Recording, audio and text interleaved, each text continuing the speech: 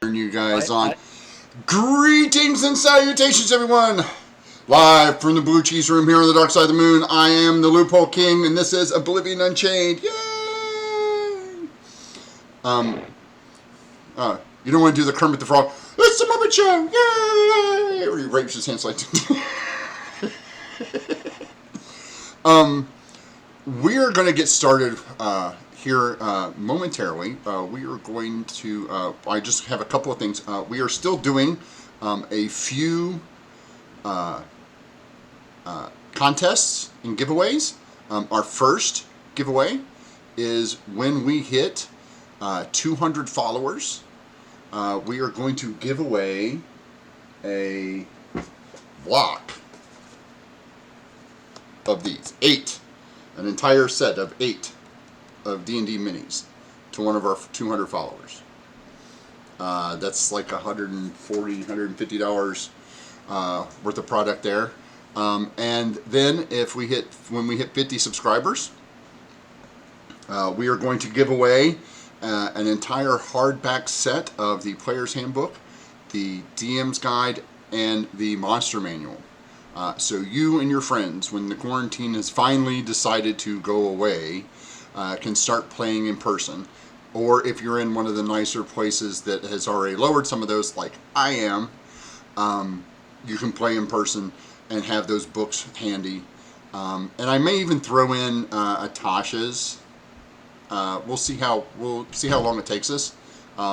The sooner we get to 50 subscribers, the better off I'll feel about tossing in some more stuff. But again, that's another $150 worth of stuff. And as always, the Extra Life donations are still rolling. So please take a look at that. Check us out.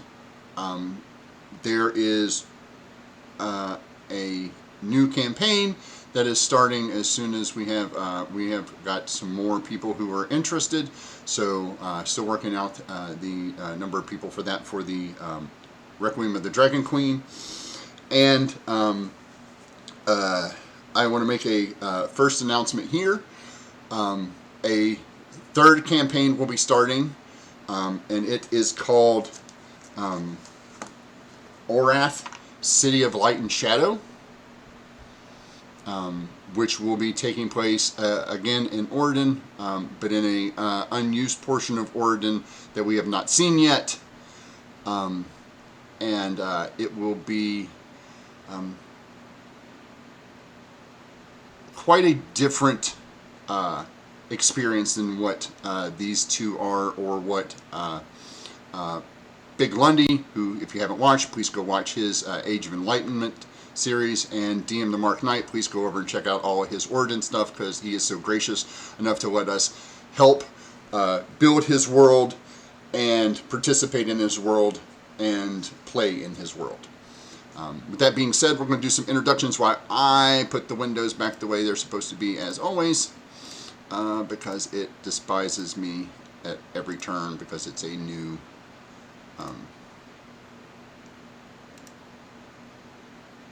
camera setting for some reason. So let's start with Manam. Hello everyone, this is Muhammad Salama. I played Orion, the Triton, warlord / rogue, and he's paranoia. I can confess of that. Waiting for what's gonna happen when we reach the shore. Yep. Robert? Hello, I'm Robert. I play Leon, the lead fighter. I guess I should say Captain Leon, as he is currently the leader of this successful shipping voyage, whatever we're doing. Sai?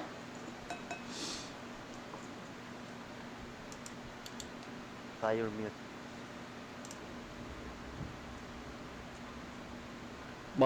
Sorry, I didn't realise I was muted. Hi, I'm Sai. I'm playing the resident den mother and overall frustrated and frazzled Oriad Bard.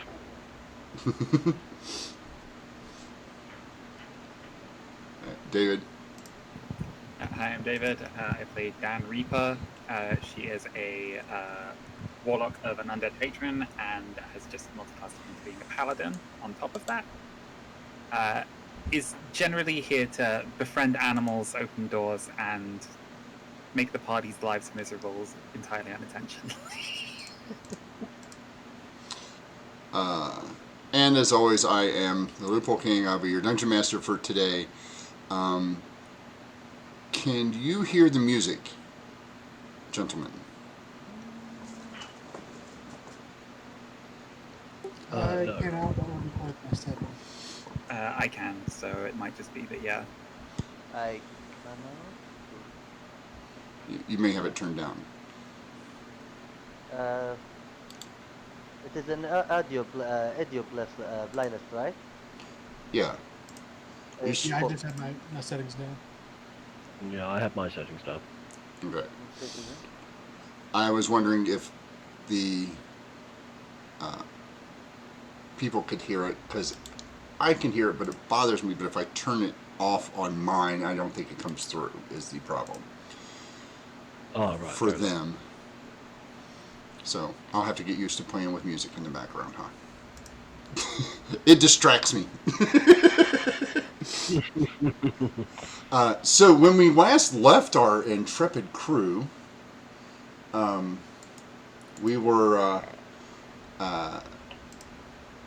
on our way to, let's see here.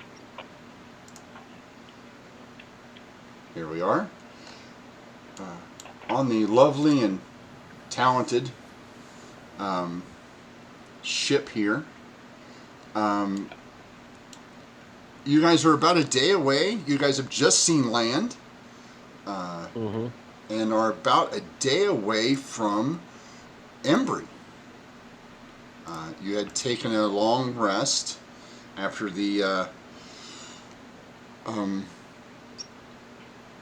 unsettling fight earlier, where you found out that the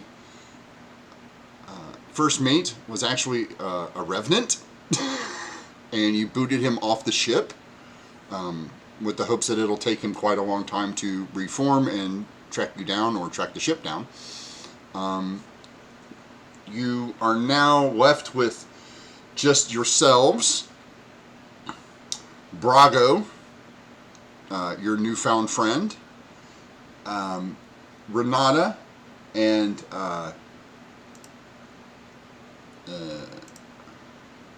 crap, I can never remember his name. Terrence. I think it was Terrence. Terrence. Yeah, Terrence. And Terrence. And one random pirate on board to get the ship safely into harbor.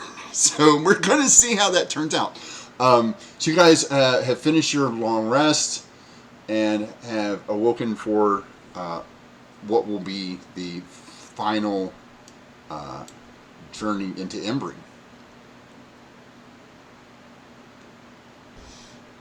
Leon, you have been sleeping off and on while trying to make sure the ship stays on course. But again, you have probably the worst crew you've ever had, the worst crew you've ever been with, trying to keep this ship afloat. So at the moment, you have been awake for about an hour already as the sun starts to rise. And off in the distance, you see the sails of some other ships. All right, Leon probably needs to take some time to teach the rest of the quote crew what their responsibilities need to be while we're docking the ship, because it's not going to be an easy process, I imagine. I'd also like to have a quick conversation with Brago, just to sort of explain to him what's going to happen when we get to Emery. Sure. You guys are all waking up about this time, Leon's starting to holler that he needs everybody present and accounted for due to the nature of the upcoming tasks.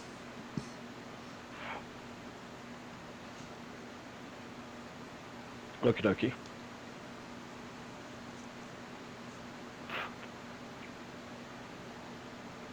I will Okay, see well, if I can talk to Dan, but after Echo. Well, I'm going to quickly pop and go and see Brago in the morning. Oh. And just say, look, we're going to quite a large port city. Because you were previously captured, I'm concerned that somebody else might try to do the same thing again. What I would like to do is, whilst we're in the city, to pretend that you are my familiar, just so that we can explain why you're traveling with us. Is that all right? That's fine. Okay, it may mean that you won't be able to speak at certain times because we don't want to give away that you're an intelligent, sentient, thinking creature. We want them to believe that you're less than you are, so that they will underestimate you. I will Obviously, try. you and I can speak, but it's just when we're in company with lots of people. If you need to communicate something with me, come and chat out with me close rather than speaking to me over a distance. I'll try. Okay, I appreciate that. Listen, I've got to go and help the rest of the crew now. But if there's anything else, let me know. What we'll do is pop up and I'll see if I can't feed you something from the galley. Oh, I ate already. Okay, well, find me later when you're hungry and we'll see what we can do about it. Okay. Well, are you all right, Braco?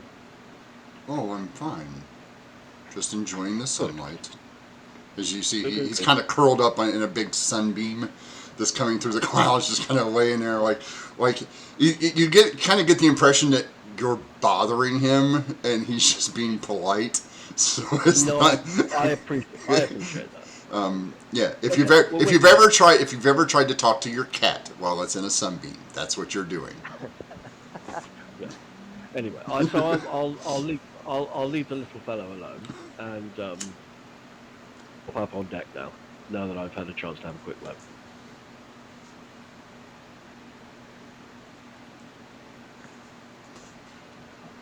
Dan, what are you up to? I think Orion's going to come talk to Dan. So probably would be finding Dan changing back into her studded leather armor, and just like the chainmail that she'd been trying on is like just slumped on the floor where she's just let it drop. It's just explaining to her like, yeah, it would probably help keep me a bit more safe, but it's really heavy and I can't move well in it. I don't think I'd be any use in a fight. Is Dorian there? Did he Yeah. arrive? No. Well, look, it will, yeah, it will give you more supportive of defense, but it will little bit slow you. But you, sorry for that, but you're not for the stealth type. You don't need to hide most of the time. I That's know, true. I just I know that it's quite annoying, and I've been wearing it for many weeks, and believe me, it's extremely annoying and itchy. But at least it's saved me multiple time against so many hits that might be critical for me. I tried casting some of my spells while I was wearing it, and it's really heavy on my arms, so I can't do the movements I need to for when I'm casting spells. So I think it's probably better to rely on those to defend me with. Do you And have Dan a uses a shield? spell slot unintentionally to produce the cloak of embers. God, Hey, no fire on the ship. it's uh, I so think Dan, if there's an armorer in the city, we could maybe see about getting it shaved down for me. If we could make it into like a vest or a shirt, then it might still give me some extra protection, but my arms would be free, so I could still cast spells. do you gonna use shield? I think so. I So can. And Dan's gonna show how she's been practicing swinging the quarterstaff with one hand. I think I can do this a lot easier now. It's having the longer arms helps. yeah, like looking up to Dan at the moment, she's taller than Orion. You never Sorry. thought of using a, uh, you never thought of using a longsword. They're good. Hmm. I suppose I could maybe give it a try. I think there might be some things that would be helpful on. And I Uh, mostly use the staff because I can do the thing where I make the scythe come out of it. I don't think I could do that with a sword, but if you could. why don't why don't you give it a try? I will give her the extra long sword I have. Uh, okay, and Dan's gonna like take the handle of the sword like clumsily, a little bit like. Okay, so you do it like this, and then just like reach up over the back of the head to do like a big, broad overswing, and just like completely lose balance. Oh, you need to work on that. We need. If we have a time, we can train together, and I'm happy to help you to show you how to use the shield. And I'm not sure if I'm good with the staff because I saw you use it staff multiple times, and you are good with it. But I'm happy to teach you if you're gonna use the sword. I think I'd like that. It would Uh, help. I can try to teach you a little bit more about picking locks, and you can help me learn how to fight with the sword. and teach me some of your magic. But that's not for now. I need you. Can I have time, personal time, like a place I can talk to you alone? Okay, I suppose once we get to the city, we should probably find somewhere to stay. We can see about maybe getting 2 rooms this time. You and I could have a room, and then Leon and Echo could share a room. Oh no! Now that I say that, if I suggest that we get individual rooms, Echo would definitely want her own room. Okay, it's up to you. It's your choice. Uh, but I need to talk to you now before we enter the city. It's extremely important, and I will take Dan if she allow to my room and sit there and start talking the truth, really serious talk. I, there things happen, and I have something can talk to me in my brain, like you, but you have two. I have one and make me crazy. This is why. So I could do the thing where I talk to you, and Dan's gonna switch to relaying information telepathically, because then that way you'll have 2 voices in your head as well, and then that way you won't go crazy because you'll have two like I do. I'm happy to hear your voice in my head. So that, can you identify items? Um, I can recognize what things are most of the time, but if you mean magic, Yes. no. I can sometimes take a look and I can tell when things are magic and I can get a sense of what they might do, but not the way that a wizard or an artificer would be able to, where they can cast a spell to sort of get in touch with the innate enchantment on an item. Mm. That's okay. But there's something. It's kind of weird. It's okay if you give me like one-sided promise. Do you remember what Leon said? He met a shadowy figure. in the forest when we Yeah, the body were attacked and the ball got stolen? yes. That thing is very dangerous. I was there, and that thing is move fast and kill. Like, it's strange and it's uncontrollable. I want you to promise me, if no matter what happened and that thing appear again, and no matter what that things appear to you, do not get fooled by his appearance or she appearance, wherever it is appearance. And I want you to strike it. Can you promise me that? Okay, I can do that. Hopefully, And hopefully it this, won't show up again until you've had time to teach me how to swing the sword, though, because yeah. And the second thing, destroy wherever he has or she has.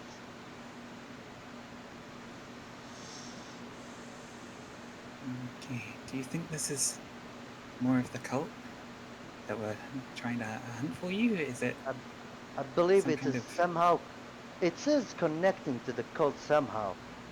I'm not sure, but the one thing is, it attacked front of Leon.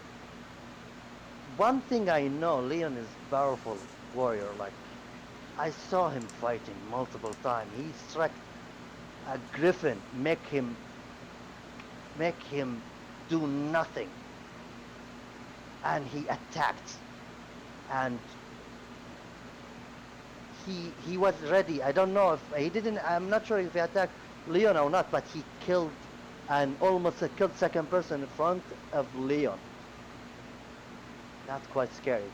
Even that monstrosity that we fought after that. You remember the big mouth? Leon was there and was slashing, hacking, but that time Leon couldn't do anything.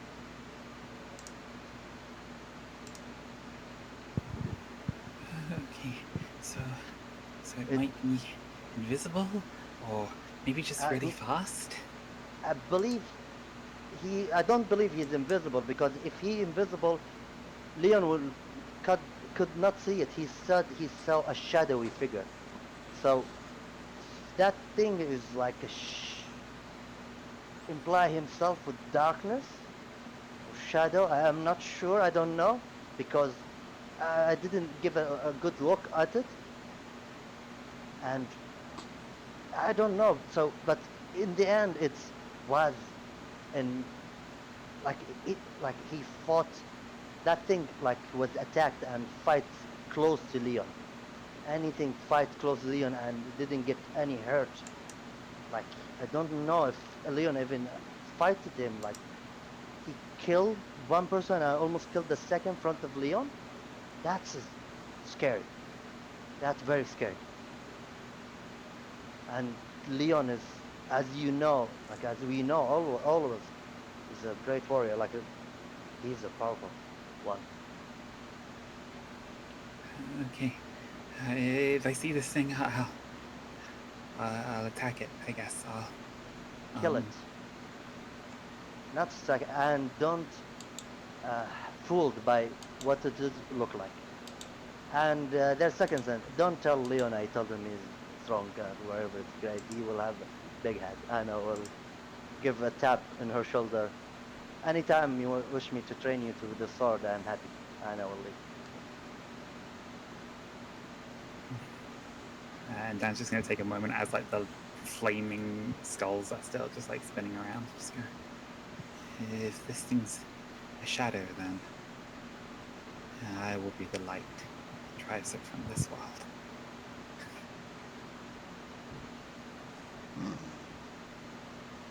Right, And Leon. then I fully imagine Leon is just screaming like, "I told you to get up here and help!" Yeah, trying to do 5 different things at once right now.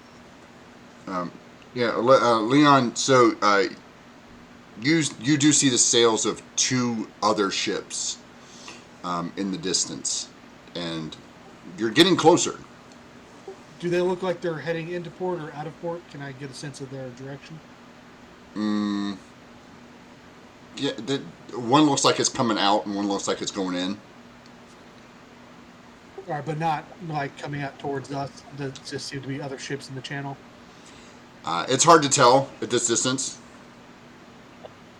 Okay, I think Leon would just take this as a sign that we're close to port and not make too big a deal of it, other than make sure we don't collide on accident.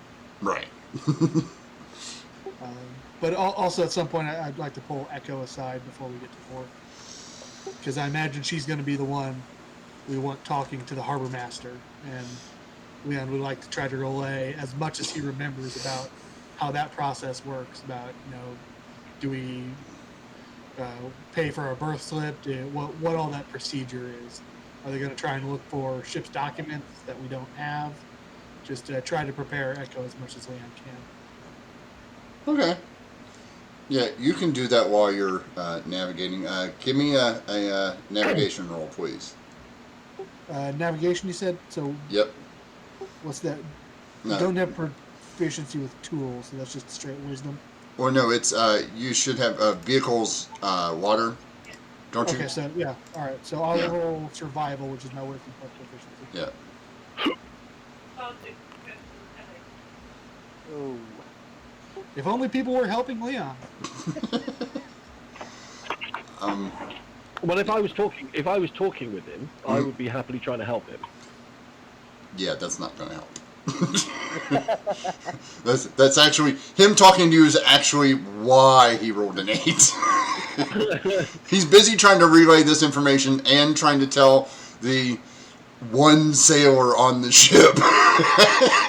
One crew that never leaves the crow's nest. Yeah. Well, he's down there helping now because he doesn't want to die. Like he'd like to make it to port. That's yeah, you start steering. As you're talking to Echo, you notice you look up after a couple minutes and you're aiming like right at the ship coming out of the harbor. Oh, okay. Let's start turning away from that ship. All right, give me another check. can I assist with the crew this time? Yeah, you guys can all assist.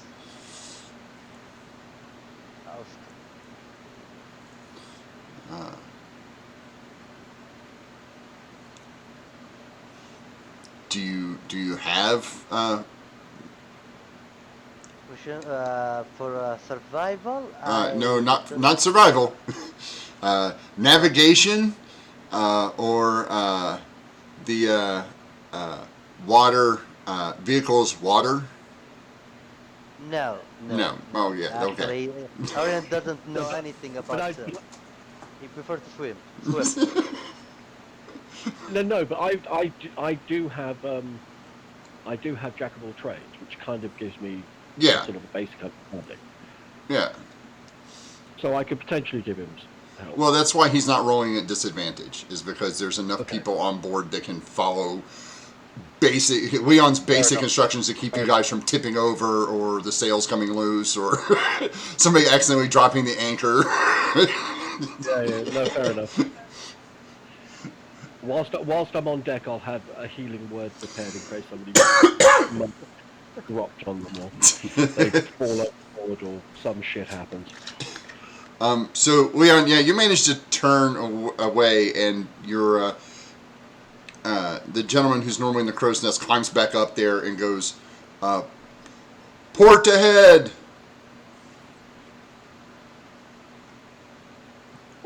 Does Leon know Sorry, that?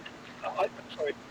No, I was going to say, sorry. Doesn't that isn't the port on the left-hand side? How can it be on the left-hand side and be going straight ahead? So I'm trying to get my head around all these nautical terms. But like starboard's on the right, port's on the left, dead ahead is dead ahead. And he just said port is dead ahead. Seriously, Wait, you people need to sort your language. Are there more of the ghost zombie thingies around on the? That was gonna be like looking for like both sides of the ship. I don't think there are any ghost zombie things at the moment, Dan, but it's worth keeping an eye out. You said they were dead on the right side. Well, I don't know. Don't ask. ask Captain Leon here. He seems to be the one who's leading us into sailing us into the depths of hell. I don't know what the heck. Or Emery, whichever comes first. Leon, give me a wisdom check, please.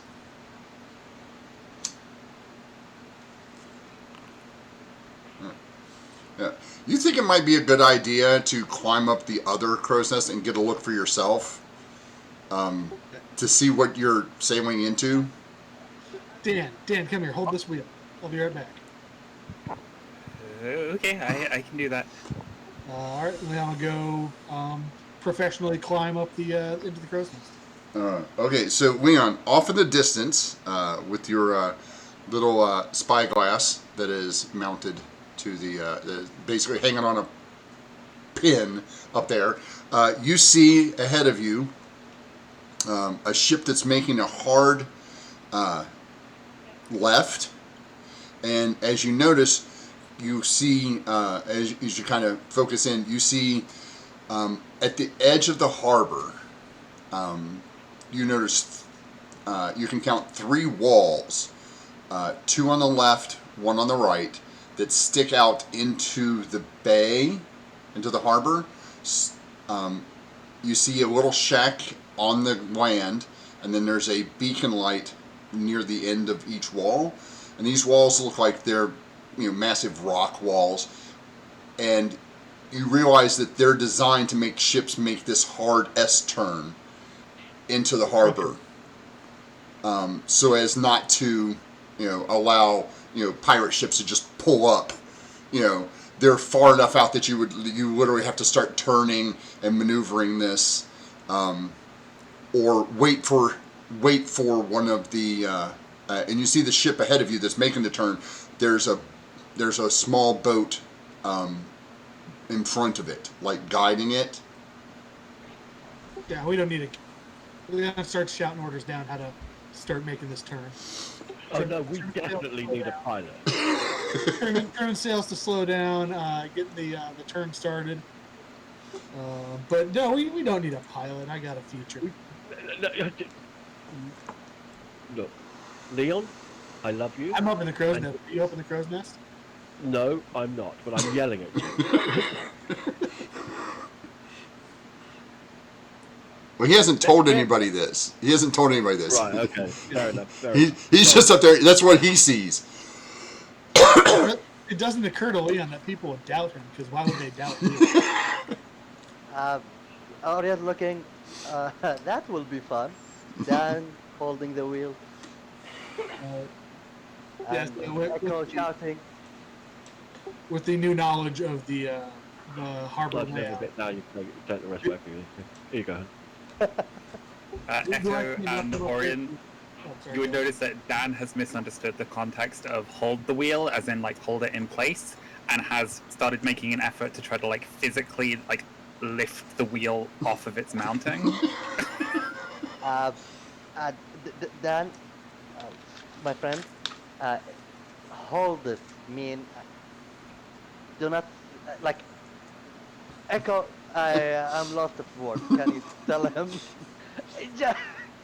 And when they say hold the wheel, they don't mean physically raise it into the air. They mean keep your hand steady so it doesn't rotate. I'm having trouble with this whole nautical language thingy as well, but just please don't rip the wheel out. We really need that to steer. Oh, is that what this thing does? Yeah, apparently. I mean, having observed what's been going on, I thought it was just we were going in a random direction most of the time. But apparently we were being steered. I thought the sails did that, though. Isn't that because they harness the wind? No, what they do is they provide the motive power to go forward, and then the wheel does the steering bit. Okay, so I just need to make sure that it doesn't move. I can do that. Yeah, just hold it steady. Don't rotate it. But don't freeze it in place either, because we may need to move it at some point in the not too distant future. Oh, this is so confusing. I know it is. I tell you what, why don't I do it? It's okay. I'll hold one side and you can hold the other. That way we can be sure it won't move unless we need it to. Perfect. Okay, Yeah, and I I'm think going. Dan have a point. Yeah, I'm going to go up. I'll stand on the left-hand side of the wheel and motion for Dan to stand on the right, and then I'm just going to hold the wheel with one hand in place so it doesn't rotate, but also keeping a very firm eye on Dan, making sure that she doesn't decide to start doing something like Dan freezing is and gonna duck down low, facing the left-hand side of the wheel, and just brace her shoulder in between two of the struts to just physically hold it in place. Dan, sweetie, you can do it just like this. You don't have to do that. It's okay. I want to make sure that it won't move. We may need it to Physically straining to hold this thing. Leon, are you coming down, or are you just going to yell orders from up there? It is quite fun to yell orders from up here, but I will need to come down. And you know what? Leon's always wanted to try something, but nobody would let him try. But now he's the captain, so he is going. How far up is the crow's nest? We're about to find out. Leon is going to attempt to zip line down one of the ropes from the crow's nest down to the deck. Okay, give me a acrobatics check, please.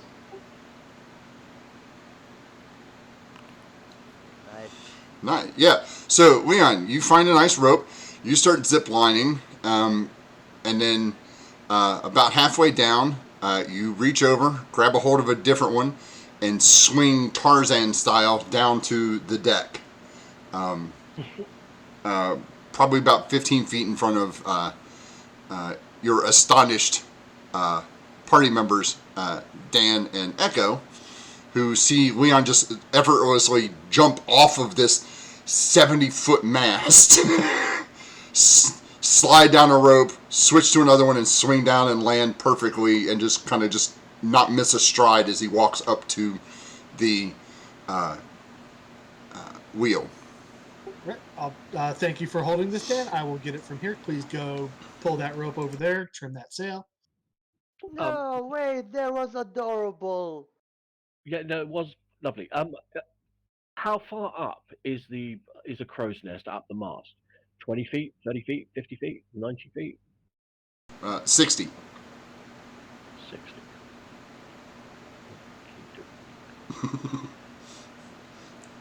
Dan is going to walk over and start doing the ropes and reach out telepathically to Leon. I just go, that was really cool how you did that jump and managed to land without hurting yourself. I think Orion was right. You are really strong. I'm glad to hear you both think that.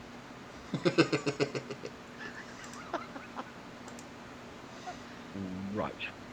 But yeah, Leon continues bossing the crew around, letting them do what needs to be done for us to as safely as possible get this ship into harbor. All right. So you do have a feature. However, while you can find the safe route,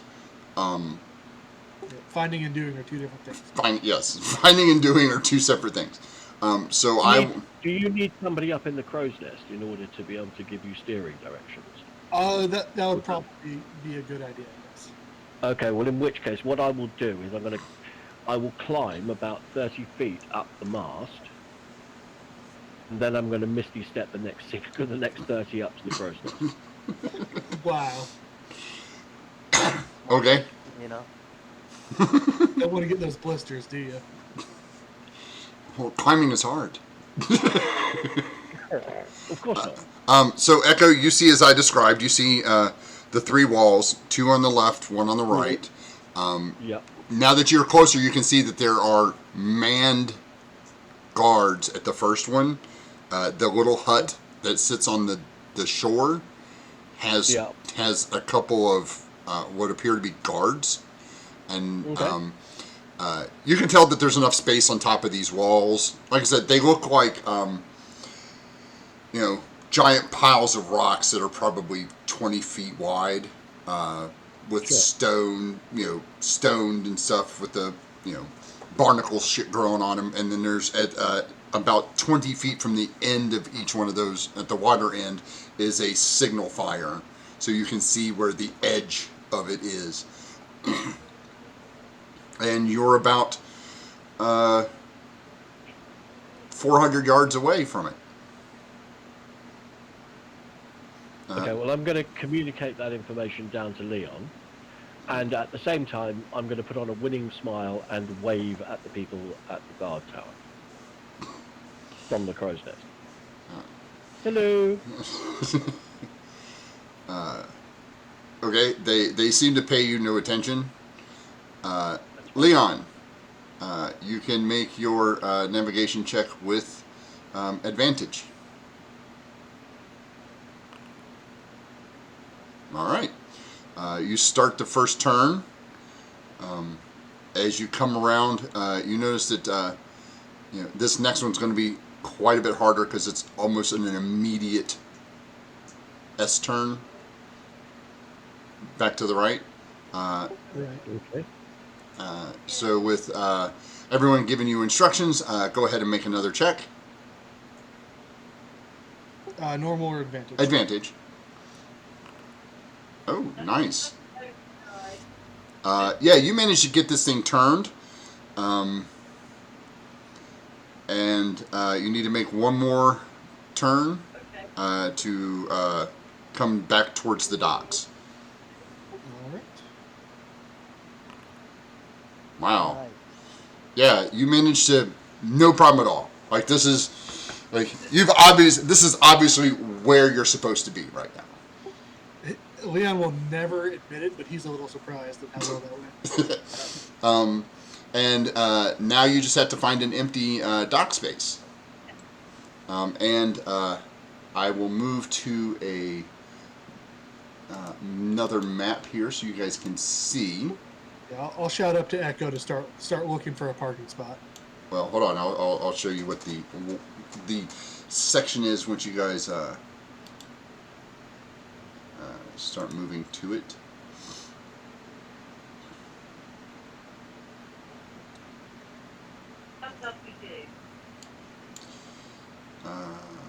Waiting on Orient.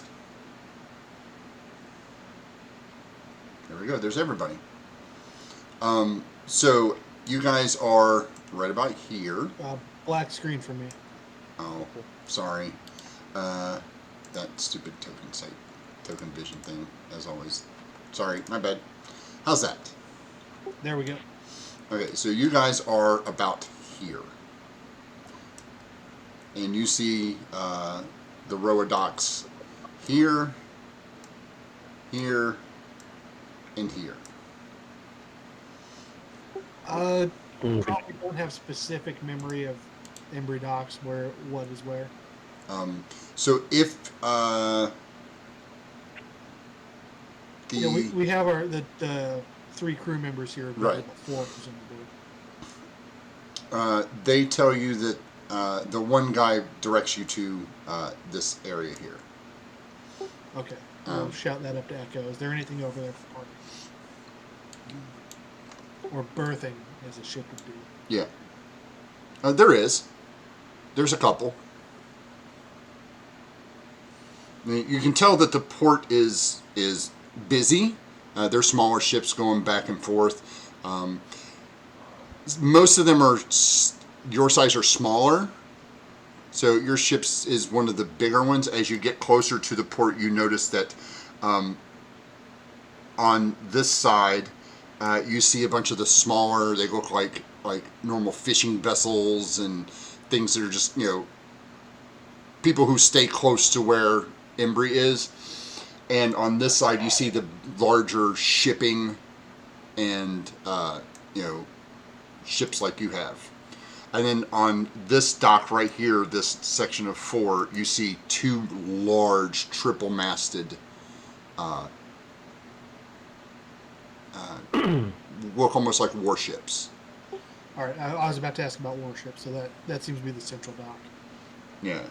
So I think it's probably the dock on the left then. Yeah, it's this one. That's where the guy in the crow's nest says, that's where we normally park over there. Thanks. Okay. We'll trim sails down to the minimal amount of steerage to get us in there. One more check. One more. Oh, by the way, once we're in the harbour bit, I'm going to climb out of the crow's nest. I'm going to start zip lining down, and when I'm 30 feet off the deck, I'm going to misty step. Okay, give me an acrobatics check, please. All right, here we go. Should be a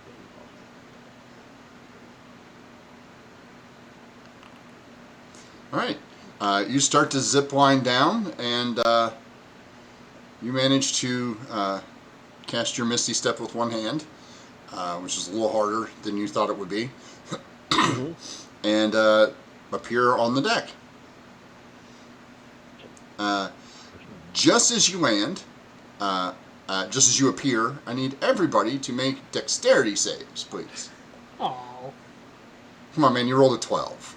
I know. You're coming in a little hot. Just hitting it, yeah.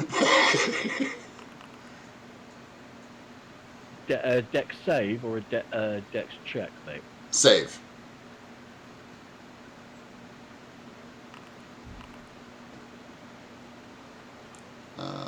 Okay. Dan. Leon, so the ship comes in. You manage to slow down enough that you're not going to ram anything, but you do kind of bounce off the starboard side of the berth a little hard, and Dan, you lose your footing because you're standing in a bunch of the ropes, and as it bounces you step on one, get your leg caught, and just kind of face plant into the pile of ropes. I'll appear. I miss having a low center of gravity. When I misty step down and appear, I'll bamf next to Dan and then help her up. Well, you appear as soon as you appear. That's when they ran into it. Yeah. So you appeared on the deck. You're like, yeah, that was cool. And you kind of like everybody's kind of like, oh. You spend the next several minutes starting to tie yourself off, and you see basically a squad of various humanoids running out to tie the ship off on the docks. Yeah, Leon's moving around, throwing ropes.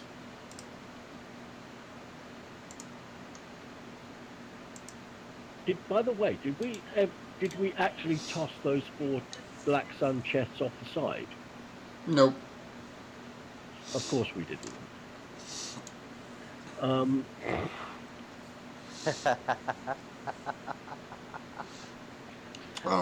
So your ship is quite much smaller than this, but you're berthed in a fairly similar fashion. You see, looks like to be about 10 various humanoids run up. They start tying you off. Start pulling up the their section of the gangplank to load up. To get you all secured.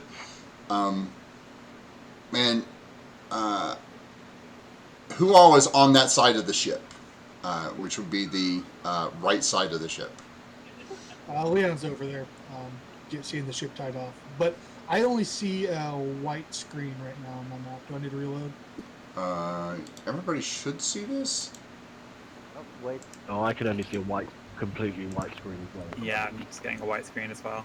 Also, Dan would probably be on the left side of the ship because she's still a little bit wary about any dead that might be hanging around the right side of the ship. Does that help? Yep. Can see really nice picky now. We're nowhere near the size of that thing on there. No. Can you guys see it now? Yeah, we see it now. Okay. Yeah, that's the you're nowhere near the size of that ship, but that's to give you're in that berth, and that section right here is where the people are putting you on. Leon, You also notice that there is a Okay. quite large blue-green elf. When I say large, I mean like large. And he's looks like he's speaking to a couple of guards, and then 4 guards start marching. You can tell they're guards. Like, you know, anybody can look and see that the guys with, all dressed alike. Mhm. Does this feel like standard procedure? Nah, not really. Miss Echo, I believe this is where you step in. We have some visitors here about to talk to us. Indeed. Really? I will be happy to do so. As they And I'll get closer, I will.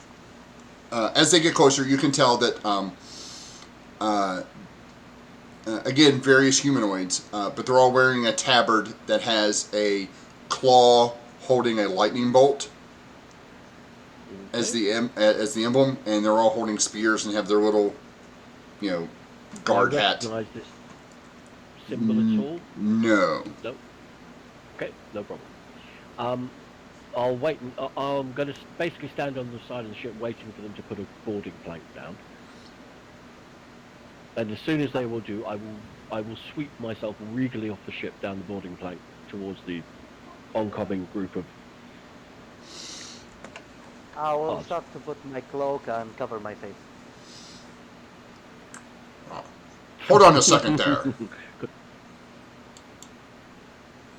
Sorry, are you addressing me? Yes. You arrived aboard that ship, yes? Indeed, I did. I was coming down to speak to the harbour master to register our berth.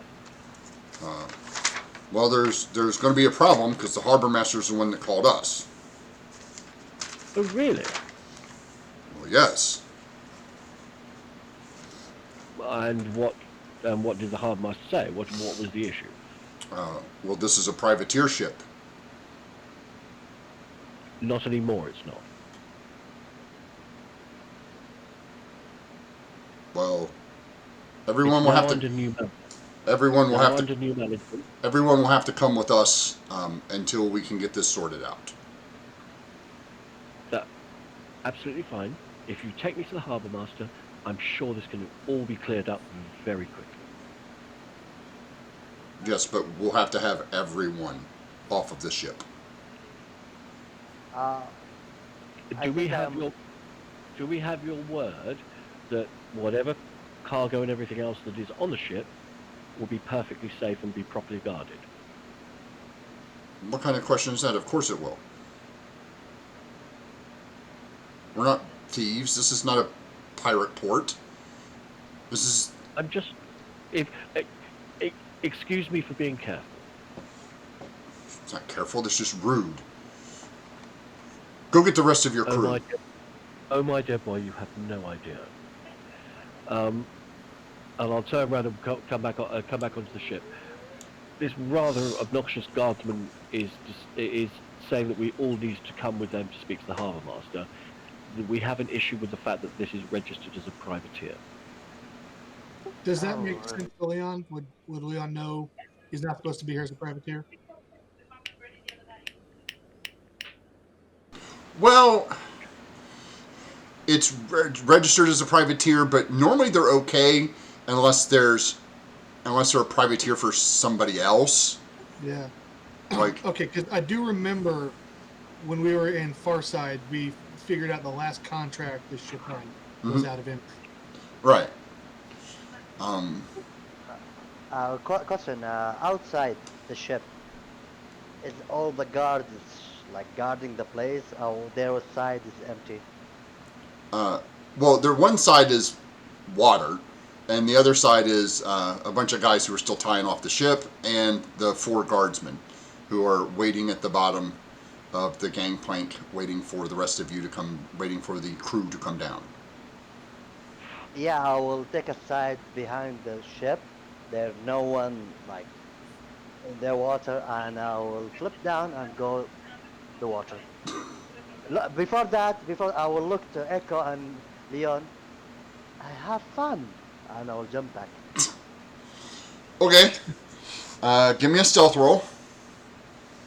And see if anybody notices you diving off the back of the ship. Okay.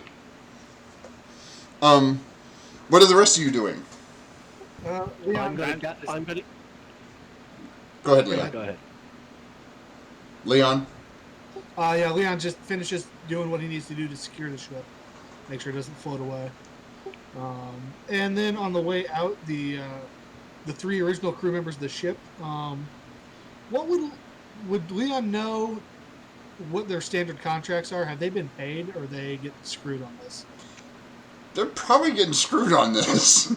All right, Leon. But there's only 3 of them, so you still don't have any idea what you're delivering and to whom.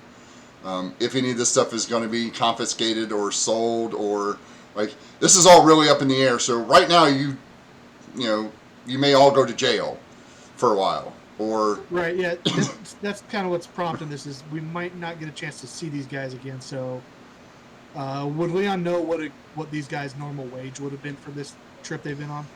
no, because you don't know how long it's been. You don't know how long each of them have been on the ship, or what they were promised. You're pretty sure that they'll be returned to the ship either eventually or released eventually. Because most of the time, this kind of stuff is fines or some, time served somewhere else or something like that.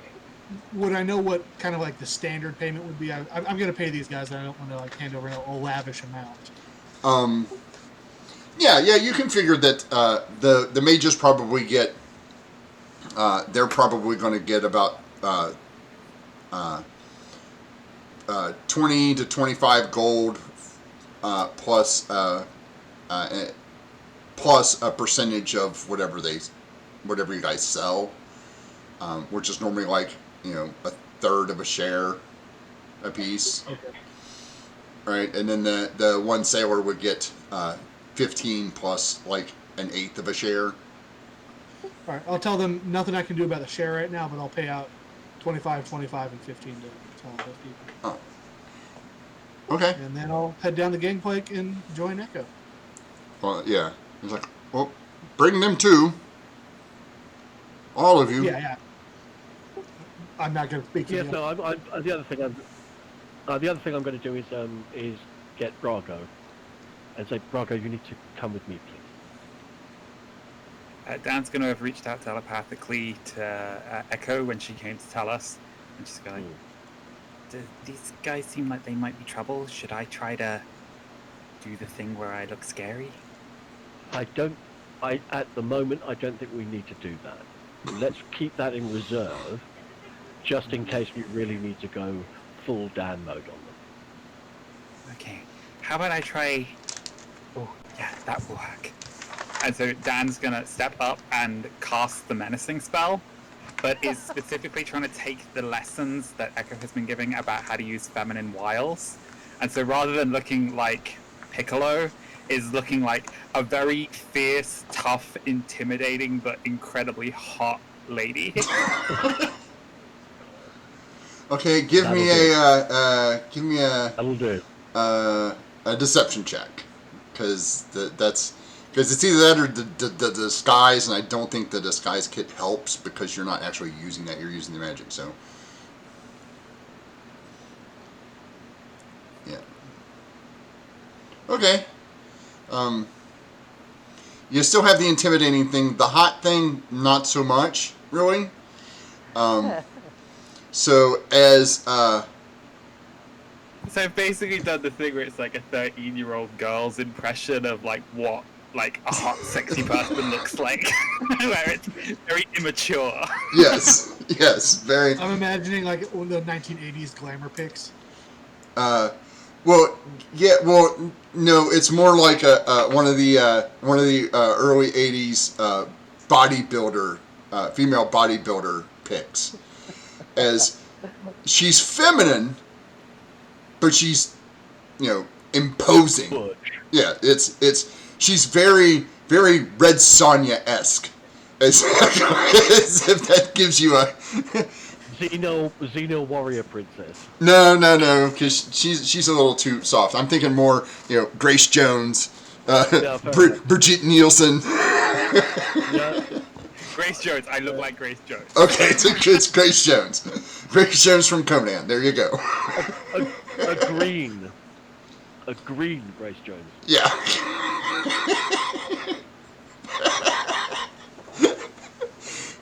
I think all of David's fantasies have just come true in one single sentence.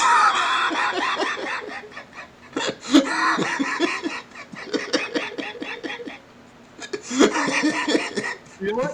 It's kind of working for Leon. And to be honest, it's working for me because I'm being escorted by two incredibly beefy warrior types. I'm looking like I have an entourage as I stride. Yeah, Echo's charisma just goes up. Echo's charisma is now effectively 2 points higher because of Leon and Dan.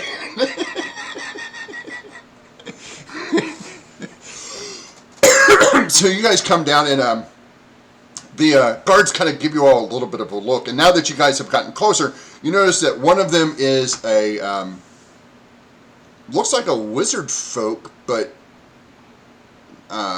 more like a dragon. Wow. Okay. And then you have an orc and 2 humans. Excellent. Well, basically. And the Dragonborn is the one that's speaking to you. Sure. Well, I'll address all the remarks to them, but we're going to be cooperative. We're not going to cause any trouble. We want to go and see the harbour masters, and these guys want to take us there. So Yeah. we'll allow them to escort us to the harbour master. So which one of you is the captain? He's technically the captain of the crew. I'm technically the person who does all the talking. That's not what I asked. You're the captain? I am the captain. Fine. You can come with us. You come with me. And he starts to lead you off towards where the harbor master is. I apologize, but I will stay with my crew. Harbor Master can come talk to all of us. No, you come talk to the harbor master. Your crew will be taken over to the station. No, I'm and speaking. If necessary, coming with me, she represents the boat's ownership, so she should be part of this conversation. Very well, she can come then. If you don't own the boat, you're just a captain. That's fine. The rest of them will be taken over here. And he points to you can see it's a guard station that's set up near the at the harbor in case there's pirates or like this, right? So how far away from the harbour master's office is this guard station? About 200 feet. Okay. Yeah, they're on opposite sides of the street. No problem. I'll turn around to Braga and say, Braga, stay with Dan and look after her.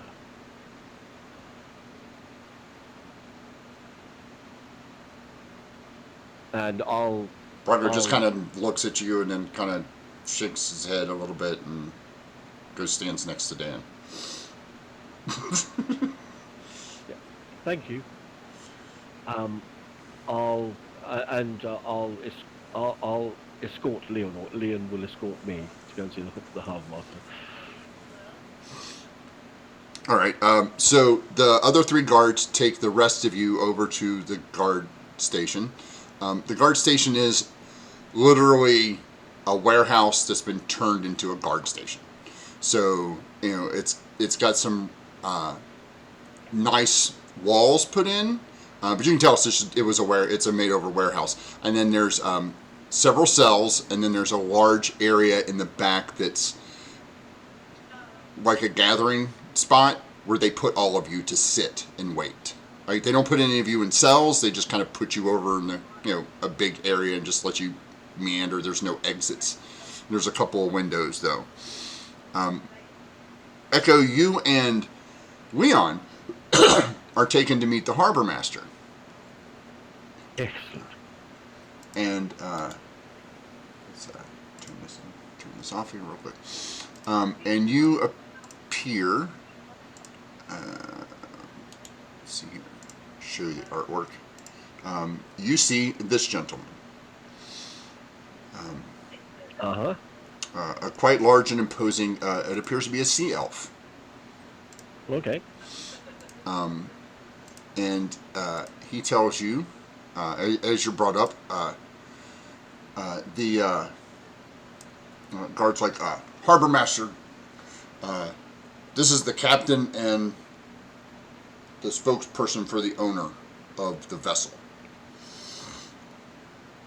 And he turns around. Part of the technically part of the owners themselves, but I'll let that slide.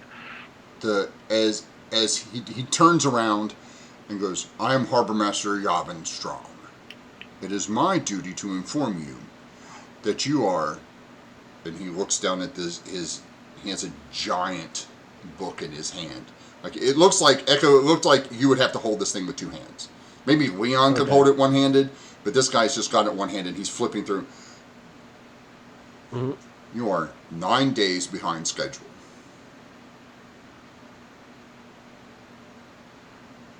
And he just stares. He just stares at you, Leon. I'd say that's pretty good considering the circumstances.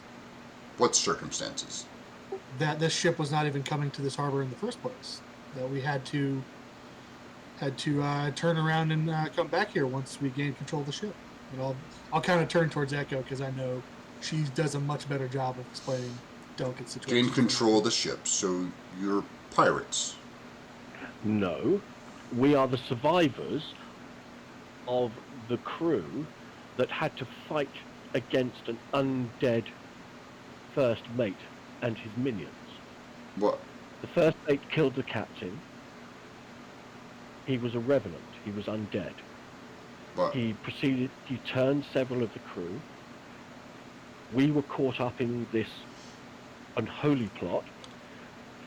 My companions and I... As you're speaking, his hand goes to his forehead, and he starts rubbing his forehead. He closes the book with one hand and goes, all right, wait.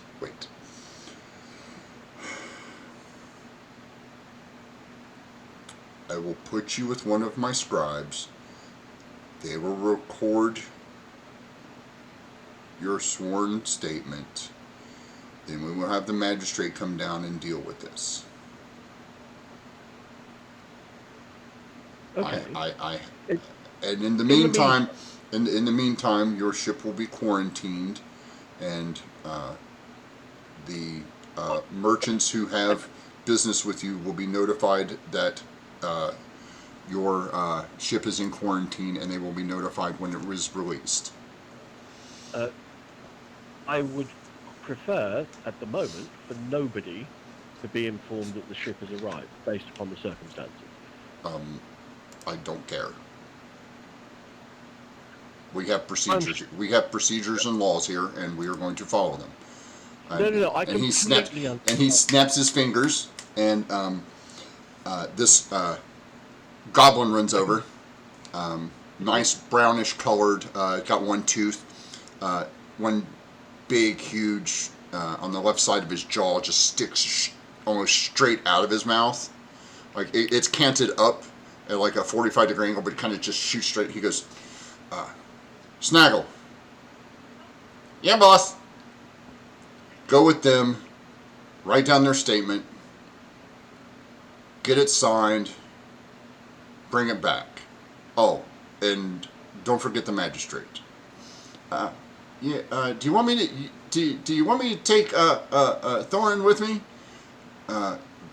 Yes, fine. Take Thorin with you. Okay, boss. And he turns around and goes, "Hey, Thorin, come here." And you see a little kobold who can't be more than 10 or 15. Like it's a tiny child kobold. He goes, "Hey, Thorin, come here. Go get my pen and my quill and come over to the guard station, okay?" And the kobold's like, I don't care if it's your lunchtime. Go get the stuff. He kind of mumbles, and you can tell he's not happy about missing his lunch. He's like, "Okay, you guys, follow me." Well, hang on a second. And he starts walking away from you, with the guard like, move along. You can talk if you want. He's just. Yeah, I'm going to tell myself, look, I appreciate I appreciate you have procedures and circumstances, but these are extraordinary circumstances. I've got a crew of people, half a crew of people that have barely survived a horrific encounter. The very least that you can do is allow them to go and find lodgings in the city so that they can have somewhere to rest and recuperate from their ordeal, whilst we get this all sorted out with the harbour master. Sorry, you guys will stay in the. You guys will stay with the guards until the magistrate comes. Those are the rules. And when is that going to be? I don't know. Whenever the magistrate gets here, he's been sent for. You'll be fine. You have a guard. And he turns to start talking to some dock workers and giving them orders. And as he's speaking, you can tell that his word is law here. Like, nobody questions him.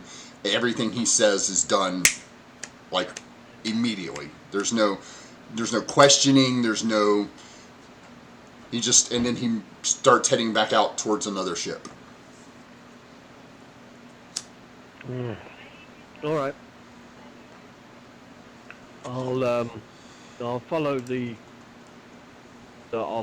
guard, and I'm more than happy to give them a full and incredibly detailed statement. I'm going to go full performance College of Eloquence Bard on him and give him, like, this guy's going to run out of pencils by the time I finish giving him. By the time I've managed to get all of the detail down. Of course, there are certain details like us breaking Brago out of, allowing them to be aware that he was part of the cargo instead of a companion of mine. I'm leaving that detail out. I'm leaving out the detail that Orient was part of the crew and is snuck himself in. Okay. David, do you remember what I just called the kobold? Thorin. Thorin. Okay. Sorry. I'm like, I didn't have it written down. And I was like, oh, shit. Need to write it down so I can use him later.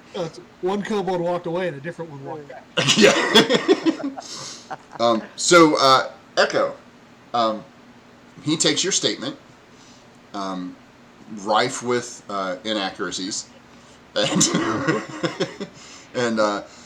how misleading? How misleading are you going to try to be?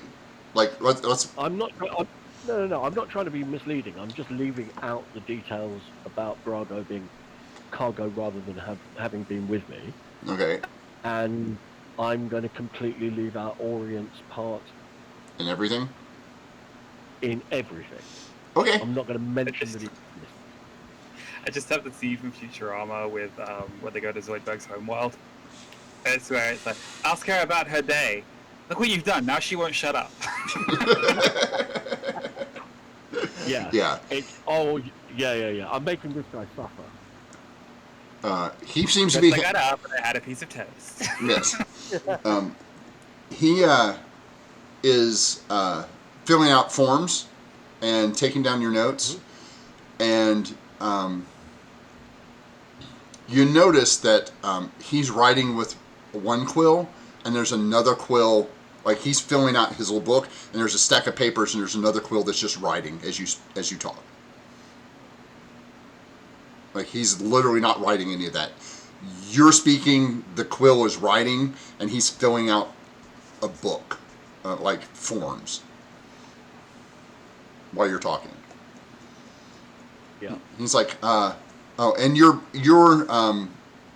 in a small office by yourself. Like, he pulls you. Each of you are going to be brought in to do the same thing.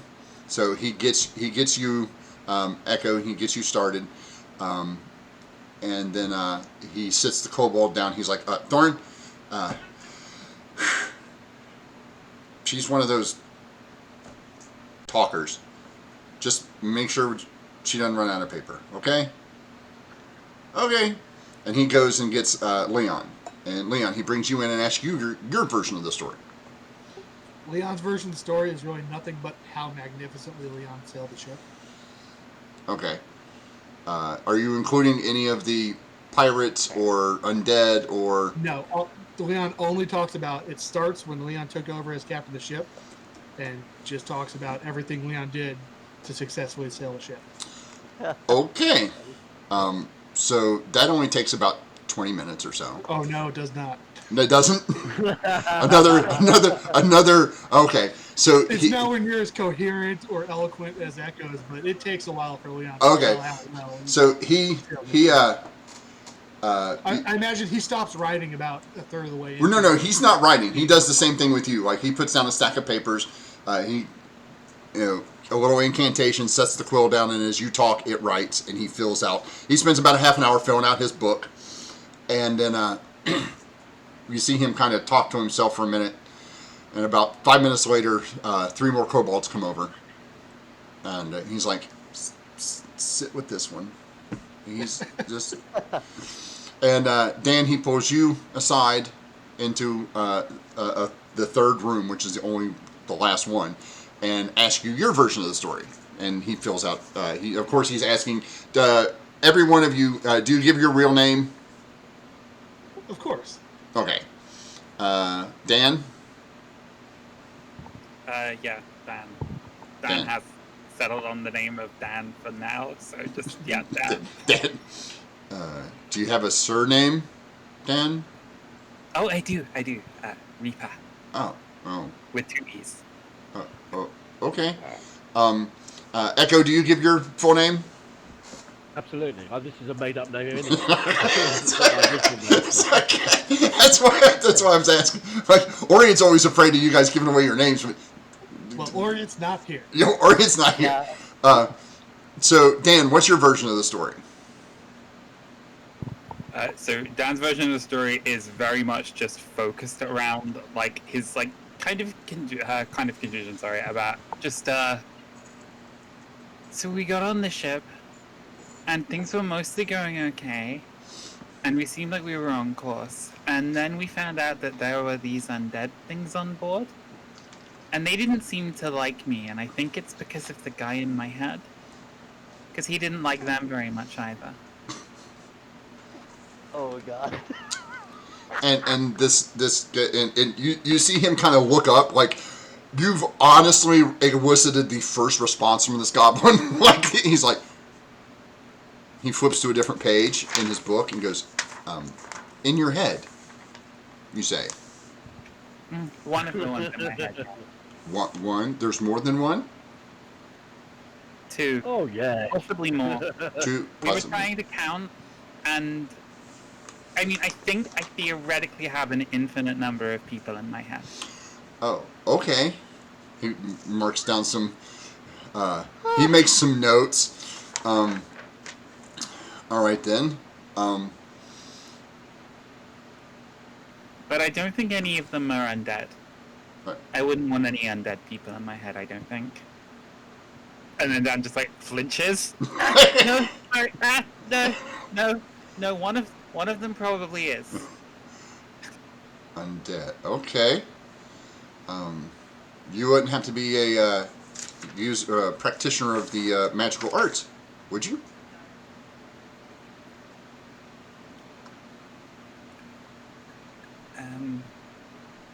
I can do a little bit of art. I don't know if I can borrow that quickly. And Dan's gonna reach out and ask if she can take the quill. Yeah. It's like, sure. And just draw like a little doodle of a little like stick figure of Dan who's doing the sort of ceremonial dance that Dan did when we were burying bodies. Oh, no, I meant... Something like that? No, I meant magic. Like, spells.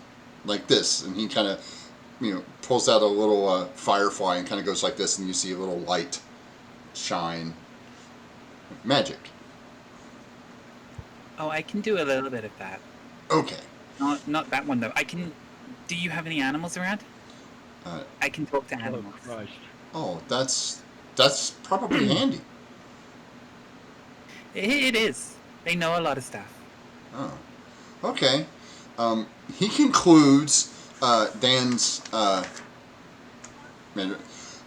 Echo. Yes. Roll me a d4, please. Oh Christ! Here we go. Your little interview takes about 2 hours. Mm-hmm. Leon, roll me a d4.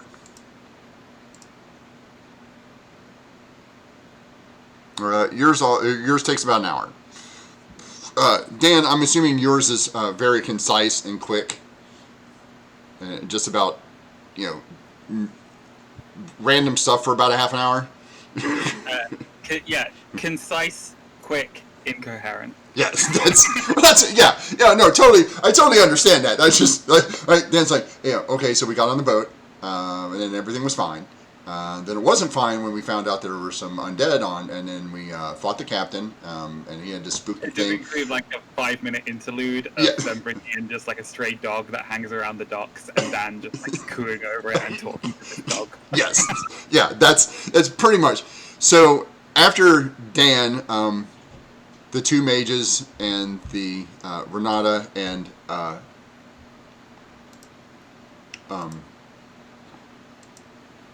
Terrence are brought in, and then random pirate A, we'll call him Bob. Bob is brought in. Leon started calling him Bob, and he never really gave his name. So No, Leon just called him Bob. he's just happy somebody was talking to him. Oh, God. and you weren't trying to kill him. Like he's got a pretty low bar. Like Yeah, Leon did just give him 15 gold. yeah, you paid him, you didn't kill him, you didn't throw him overboard, you didn't make him undead. Yeah, okay. He came out well ahead of some of his crewmates. Yeah, he definitely is ahead of the curve. But yeah, he still has a really low bar at this point. Hey, Leon didn't kill any of the crew either. That was Orient. Yes, well that's No. Orient killed 2. We don't know if they are from the crew. or he doesn't know yet of whether they'll be back or not. And he doesn't want to know. And put it this way: they're not part of the crew now. Yeah. No, they're not. Definitely not part of the crew now. So after about 3 hours, everybody's statements are given. You guys are put back together. I'm And sat on a chair, impatiently tapping, with my legs crossed, impatiently tapping my foot, waiting for the magistrate. so you can see all the kobolds bringing out these sheafs of paper that there's about 3 kobold armloads of paper coming out of Echo's room. Like there's literally like there's a it's one of those where when the defense tries to bury you in paperwork from like you want all our files, sure thing, here they are. So you see him stack all these things up, and he opens up what looks like another binder, like a book binder, stacks them on top, puts his hand on it, the top of the stack, and just kind of shrinks them all down into this binder and closes the book. And he shoos away everybody except Thorin, and he comes in and goes, well, the magistrate should be here momentarily. So we'll just have a wait. It was good talking with all of you. I look forward to meeting some of you outside if this goes well for you. I am not in charge of that. I'm just the scribe. I'm a member of the Scrivener's Guild. So we'll just wait for the magistrate. And about that time, the magistrate walks in. This person has 2 armed guards who are in breastplates with the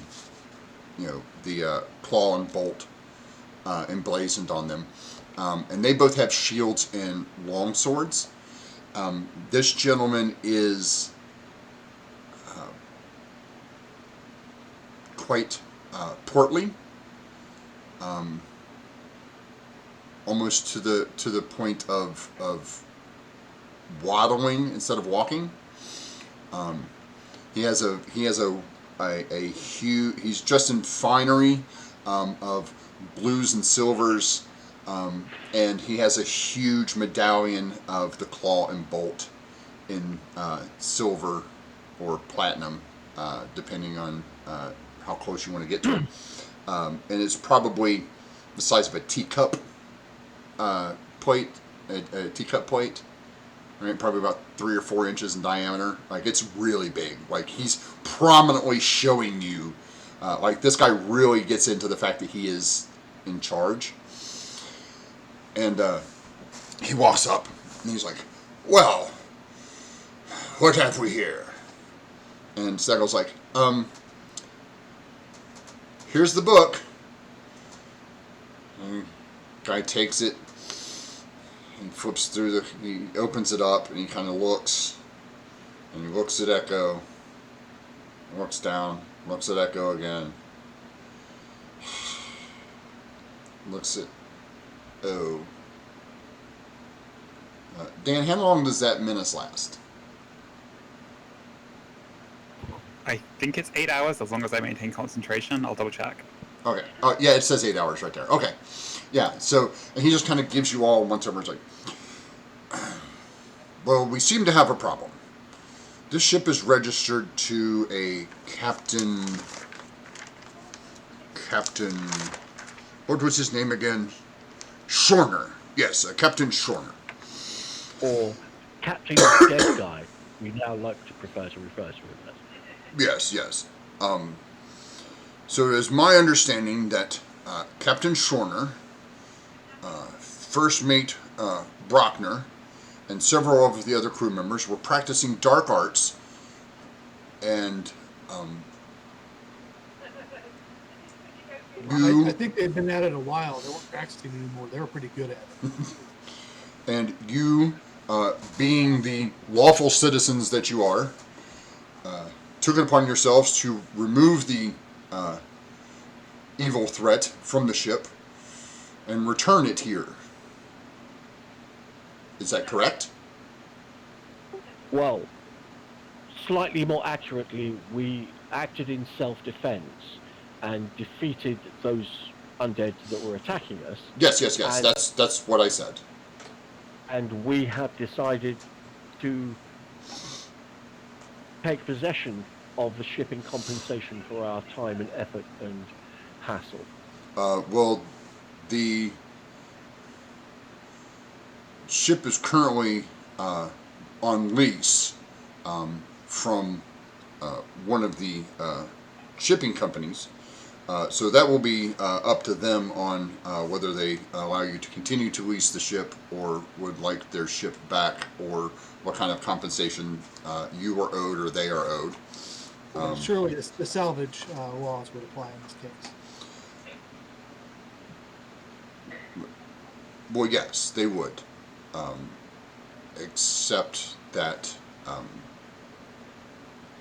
they didn't sink. Didn't have to. The fact was that the captain and the first mate were undead revenants and dead. Half the crew were gone. We managed to salvage the ship from floating away into the ocean and being destroyed by sailing it back. Well, that's something you'll have to take up with the current leaseholders. That's true, but we would, if it comes up, we would. It will all be in my report, of course. Yes, Everyone yes. will Your get a endorsement that we did, in fact, make haste to the Port of Embry. Oh, yes, absolutely. According to the maritime laws here in Embry, you have possession of the boat, the ship in question. Therefore, you are entitled to maintain whatever profit that you can off of the intended cargo. The cargo is to be sold, given first rights to those who made said contracts. And none of you will be charged with piracy due to the fact that you were brought on board and did not assail the ship yourself. There is just one small matter of your missing crewmate. Which one is that? I believe his name is Orient, a Triton. Yeah, just kind of shifts his eyes towards Echo. Well, as far as he was on board with us, but he decided to leave a day or two early, took a longboat, rowed to shore. Why would a Triton take a longboat? Can't he just swim? Perhaps he wanted to keep what he was wearing dry. And you still have both of your longboats on the ship. We? I thought at least one of those would have been destroyed or left behind or whatever. Nope.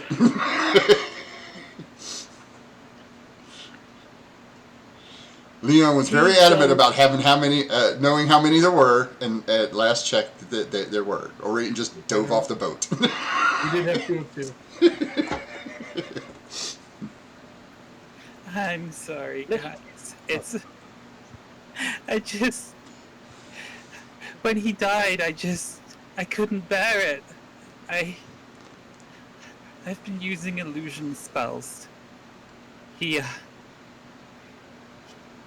died. Orient's dead. What? Orient's dead, Dan? What? Leon might actually believe this. Make a deception check, Dan.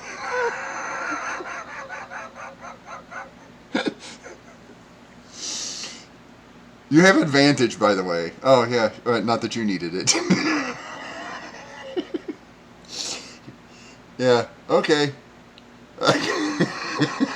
When did this happen, Dan? Nobody told me? What? Make an insight check. Make an insight check. Remember, we went into the captain's cabin and there was that ghost flying around. It went right through you and it got to Orient and he just went down. He was still there the whole time. What? I need The whole time. I need Echo and Leon to make insight checks, please. I rolled an 18 on my insight. Oh, nope, you believe him. So do you, Echo. Oh god. Unless you have something that gives you advantage on that. No. To be fair, Dan can be reaching out telepathically to each of them in turn and just be like, just go with it. I think Dan might know not to do that to Leon. Yeah, Leon will give it away. Yeah, for the moment, they both believe you. So it's everybody is very, very buying into this. 29 on a performance roll. Yes. To just a few tears roll down my cheek. I'm giving the performance of a lifetime, holding my grief in. Yes, that's.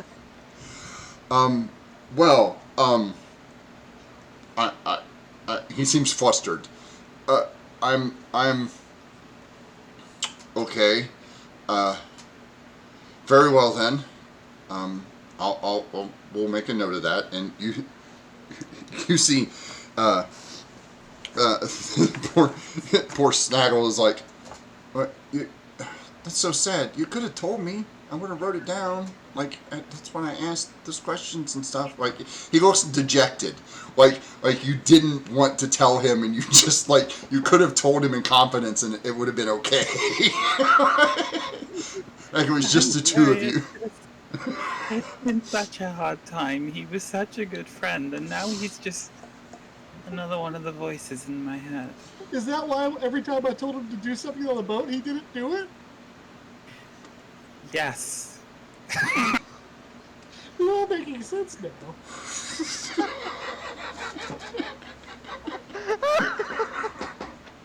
Oh my god.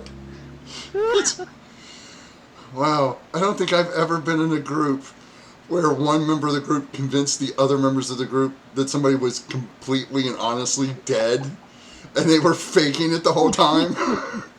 Because it's going to scare the ever-loving shit out of Leon when it shows back up. It will. It definitely will. No. We're definitely going to have a conversation with Leon before that happens.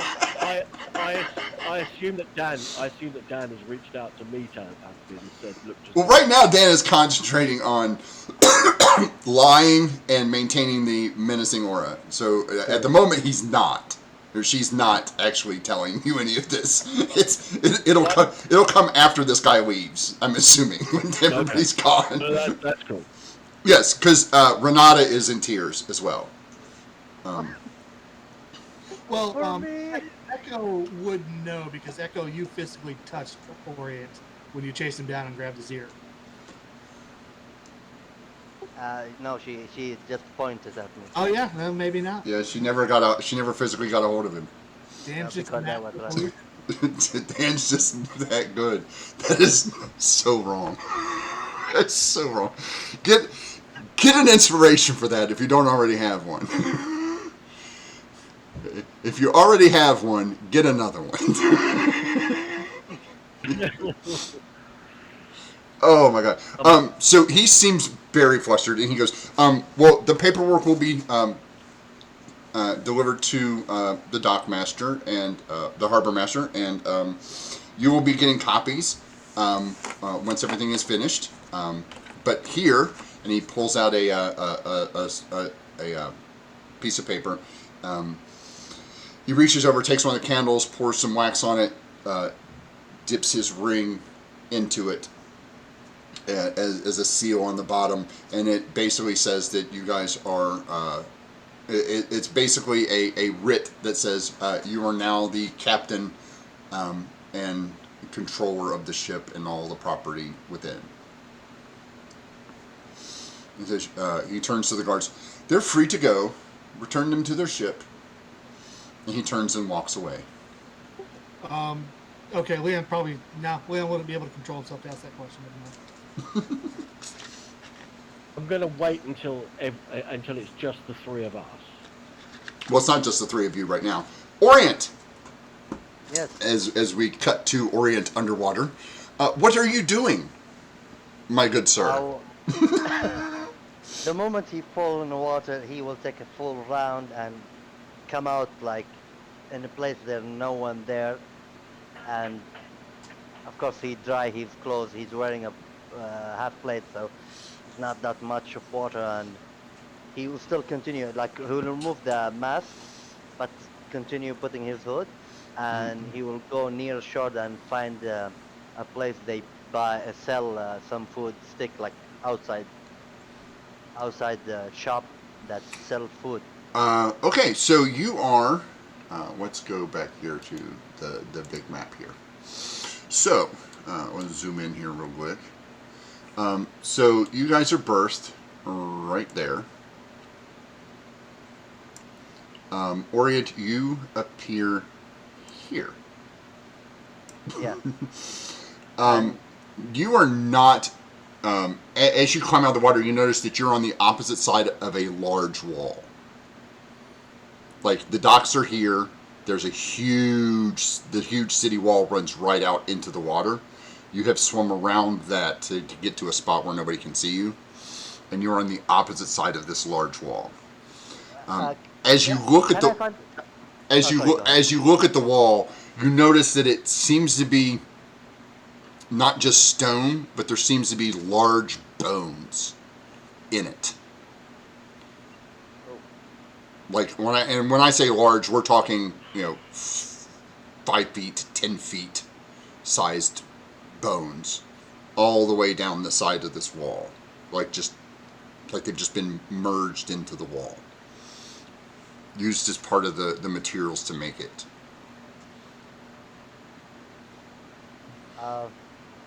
While I'm walking, I will find a shop that sell food outside, like outside shop. What they call it? I don't know what they call it. Yeah, so you're walking. This is not a very nice portion of town. It seems a little run down. Lots of people looking in the other direction when as you're walking down the street. People trying not to be noticed.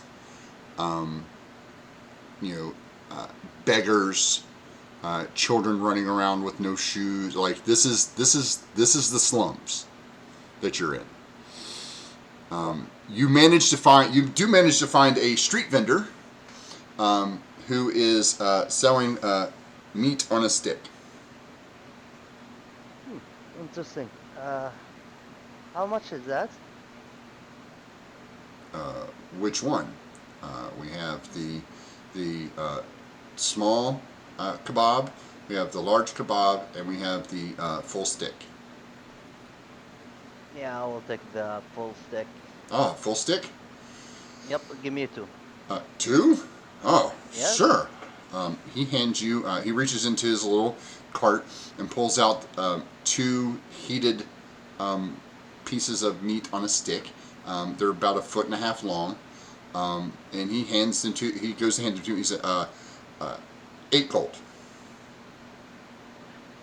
Come run of that to me. How much is this again? They're 4 gold apiece. You wanted a whole stick. You want 8 gold for that? Yes. It's real meat. Yeah, I will tell you something. I will give you for each one of them 30 copper. If you didn't like, I will leave. Uh, Goodbye, and I will leave. okay. Yeah, Puts I stuff will leave. in it. Yeah, and I start walking and see if anyone find any bagger. Oh yeah, there's beggars everywhere. Yeah, I will come close to one of the bagger, give him 10 copper, and look to him. How can I get to the what they call port? Uh, go through the main gate, make a right, walk to the water.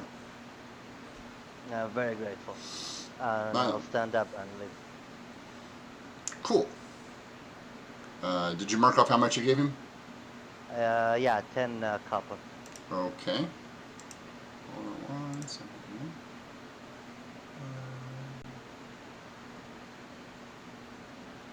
Can I just say how relieved I am that Orion didn't try to stab the street vendor? No. So you, buddy, stab. Orient, as you start to walk away, your coin purse feels a little light. I will go back and touch. Hmm? And look, like I will hold my pouch and say, if like, is there anyone like tried to steal from me or already stealing? It feels light. There's I not as will much in look. it as there is. Oh, you're gonna look Yeah, in I it. will. Yeah, I will start looking at it. As you start to look in it, you notice there's a hole in the bottom. And sorry, again, what is the what the thing is the light on me? Your coin pouch, where you keep your money. Oh, and it's empty now or what? Yes, it's got a hole in the bottom. I will look behind me, see if there anyone like I can see if the one who stole Well, from you've me taken or- about 2 steps away from this beggar. I will return to him. Give me a perception check. Okay.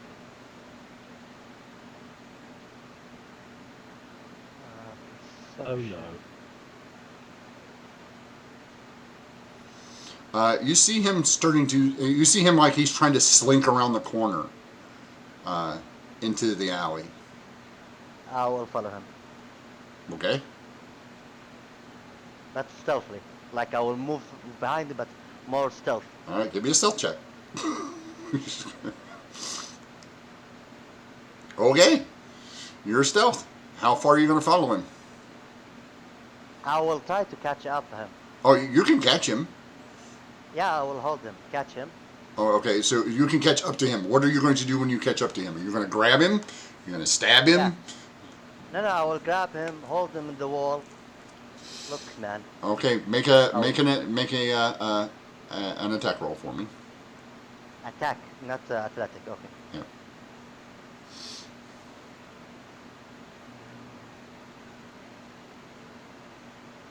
He's Let's see dead. what you rolled. No, let's see what you rolled. You rolled a 20. Okay.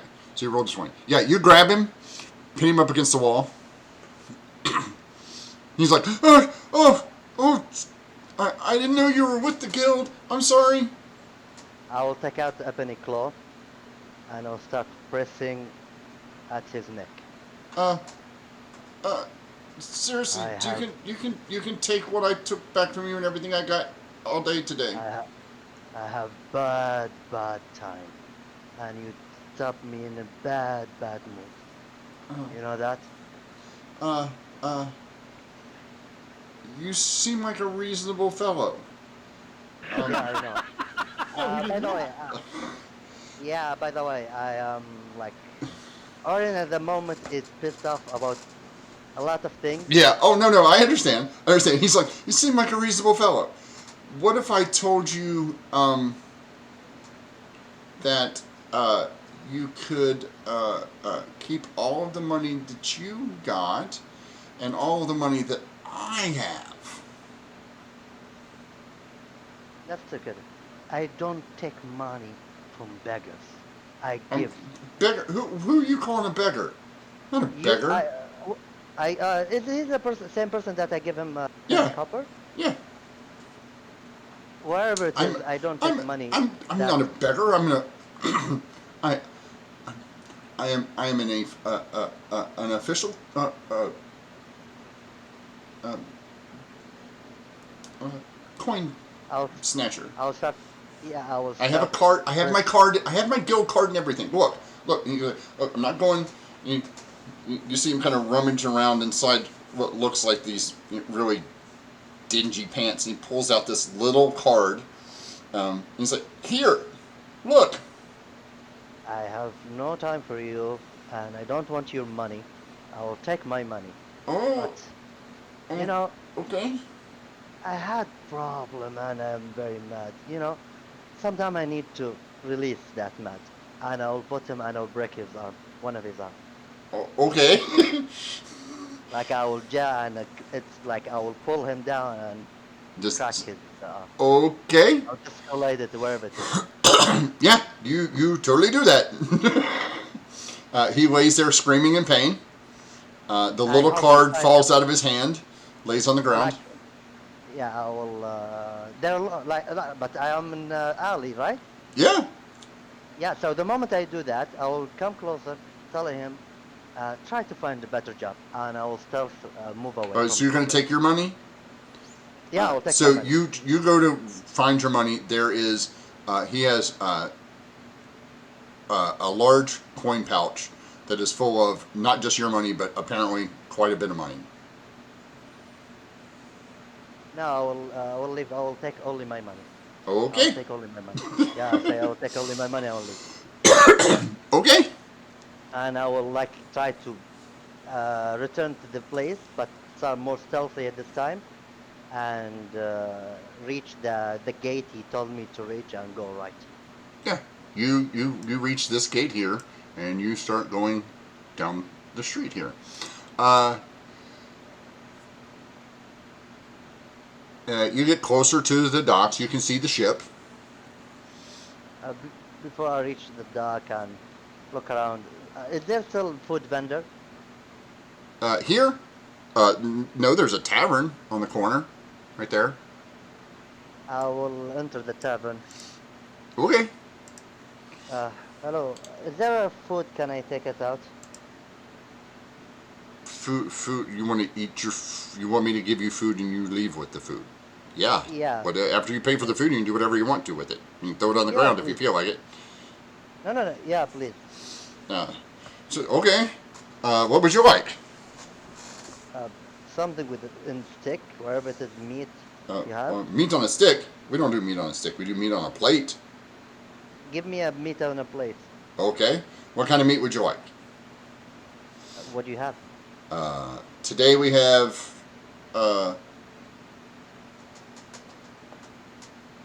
Honey, what do we have today? And you hear, we have pig, rat, and quissip. We have pig, rat, and quissip. Do you know something? For the fun of it, give me a rat. A rat? Okay. You want one? You want one large? You want a large order or a regular order? For me, what do you think is enough for me? Well, you look like a Multiple. big strapping guy. How about a full order? Okay, I will take a full order. All right. How much is it? One full rat, all the trimmings. 3 gold. I will give him a big one. Okay. About 10 minutes later, a plate comes out and it has one large. When I say large, I mean large rat. That has been basted in some gravy, and you have some potatoes. Would you like something to drink with that? Yeah, please. What do you want? Wine, grog, mead. Mead. Give me a mead. Mead. Okay. That's a 4 silver. Yeah, I will give him first of all. Can you are you gonna give me a cup? Take it outside because I'm leaving. Do you have something to put it inside? I have no problem to give you extra. I can sell you that cup for 2 gold. You give me a cup for 2 gold. Come on, man. Well, I have to buy them. And he gave you a mug. He gave you a mug. It's not a cup. It's a glass mug, like a nice like a big a big. Yeah, a glass mug. These times is kind of expensive, right? Yeah. Okay. I'll give him another 2 gold. Oh. Damn it for a. Thank you. Have a good evening. Back to you No, guys. I'm not. When he said, "No, I'm not happy," and I will leave this place. So you guys are making your way back to the boat. Orient, as you come out, you notice. To say, if this is a comedy film, it transitions from this sequence back to us just grieving and going on about like, such a good person, he wouldn't hurt a fly, and he was so generous. Yes. Yes. You guys are walking. I'm assuming at this point, as you guys get away from the guards go one direction. You guys head back towards the ship. As you're walking down towards the ship, Dan relays the information to Echo. Do you clue in Leon or anybody else? Or, as a matter of fact, do you clue anyone in? Again, yeah, Dan probably had that instinct of like feeling bad that everybody's upset. And like taking a cue from the fact that Leon's been like deferring to Echo for her like diplomatic abilities, is just gonna relay that to Echo first and then like ask for help telling everybody else. So Echo, Yes. you hear in your head, he's not really dead. I just made that up so they wouldn't go looking for him. Could you please tell everybody? Oh, I don't know what to do. And you just get this overwhelming feeling of indecisiveness and slightly ashamed but proud at the same time that he managed to like he's ashamed that he did it because his friends feel bad, but she's proud of the fact that she fooled everybody. Yeah. Okay. I'm going to take about 5 seconds or so to process it. I'm then going to turn around to Dan and say,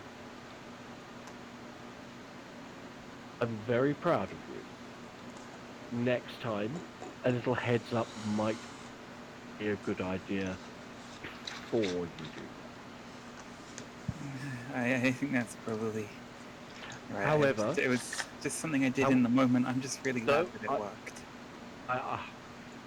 I'm very proud of the fact that you came up with that on the spur of the moment and it worked. That was excellent. And I don't blame you for doing it. I'm just requesting that next time give me a heads up. I mean, I completely understand why you didn't give Leon the heads up. Right? I get that. But next time I might be able to help. So, but Leon, you hear them talking. I'm Leon. I told him to trim in the sail, and he just walked away. I've got really good news for you.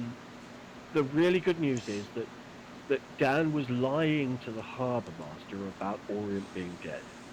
The magistrate. He was just the magistrate. He was just lying. She was just lying to the magistrate so that we could get out of there. It's okay, Echo. You don't have to sugarcoat it for me. I don't think I have life. So you guys are about 30, 40 yards away from the gangplank. Orient.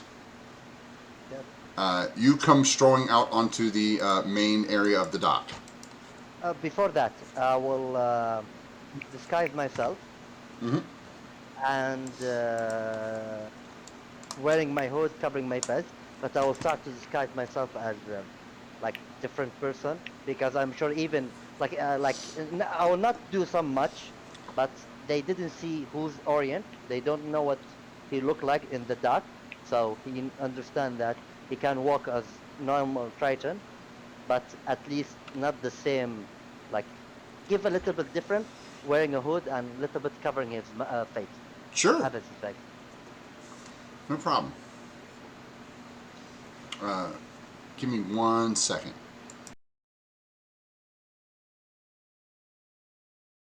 So just out of character, real quick. Leon definitely didn't pick up on it, but did anybody else pick up on? They knew Orient's description before we told them about it.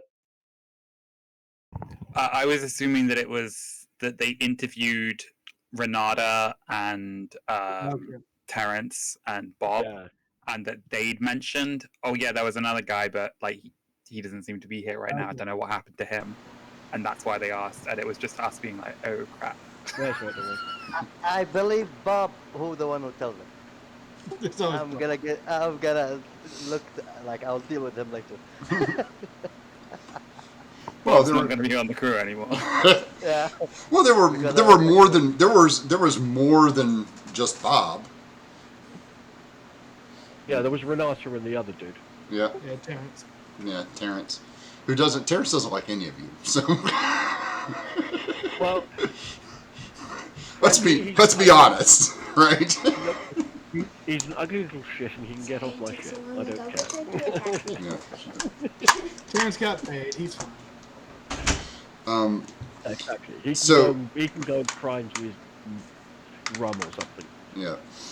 So, Orient, you see ahead of you on the dock, you see your compatriots heading back to the ship.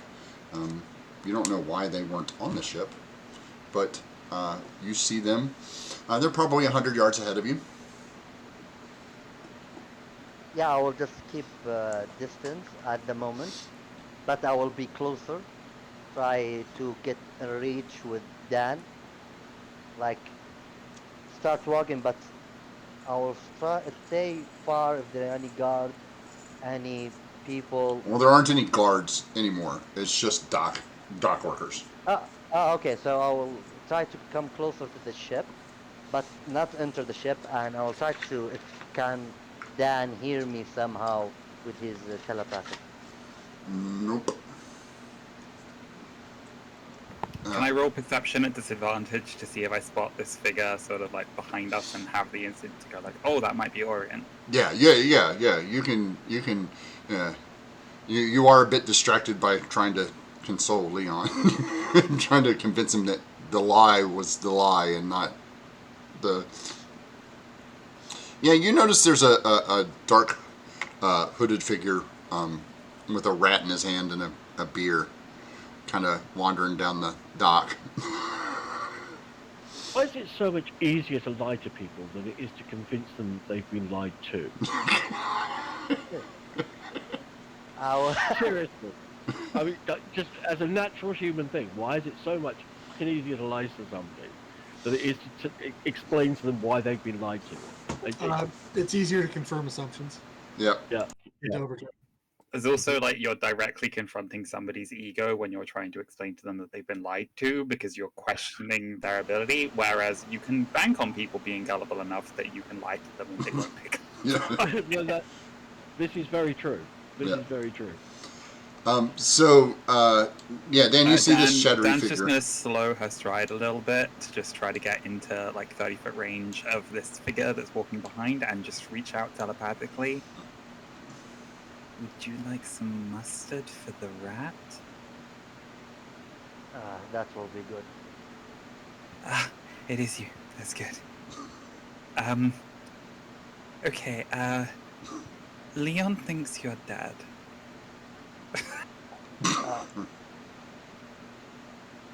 I know he doesn't like me that much, but not that much. Why? I'm thinking know. with that. No, Telepathic, he only both looks of us. fine. Why? Leon, I'm dead? the magistrate asked why you went with us, and we were trying to think of a reason why you weren't here, and so I lied and I told him that you died during the fight. And apparently they did a really good job because even Echo couldn't tell that I was lying right away. You And know, now if I was closer, I will hug you. I'm very proud of you.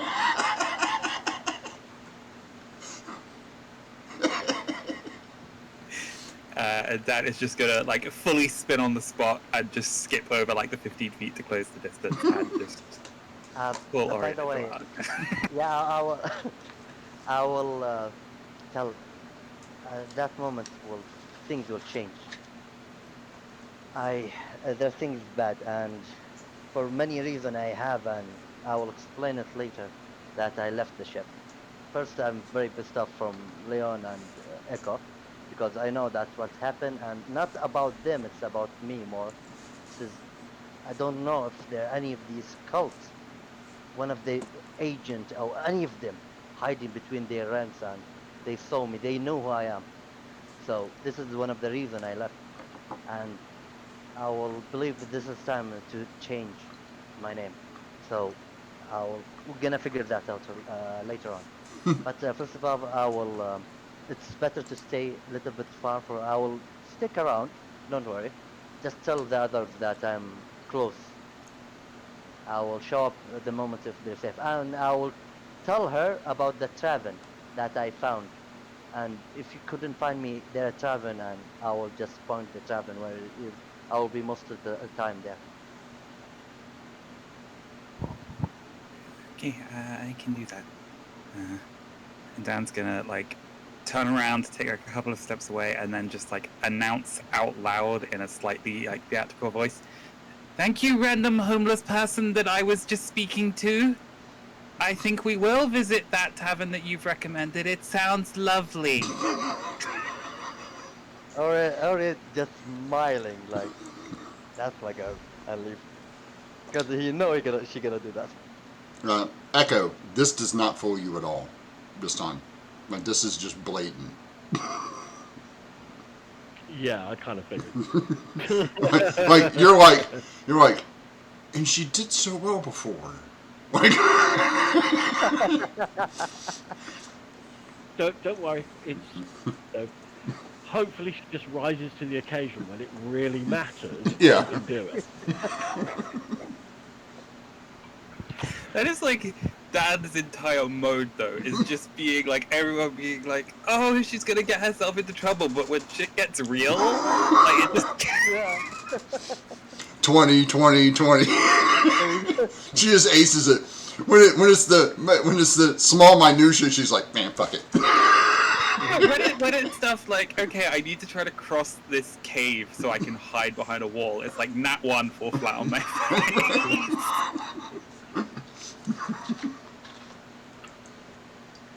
Oh boy. Okay.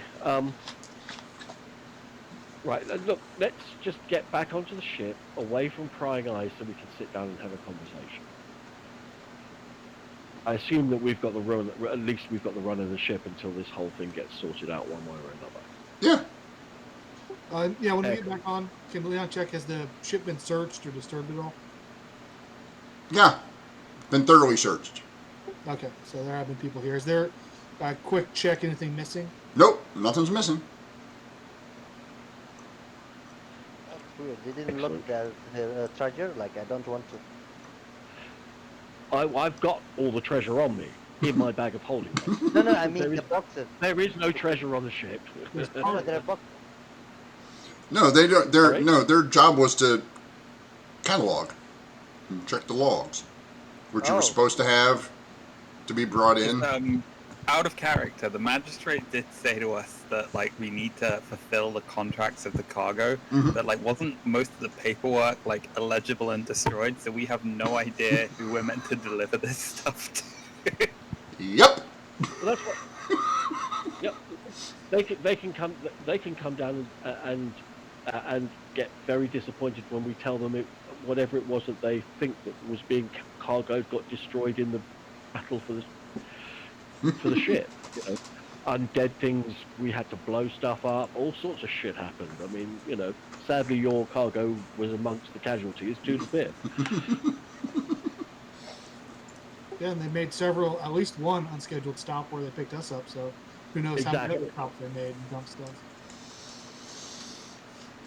Look, they weren't even coming to Emery in the first place, as you pointed out, Leon. They were sailing away from Emery when we. We're the heroes here, damn it. Yeah, I like your thinking. That's precisely how we're going to be put, and that's how I portray this in my detailed and accurate report to the magistrate. Right. But yeah, Leon will settle in, thoroughly confused about Orient. Take some much Look, probably. Just remember, Orient is still alive. Everything is fine. Don't worry about it. Okay. So you guys are on the ship for about a half an hour or so when you hear calling from below on the gangplank. Hello? Hello? Is anyone there? Ahoy! Leon, I'll go back. I'll go back up. Leon and I will go back up then. No. Yes. How may we help you?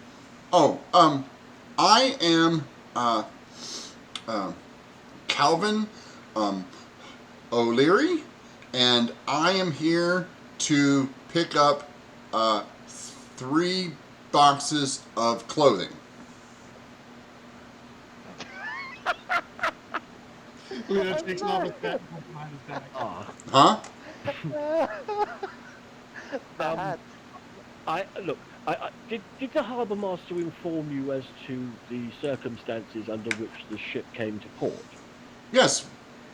He said that my 3 boxes of clothing are verified on the ship, and I should come here and collect them. And Excellent. Well, give you payment. You're more than welcome to pop on board and come and pick them up. Oh, okay. He turns and he claps his hands, and a couple of the dock workers turn around and goes, which are any of you laborers of some sort? No. Do I? No, he's not looking at you. He's looking at the dock hands that are just random people on the dock. Laborers, you see a couple of them go, I'm a porter. Yeah, over here. Oh, very good. Can I see your cards? And 3 of them walk up and they pull out little cards, and he looks at them and goes, ah, very well. Standard guild prices. There's 3 boxes. Come with me. Where's your cargo hold, miss? Follow me, and I'll lead him up the gangplank and point him in the direction of the cargo hold. And I assume that we would have closed the crates once we. I don't know. Did you? Captain Leon. Yeah, we would have done for storage and sailing purposes.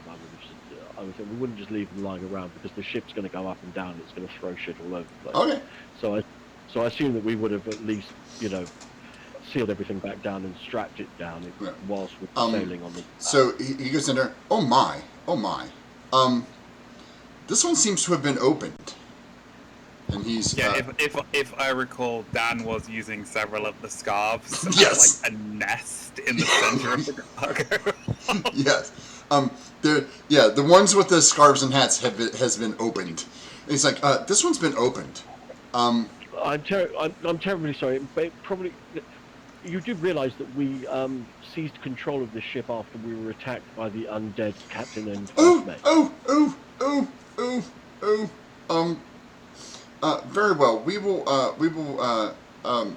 I will pay you for the 2 boxes that are not opened, and we will settle the 3rd box once we find out what inventory is missing out of the box. That's absolutely 100% fine. Very well. Here is. And I hold up my hand. He's like, well, I need you to sign here. And he pulls out his little slip of paper. Receipt of delivery. Sign here. I sign here. You sign there. Mm-hmm. It's fine. I will take his quill and sign at the appropriate spot. And he pulls out his card. And here's my Clothiers and Seamstress Guild card. Thank you very much. Do you have your shipwrights card? No, currently in the process of being drawn up. Oh. That could be a problem. Well, you know what? Well, since you just took control of the ship, I guess since the harbor master said that that the magistrate okayed all this, so I'm going to go ahead and say that it's okay. If you can just check here, and here, and then initial here and here. We do have paperwork from the magistrate giving us permission for all this. Yeah. No problem, and I'll go through the paperwork. I'll go through the paperwork with you. Okay, and he goes, here is your 19 gold for this one, and your 19 gold for this one, and the other 19 gold will be held at our warehouse until all of this is done, and then we will bring a receipt back to you. Very well. It's fine. And he pulls out pulls off one of the bottom pieces of paper and hands it to you. And there's your receipt. Thank you very much, gentlemen. And they reached down and grabbed a couple of boxes and lug them away. No problem. I'll. Well, Leon's obviously there, so he knows that we've got the 38 gold. Yeah. I'll take the gold, put it straight into the bag of holding, and say we'll divide this up between the 4 of us later on. Yeah, let's keep the ship funds separate from personal funds for the time being. Agreed. Dan's just gonna tip her cavalier hat to like a slightly jaunty angle as she waves goodbye to Calvin. Oh. Goodbye. He kind of gives you the little toodle hands, right, with the little finger wave. Goodbye. So the rest of the day, this is right before lunch. The rest of the day, this continues to happen. People show up with the boat. They have paperwork. And you have most of the items that are there. So for that big list of stuff, for the stuff that is there, you will accumulate 1,200 gold total. On top of the 38 that you just got. Several of those boxes. 1,200 in total. Yeah. Yeah. So several of those boxes that were opened and gone through and things were missing or used or whatever, those all have the same requirement. They're going to go through it, and then we'll bring you a receipt for what's missing. Yeah, that's fine. About dinner time, a large gentleman in a cloak covering his head comes to the bottom and goes, "Hey, Hey, Yes. you got my stuff?" Yes. Well, who are you? And secondly, what stuff is it that you speak of? Really? You want me to tell you out here? yeah, you have the line number for the manifest. That makes it easier. Really? He stomps up the thing. As he gets closer, you can tell this guy is about 9 feet tall. Yeah, it's kind It's of. like I'm gonna stop. As he's walking up, all 4'7" of me, I'm gonna stand in front of him and say, "Excuse me, where the fuck do you think you're going? I haven't told you you can come on this ship. Get your ass back down on the dock now before I do something about it." He leans down to you, and as he gets closer, you can see this is an ogre, like a full-on Yeah, ogre. And he looks at you and goes, "I think that's cute, but you have my stuff. I paid for my Wait, stuff. I want my stuff. And I'm not going to discuss my stuff out here where others can hear about it. Unless you're okay with the harbor master finding out that you have some stuff that shouldn't be sold in the city." frankly, since we've just taken over control of the ship, I'm sure he's more likely to be terribly understanding. Now, you Then better you learn. then you don't know him very well, Okay. because Yavin is not known for his. I'm using unsettling words, so I'm Okay. using a bardic inspiration, and then I'm casting charm person on him. Okay. So roll So your that, bardic inspiration die. So it's a D8. So it's -6 on his saving throw. Well, he fails. I'm going to say, listen, dear boy, I think that your attitude needs some adjustment, don't you? Well, No. I just want Come my up onto the stuff. ship. Yeah, in which case, you come on and you be polite and nice about it. Don't start throwing your weight around like some uncivilized idiot. Now get up on ship here. He finishes coming up onto the ship. "So do you have my stuff?" Right, now follow me. Specifically what stuff is yours. We've got a lot of different stuff for a lot of different people. What is your stuff? It's supposed to be 3 chests. With what in it? I don't know. Got a big picture of a black sun on it. Okay, well, we've got 3 chests. I mean, as far as we're aware, there's nothing in them, but you can have the chests. Well, there's supposed to be stuff in them. I know there's supposed to be stuff in them. They're supposed to be locked. Look, I understand this, but we were picked up about 2/3 of the way into the voyage by the first mate. We were brought on board.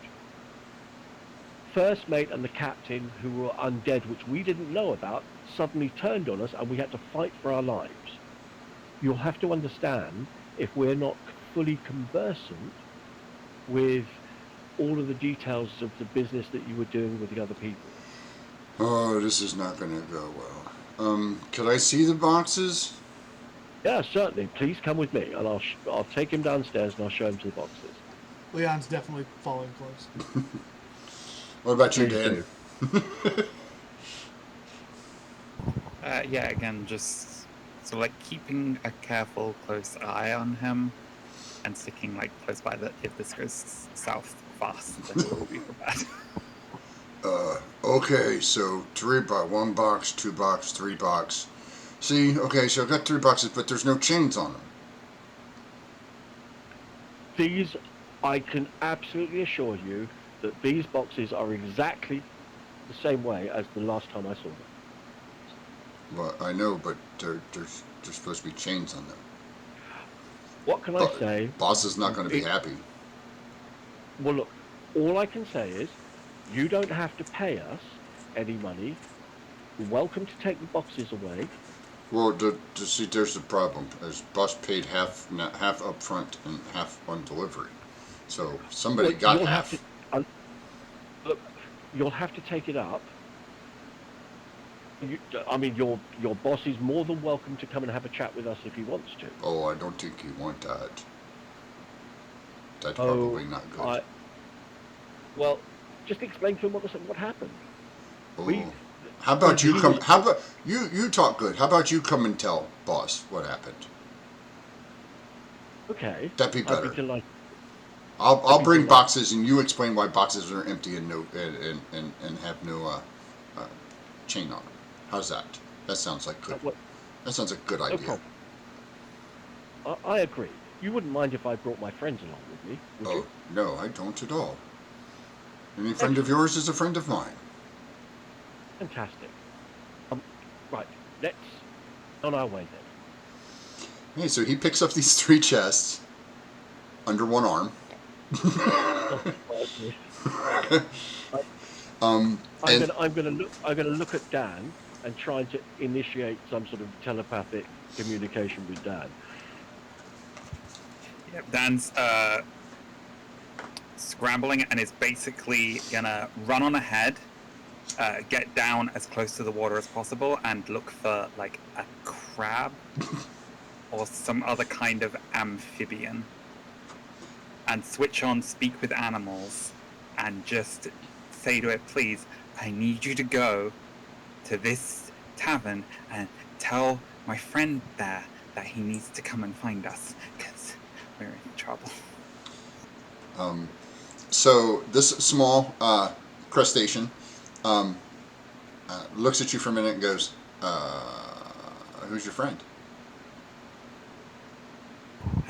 He's wearing a cloak and he's got kind of bluish skin, and his name is Orient. He can talk to you the same way that I can, so you should be able to find him pretty easily. So just go in the what's a tavern?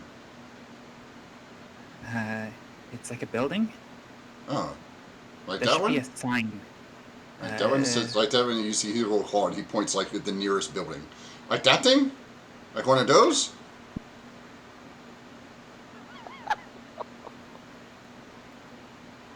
That is just gonna like take count of like how much time this is taking, and just go like, screw it, I'll go find Orient myself. Yeah. You're talking to a little crab in a shell. This little crustacean's like, I don't know what a house is. A tavern? What's that? Like this? Like one of those? It's a building. Oh, like that thing. I just thinking of the bit in Jumanji where they send Peter down like go fetch the axe from the woodshed, Yeah. and he finds like there's a padlock on the woodshed, so he like grabs up this hatchet and starts trying to like cut through the door, and then just like looks at it and realizes like, oh. Oh, this is the thing. This is the That thing. same thing of like, I could have done this in the amount of time that it's taken me to waste. Yes. Yes, you could have. But it wouldn't have been anywhere near as funny.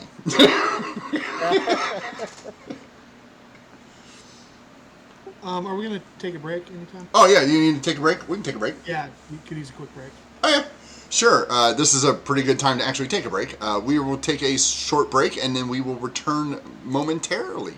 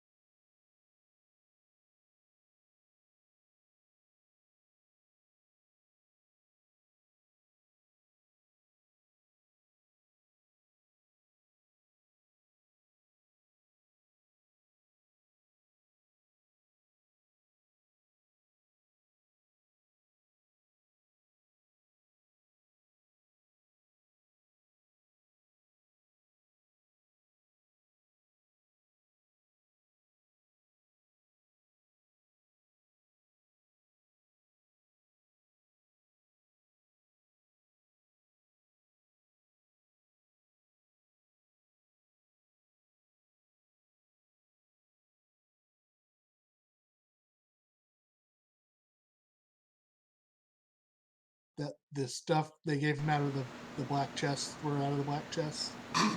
Because he's just kind of wearing that around. Nope. Nope. Okay. Leon wasn't even around when you guys opened the boxes. Nope. Yeah, I wasn't down there. Somebody just came up and handed me a pair of gloves. Yep. Okay, so we're back. So you guys were here. You were going to walk along the dock through this area. As you walk, you notice that it is a fairly it looks like the harbor side, and the your friend here is like, why did you guys put the ship here in Black Rock Harbor? Why didn't you come over to Rats Beach like you were supposed to? Did Dan come to me? I'm sorry. Oh yeah, yes. Dan managed to come and find you. Oh, okay. So do we skip that part because I wanna hear what Dan wanna tell Orion? Oh yeah, I'm sorry. Go ahead.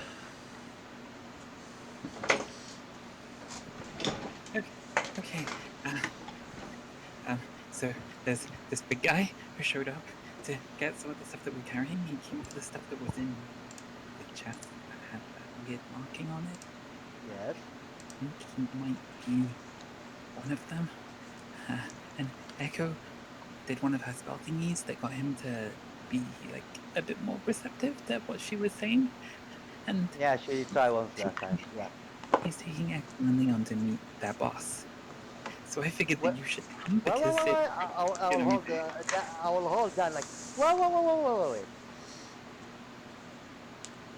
She what? Echo did spell. It's not one of the ones I can. Leave the spell. She want to go with them. Yeah, and she's gonna They explain tell that. that they want to kill me. That we killed member of them. That we took from their treasure, and we are wearing and using it. No. See, Echo's going to tell him that when we got on the ship, that the chests were already empty. But Ah, I just think that there's a chance this might go badly, so we should probably be that. now it will go bad. This little woman will get us killed one day. But it is not this day. Maybe, But maybe not. not. I. Oh God. Why? Like she doesn't. She could tell him to screw off. It's easy. Hey, it worked in the bandit cave. Not every time. Look, if we're gonna follow It'll them, be fine. we're gonna. We when. Oh, Dan. We're gonna follow them from far. We're not gonna stay close because if they are from the cult that they want to kill me and we kill them and we took their items and some of us are wearing it and wait. I remember you give Leon something. Oh no, we did. Oh, that's gonna go very badly. Yeah. Do you know one of the reasons why I jumped from that ship?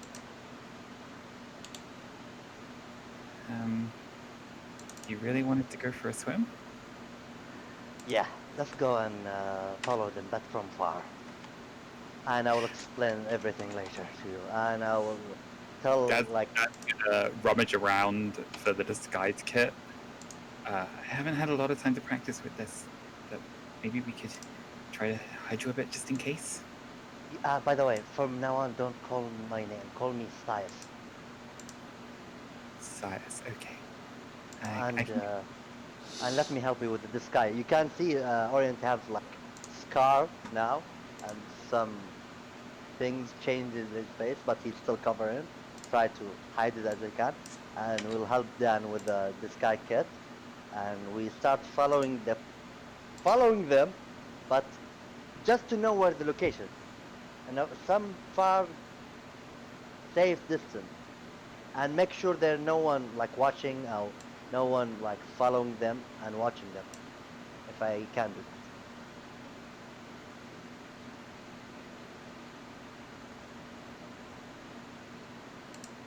Sure, you can.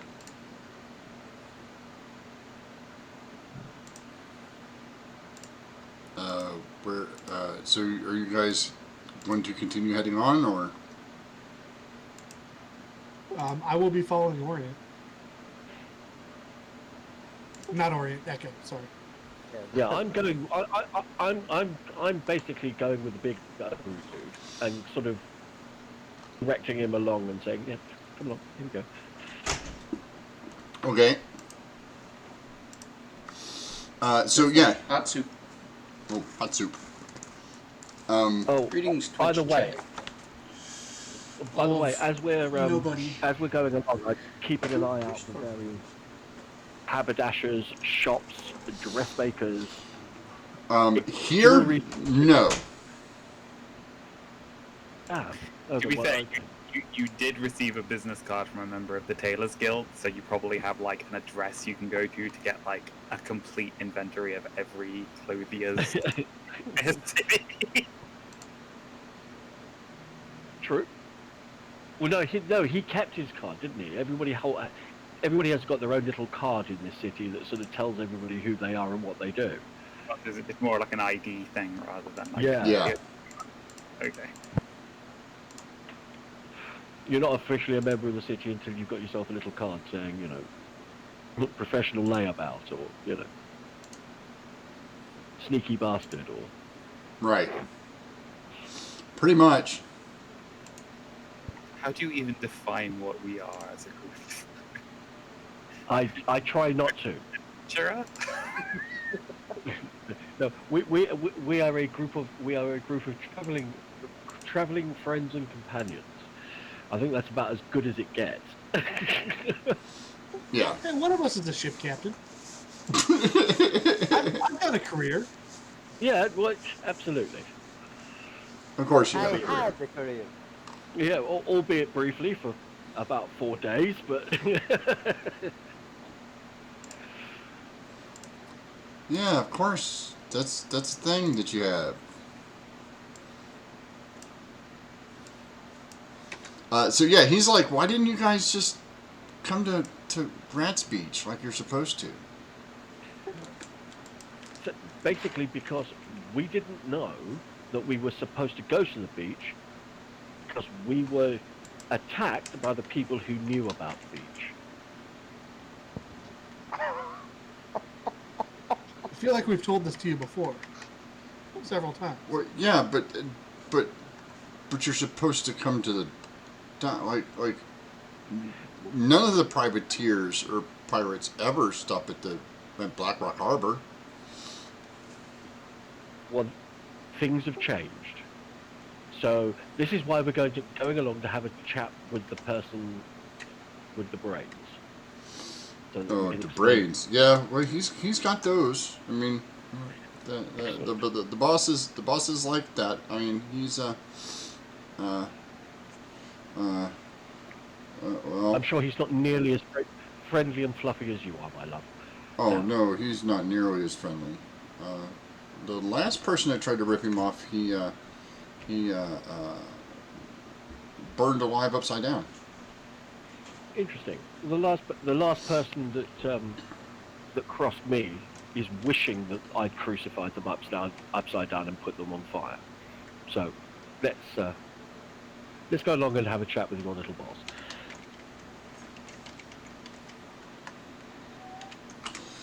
So he leads you through another area that is in Area 2. As you enter this area, there is a big sign like over the street that says Splinter Shield Point.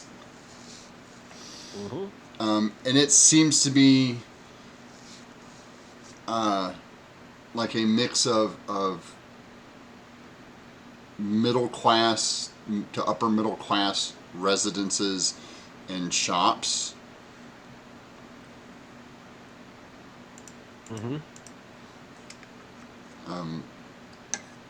but most of them are closed or being closed. Then he leads you across a bridge where you enter another one, another set of along the docks. He keeps taking you like the outer edge of this water. And this one says Underget Docks. And then you come to this wall here. And he's like, don't look. Okay. And he I'll put walks my up hand to over- he walks I'll up to put a my section. hand over my eyes. Yeah. He puts his you see him touch a couple of stones, and then a little passageway opens up. And Leon was watching. oh yeah, they're not on the wall. They're on the building, like across the way from the wall. And he touches a couple of stones, and a little passageway opens up right near that wall that leads down. And then you guys go down underground and pop back up on the other side, right about there. And then he leads you to this building right here, the one that looks like a piece of cheese.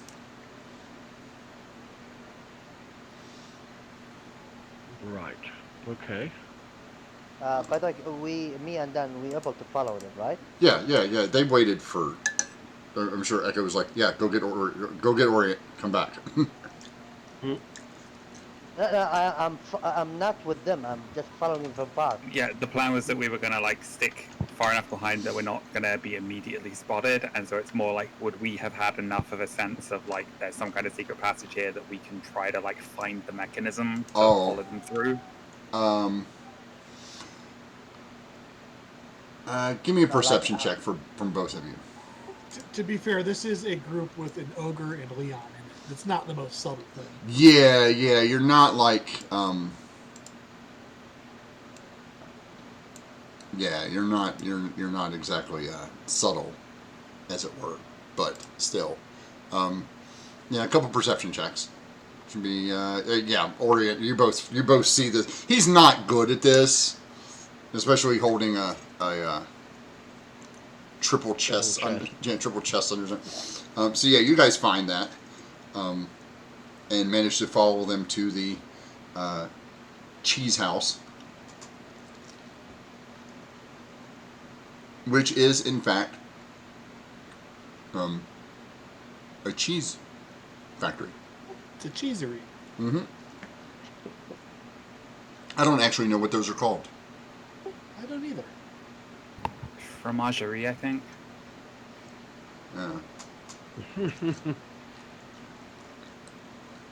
It wouldn't be that fancy. Farmstead or Fermier, Fermier, according to Google. Premier. Okay, it's a Premier. It has a nondescript name, like it's trying to hide, like it's like Stevens Premier and Fine Cheeses. I really, really hope that this is where the cult of the Black Sun is set up, so that they're literally a cult that are blessed by the cheesemakers. For they shall inherit the earth. She's like, you might want to, well, you see some people milling about. They look like workers. Hey, Korai, it's going pretty good. They're about ready to find out the big boss here. People are milling about, and while Echo and Leon don't understand, the two people trailing them both notice that these are definitely ne'er-do-wells who are pretending to be random people.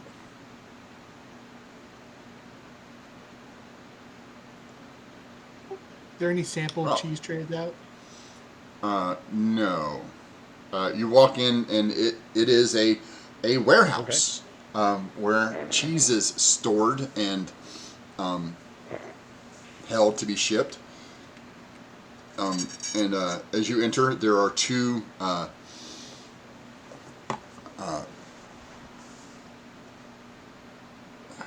well, they look human. If they had been horribly marred by the ugly stick. Like they fell out of the ugly tree, hit every branch on the way down, and then somebody threw them back up through it. Like they're vaguely human. It looks like he's been bobbing for French fries. Yes. They if you want to take a better look, let me know. Are they like It's okay. to the point of like falling apart, like undead? No.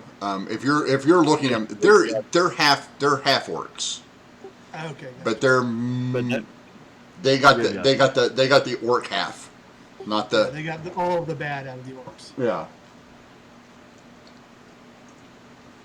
And one of them's like, "Hey Gronk, who's the chick in the cat thing? Why are you always bringing people back?" Well, cause they're my friends, and they want to explain to the boss why the chains and stuff aren't on the boxes. And the other one goes, "Oh, okay. Good luck, Gronk.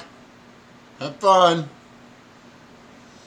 And he leads you into the back of this warehouse, where you see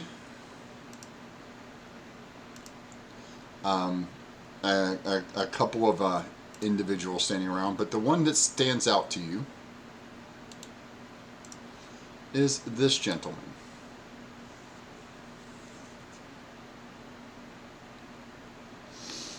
Just your typical cheesemaker. Yeah.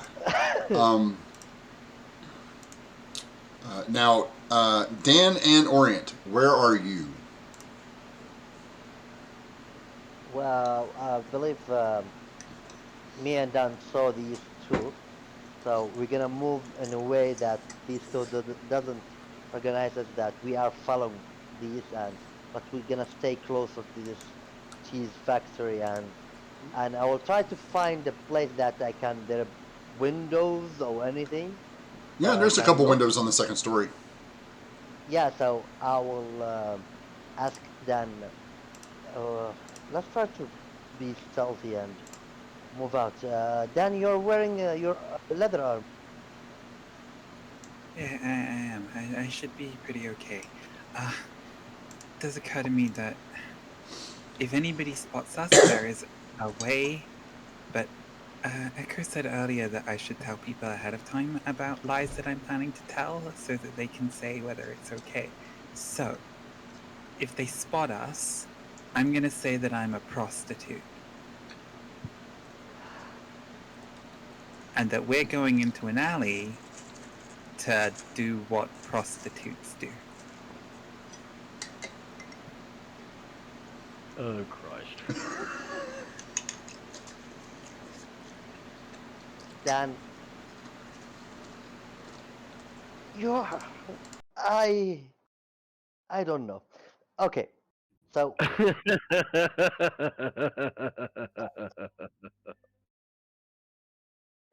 we will try to climb up. I have grappling hook. I'm not sure if you tell them that they will ask why you are in the second place and your Orient, ID. Orient, Yes. give me a wisdom save, please. Okay. Oh God.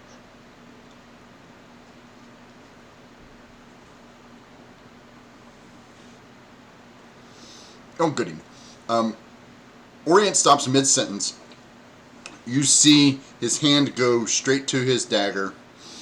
You see his eyes kind of glaze over in like a black, kind of like your eyes do with the white, but with black.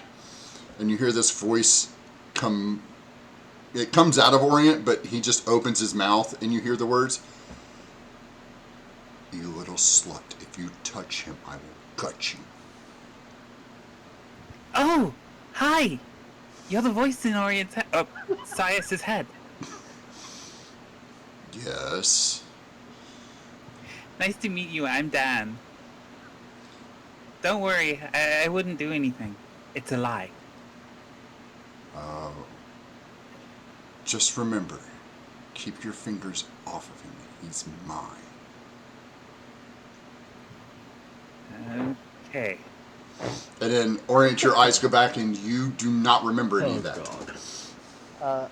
Do I feel some time lagged? Nope. Oh, nope. Nope. So, You just finish your sentence.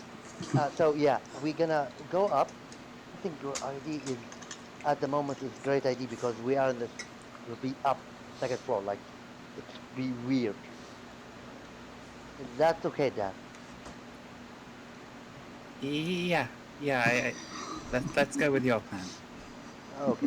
So we'll try to find a place using my. If there are no ladder thing, I'll use my grappling hook to just Oh yeah, you guys get make your to. way up. It's not. I mean, It's not difficult to get up there. Yeah. So I will keep look to the window, see if I can see Leon and Echo, and curse this day. You see, as you're looking in the window, you see quite a few people moving boxes and cheese wheels and stuff, and you see across from you on the bottom level, you see like an office that has windows in it, and you can see as they're not inside that office yet, but you can see the big ogre and Leon and Echo there. Dan, I'm not sure what's gonna happen, but if anything happened wrong, and I hope not, like I do my best. I hope nothing happened. And I had to say that.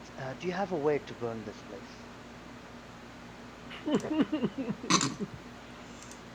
Um, Gee, Dan, got any fire no, handy?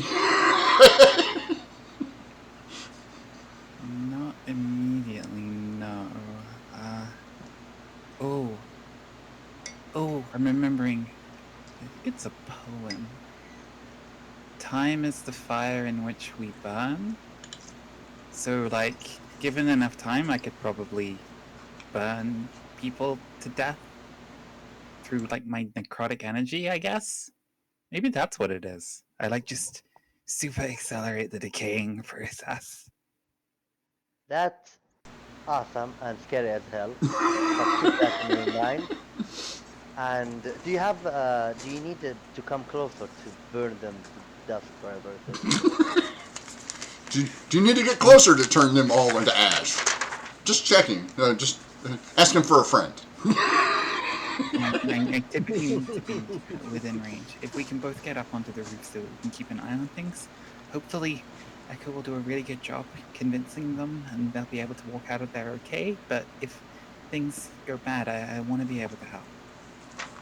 Good. We'll do as Dan said and try to come closer to them at the roof. If like it is like full roof, it's closed, or there, some warehouse have window, like because the light come Well, out. you guys are up on the second story, looking through the windows. So, do If you you wish to if go to the roof, you want or to will climb you up to stay the here? roof. I'm taking Dan, asking. I think we just need to try to get eyes on Echo and Leon. So, Well, you can see them some from like there. How as far? Like they are extremely far, or like 90 feet, or Uh, Probably 200 feet almost. I mean, it's a big warehouse. yeah. I need a way to get inside. It's better to come closer. I feel they are extremely far. Can I open the window? You can try, but give me a moment. Echo.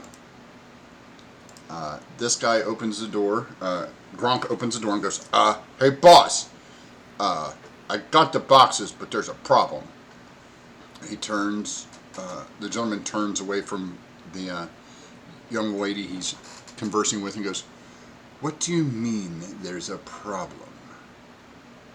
And you, why are you here?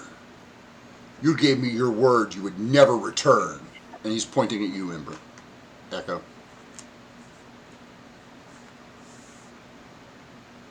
Really? I've never met you before in my life. At least I can't remember having done so. I did wash up on a beach about a month ago, having lost my memory, however. So that Well, might isn't explain. that convenient? I don't care what you believe or not. This is irrelevant to me. Absolutely irrelevant. I'm here to explain why your boxes don't have anything in them. Now, if you'd like to Well, listen to me, so not only do you come back after giving me your word you would leave this city to me, you've stolen I'm from leaving me? it to you. I'm not here. I haven't stolen from you. You know, Honestly, I expect this from our cousins who live in the water and the trees and stuff. But you, my sister, really? I am not back here, sister. You're kidding me. Honestly, I have. I. If you are my brother, I genuinely, I lost my memory a month ago. You lost your. She's telling the truth. I'll deal with you in a minute. Okay, cool. No. Excuse me. Just be nice to my friend here. I haven't come back here to take anything from you. Oh, okay.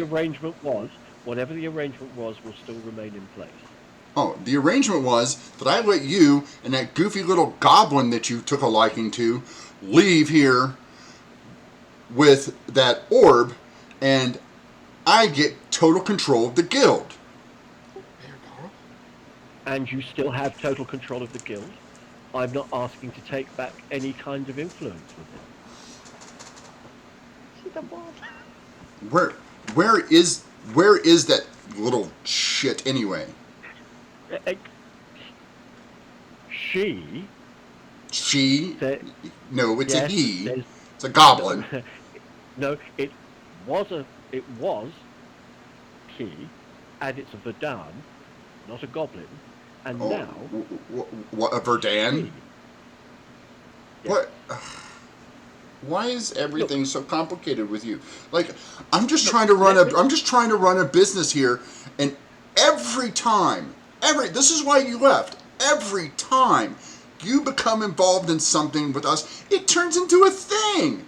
Like, we can't just have like a normal heist. It's got to be, well, let's not just steal from them. Let's try to sell them their own stuff back to them.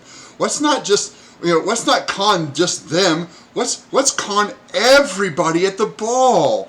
Well, I have to be the princess. It's so annoying every time. Like, Why I had feeling this guy will become good friend of Orion.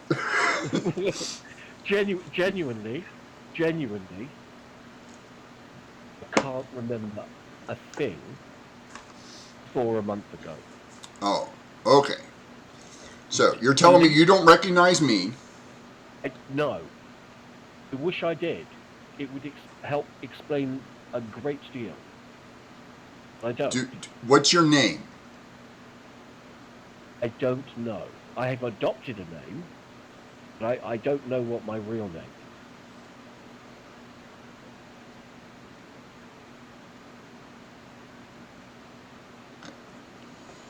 is. Well, he looks at Gronk. He's like, go, everybody out,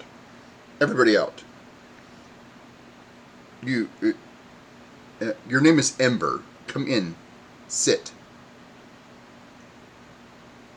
Leon is staying until Echo tells him to leave. He can wait outside. I'm not going to hurt anybody that's with you. At least not today. Yeah, Leon, it's okay. Right, Leon will wait like a millimeter outside the door. Yeah, that's. Gronk closes the door and looks down at Leon and goes, This is not good. I might want to. I think he might kill me later. Oh, It's okay, big guy. I think they'll work it out. Do you have a place for me on your ship if he wants to kill me where I can hide? Or join your ship? Can you beat me in an arm wrestling contest? I don't know. Probably. Do I need to tear your arm off, or No, no? preferably not. Oh, okay. Because that's how ogres do it. Arm wrestling. We wrestle for each other's arms. This is a normal person arm wrestling contest. I don't know how to do that. Okay, then I'll have to work on your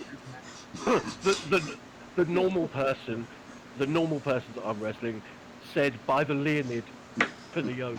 Yes. Yeah. So yeah, ogre arm wrestling is you grab each other by the arm, and the first person to pull the other person's arm off wins. That's that's I mean that's good arm wrestling. You know, I wrestle you for your arm.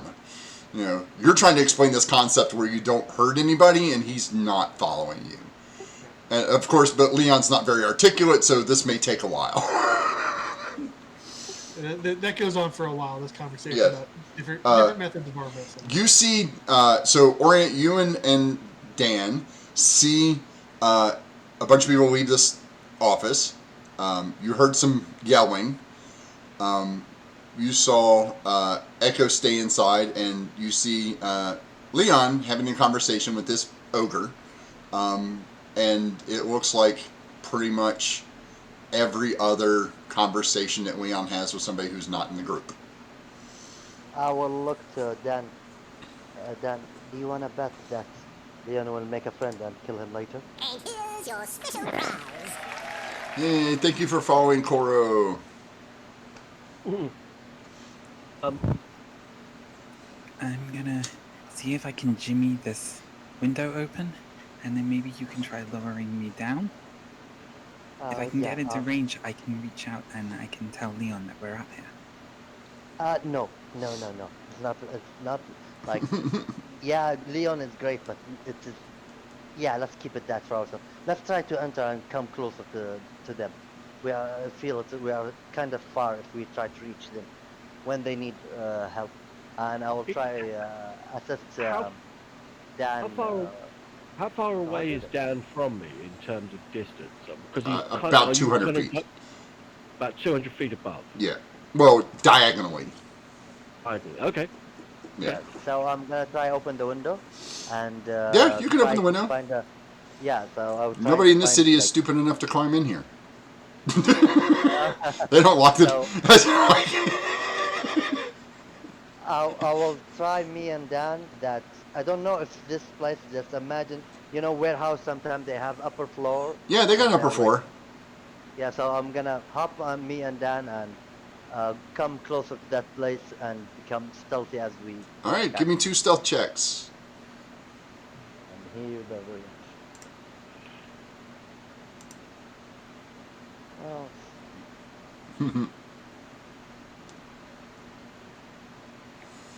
Oh. Okay, you said I got an extra inspiration, so I have 2 currently. Can I give us both advantage on this? Yes, you can.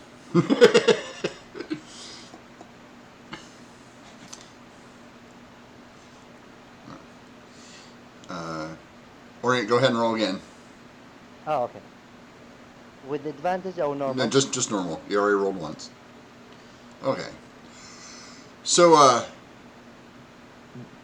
Dan, you're not quite sure where Orient went, but Orient, you can see Dan. Like, you're like, I don't know, like, either he's not good at it, or either she's not good at it, or it's just the way the light's reflecting, or you do know that you have really good vision in the dark and stuff, so that just might be it. I'll try to lead Dan and stay up close to her. Okay. At the same time, make sure that I don't lose my stealth. All right, you both move. You just move at half movement when you're stealth. Echo. Yes. Right. Look, we need to have a really serious conversation here. Oh, Genuinely. absolutely we do. Listen, genuinely, I can't remember a thing from more than 4 weeks ago. Everything's gone. My memory, everything. You're serious.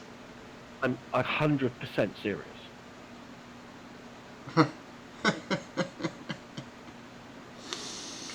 Oh, it was that little goblin, wasn't it? I told you not to trust that little shit. No, I don't know what happened. I was in a shipwreck.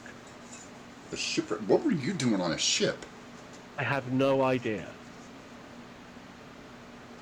Uh, But look, whatever happens, I'm not back to take control of anything. Did You anybody still run things. did anybody see you in the city? Not as far as I'm aware, no. Not as far as you're aware. So you haven't talked to Just the anybody. magistrate. The harbor master. No, we've talked to the harbour master and the magistrate, obviously. The magistrate. Oh God. We had to Why did you have to? because we. Oh, of course you had to. Of course, you can't not to talk to people, can you? You have to talk to everybody. That's just. Listen, it worked out. The magistrate is absolutely 100% fine.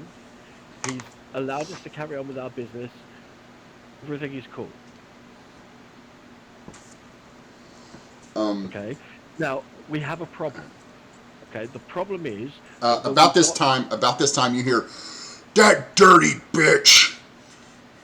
He turns around and swings open the door, and Gronk leans in. And he starts to stomp in. And he goes, "She charmed me." He's gonna, and the guy across from you goes, "Of course she did, you idiot." Why else would you bring her here? Well, I'm gonna smash her. You're not gonna touch her. Now go outside and find something to do. And shut the door. And you see him kind of look like a little kid. He kind of slinks away and shuts the door. While the door's open, can Leon try to make eye contact with Echo? See if Echo tries to say anything. Sure. I'll make eye contact with him and just nod as if everything is cool at the moment. Okay. So you don't know your name. You don't know what happened. I don't know my name. I don't know anything. Genuinely, I woke up on a beach with 3 other people there, with no memory of what the hell had happened. Oh, okay. Well, the reason why we came to Emory is because we were looking for answers. There was no intention on my part to throw a spanner in the works. I do apologize. Were you looking for somebody in particular? It's a long story. Look, I tell you what. No. Are you looking for somebody in particular? We're looking for a number of people. Okay, who? Right. And remember, I could always tell when you're lying. I know. I'm not. And I'm genuinely. The reason why I'm hesitating is I'm just checking my notes because I can't remember the name of the person that was supposed to, for the information. One person that we're definitely looking for is Cromash. Cromash? Short little dwarf. Yeah. Acts like he's terrified. Yeah, that's the one. Oh, that's of course you are. Of course he would be back in my city too. Yeah, both of you together. No, that's great. That's just great. That's. No, I don't know if he's back here or not. I'm looking for him. He owes me money. He owes everybody money. That's kind of what Cromash does. Yeah. I may not know me, but you know me, and you know that I would never let anybody get away with owing me money. Oh, well, I mean, it's of course. No, listen, Ember. Your name is Ember, by the way. Yes, thank you. Okay. Where do I start? I'm your brother, Thadar. How do I spell that? Sorry, player to GM. Thadar. Here, I'll put his name in chat for you.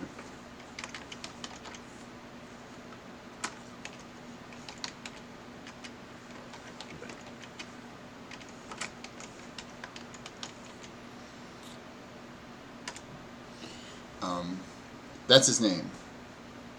I'm using the we've been using the cross star name since we got to the city. Only because that's the person we killed to take over the guild. Remember? I know, of course you don't remember. So you and I got here. Yep. We took over the guild. Well, I mean, it took us a couple of years, but we took over the guild, and then during one of your extracurricular activities that you love to do, you brought back this goofy little goblin and this orb.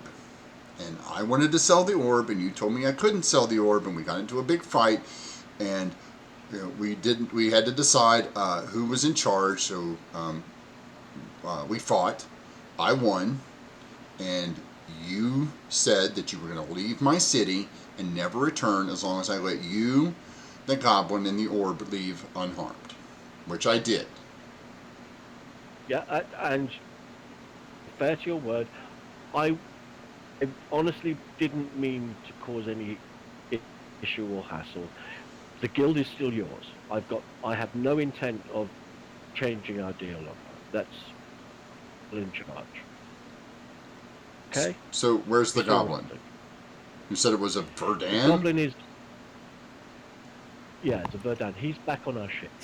As far as can at this moment Shavara come like bounding into the room and just be like running in circles around Gronk, just aggressively biting at him because he threatened Echo?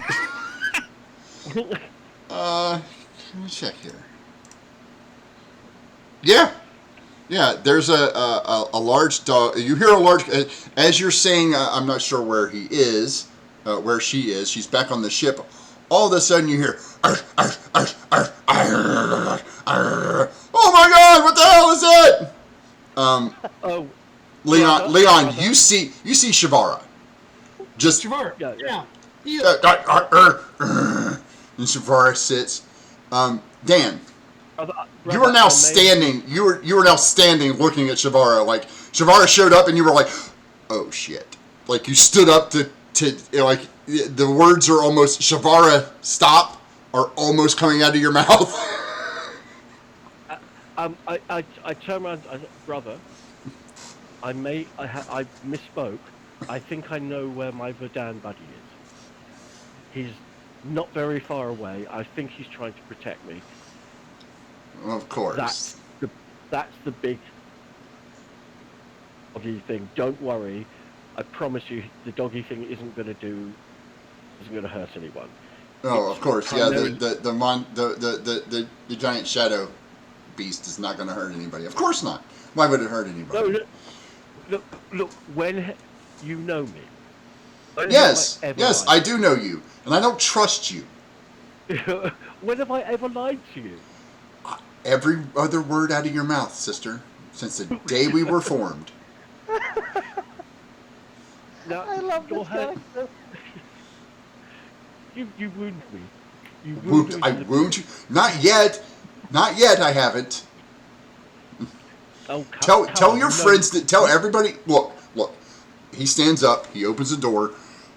All right, everybody who doesn't work for me, show yourself now. Nobody's gonna get hurt. I'm just tired of all of this. Okay, I'm gonna put my two fingers in my mouth and whistle really loudly and say, and then say loudly, "Okay, guys, you can come out now." I will not come out. In there awkwardly. I will keep hitting. Keep hitting. Like look at first I will look to Dan and said like, what the heck? The big guy said that he was gonna hurt Echo, and I just thought, Leon with her. Oh, Who was that? And who is she talking to? Oh, I'm stealthing. Like I'm Yeah. leaving. By the way, You're stealth, but Dan is talking to you. So he sees somebody talking to you. Oh God. look, just I'm No, pissing because loud. That's it. Look, it's all Dan right. can relay and communicate telepathically to orient, and like if we're stealthing, then Oh. presumably. Sorry, I should have Oh, that's a good clarified point. that. Oh Yeah. no, you no, I'm sorry. You stopped stealthing when you summoned the otherworldly hound. Okay, so I am basically standing up at my full feet of 6 foot Verdan Grace Jones glory, and Yes. telepathically relaying to Orient. I'm like, don't worry, I got this. No, you don't got this. Leon with her. This is why I leave Leon with her all the time. Look, so just come down. It's fine. He claps his hand. He's like, everybody out. Gronk, you guys Honestly, everybody go into the other room. guys, come on, Dad. It's fine. It's my. It's apparently this is my brother. All right, we're all good. I will give cross hand to Dan like I'm not like in mind I will not come. Just and tell like later on tell Echo. Oh, don't tell her anything. Just I will tell her that in her face later. Dan's gonna like start walking like slowly, like at this sort of like very like controlled, trying to make it look like I'm wary. I'm not entirely sure. Like down the steps, trying to stay within 30 feet of range to be able to keep communicating telepathically with Orient, and then just sort of go, "Your brother. That's so you did find somebody here in the city who knows who you are. That's good." Yes. It's a long story apparently, and I've only got about 10-15% of it so far. But look, we need to. I can't believe that you're from a cheese making family. I wouldn't have thought that about you. It's very prestigious profession. I can tell you that cheese making is not primarily the business that my brother and I were in. Does that mean I can grab some cheese? Oh yes, of course, please. Curds, whey? Or are you more in the yogurt business? Not primarily in the manufacture of dairy products. We're in the import-export business. Oh, so you're cheese distributors. Amongst other things. Yes. Yes, that's. What was the ogre's name? Gronk. Gronk, show me where the good cheese is. Gronk has left. He told everybody to get out, and Gronk is leaving before he gets turned into something. I'm gonna turn around to my brother and pull a few gold coins out of my purse and say, look, I'll cover the cost for any cheese that. Oh, I don't care about the cheese. He can have as much cheese as he wants. Yeah, okay. Look. Is there somebody nice and quiet that we can go and have a meal and have a drink, and I can get some more background, and you can tell me the whole story. Sure. Okay. Oh, you mean now? Oh. Well, of course you mean now. Of course you mean now. Of course. No. It's not like I have anything to do. It's not like I'm running an entire business here. So it's not like I have an entire city full of people that I got to take care of. But that's fine. Exactly. That's fine. No. That's fine. That's fine. We can do it later. Whatever you want, sister. Whatever you want, dear sister. Follow me. And he leads you back around the edge of the office. There's a door. You go through the door. You go down a hallway. And you go through another door, and you enter into a side entrance of a house. Okay. Awesome. And he's like, welcome to our humble abode. Well, look, thank you. I tell you what. Look, if you've got your room is still upstairs. If you've got business you need to go and take care of. Oh no! I would never dream of leaving you here without feeding you and explaining how things are. And okay. I of course wouldn't want you to feel like you're mistreating your house guests as well. No, of course. That would be unheard of. Look, your hospitality is well known and much appreciated. Your room is upstairs. It's the one at the end of the hall. Go freshen up. Your friends can use the servants' quarters down the hall there, and he points down the hall. Okay. And I will have some food brought out. Thadar, thank you. I really do appreciate it. Mm-hmm. And I will make sure that it's worth your while at the end of the day. Don't worry. Either a big payout or a knife in the back. Huh? Go. No, Odds no, are no. even. Listen, Odds are even. He's saying that he's just mumbling this as he's walking back towards the kitchen. No, I go up to him. I go up to him and I give him a big hug and I reach inside my pouch and I pull out. Now I've got a jade set of earrings that are worth about 60 gold. Mm-hmm. I'm going to say, look, gift from me to you, just to cover the cost of general hassle and aggravation. Here you go. And I'll give him the earrings and say, that just covers the general cost of aggravation. I appreciate your help. Thank you. He slips them into his pocket. He's like, no, go freshen up. You smell like fish. Yeah, I know. Well, look, I would really like to have a bath. It's your room. There's awesome. I know there's a bath in my room. Of course there's a bath. Of course there's a bath in your room. Oreo, you see them all leave through this other door. What are you doing? And continue cursing this day and looking. Orion's like, I'm trying to be sneaky, but I think I've gone way too far to the other direction. I think I've stuck myself out of this story. Looking like. Leon wants to interview the goblin to replace Orient in the party. Or not the goblin, the ogre. Yeah, because Orient's dead, as far as Leon knows. He's looking for another guy. The ogre is a great match for what the slot Orient filled. Leon thinks they're perfect peg in a perfect hole. How much? Why everything is going wrong with that small one? And why Dan did that? And everything's going perfectly well. It's going absolutely brilliant. It's just you're being left out because you're hiding all the time. Because it's like I'm avoiding trouble. Like I will every time. Like okay, I run from the ship, and able to avoid. Okay, I will come back to them. Oh, they come. They go to the people. That You've taken this paranoia thing way too far. I think.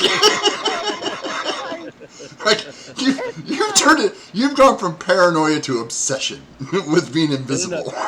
Like from schizophrenic, paranoid schizophrenic.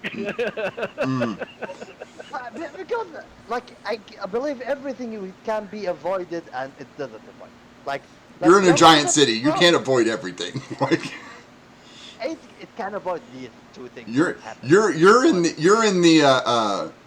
You're in the fantasy version of Chicago at the moment, okay? I remember you're gonna get noticed. I will try to sneak up, continue my sneaking, hiding, and try to reach their room. And of course, I will make sure 100% that Leon doesn't see me. Okay. Make a stealth check as you enter the room. Okay. Leon's got a wheel of aged Gouda under his arm. Awesome. Oh, nice. Bloody hell. Thadar walks in. Thadar walks in and goes, who are you? He looks right at you, Orient. Sorry again? He looks right at you. Who are you? I didn't. I want to reach the room. You're in the room. No, I didn't enter. I only reach. Because I will not enter a room that's Orient there, but wait, I don't know if you let me enter, but my idea is to reach. Okay, so you're in the hallway. I will try to sneak up, continue my sneaking, hiding, and try to get reach their room. Okay. Okay, so you're in the hallway. between the two? Yeah. Okay. Yeah, I will. So you're just on the look other side of and- the door, not inside the room. Yeah, the moment if I enter, I will make sure it's no one there. If I enter, I will try hide again. Oh no, you And did. wait. No, that's what I said. You hid in the room. You stealthily entered the room. But when he walks in the room, he looks right at you and asks you who you are. Oops. I will turn. I will. Doesn't turn. I will give him like a tail my back. I'm one of the. I'm one of. Ember. Did I hear? He said Ember. Nope. Okay. I'm with. I'm with her. Of course you are. Were you going to stab me in the back while she was busy telling me she forgot things, or are you just looking to kill her yourself, or does she owe you money? Believe me, killing her it will be nice idea. I want to do that, but she is a friend, and even if she gets me a lot of trouble, it can be avoidable. Uh, Leon, Orient is there. What the hell, dude? You're Oh dead. God! He's dead? He was No, dead. no. I assume I'm in my room at this point. Yes, your room is lavish. So just think of the room that you would want to make for yourself, Yeah. and that's the room. Awesome. And Yeah, no expenses. Money is no object for this room. I will. By the way, I will not turn. Like I'm still showing my back to. I think Theodore. Yeah. So. That makes it What? very easy for Leon to give you a bear hug. Ah, Leon, not the moment. Dan, as you come back from freshening up, you see Leon basically trying to choke Orient to death. See? He's not an illusion because you can touch him. I had to make sure. And I squeeze again. Okay, can I breathe, please? So, why are you saying that? Stepping the. She. I'm gonna stab you in the back. I don't know even you. Like, why do I care to stab in your back? Oh, I just thought that you were trying to sneak into my house so you could stab me because that's what you wanted. This guy, No. he couldn't stab anybody if he wanted to. Well, I have will keep have a silent seat. about that. The food will be out shortly. Yeah. May I There's ask there's your a name? my name is Thadar. Tadar. Nice to meet you, Tadar. You can't call me Saif. Sias? Yes. That's not your name. Yes, it is my name, Leon. Oh, okay. And I will look dead in the eye, Theodore, like it or not. This is the name I'm giving it to you. That's I. It's fine. It's fine. A uh, a beautiful elf comes in and starts pouring drinks.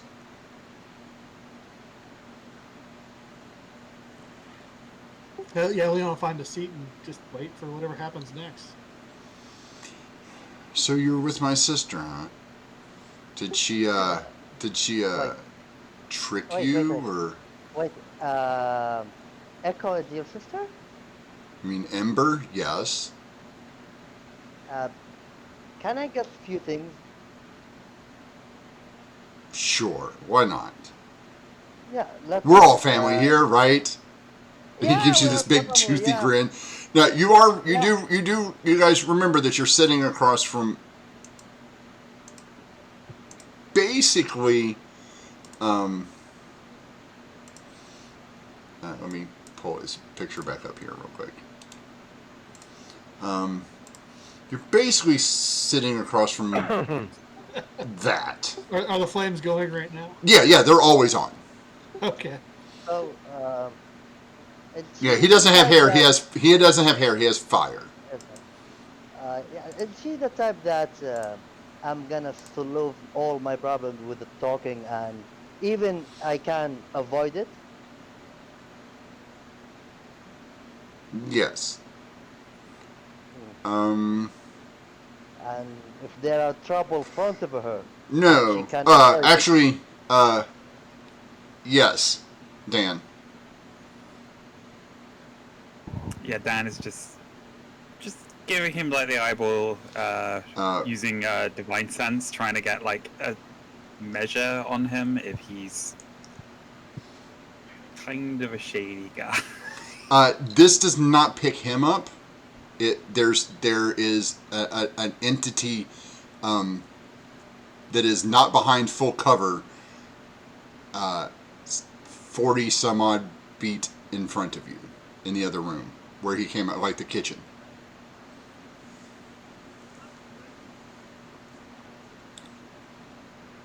So, tell me you're her brother. And she said, yeah, you are my brother, like that?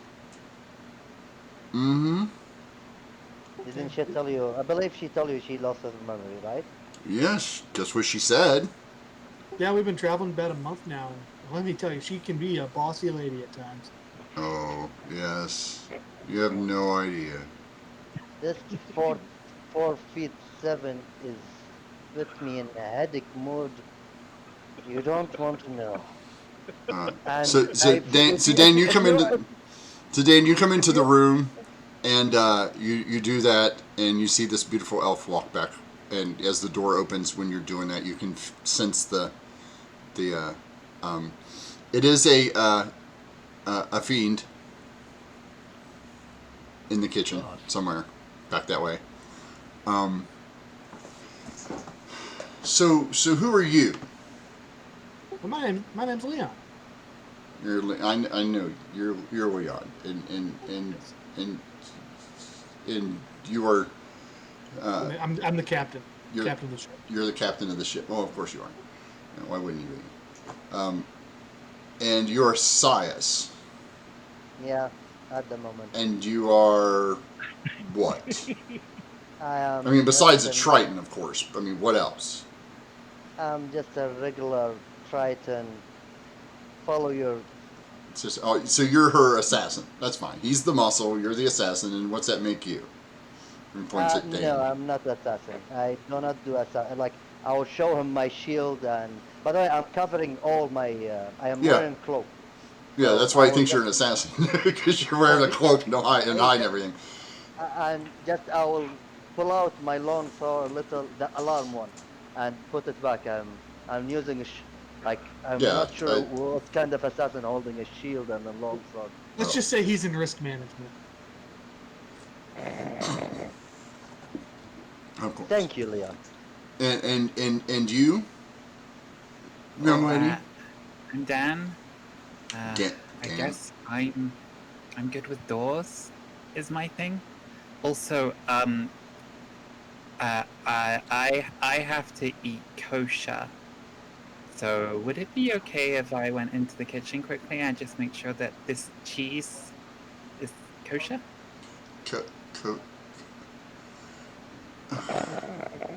sure. Go ahead. Why not?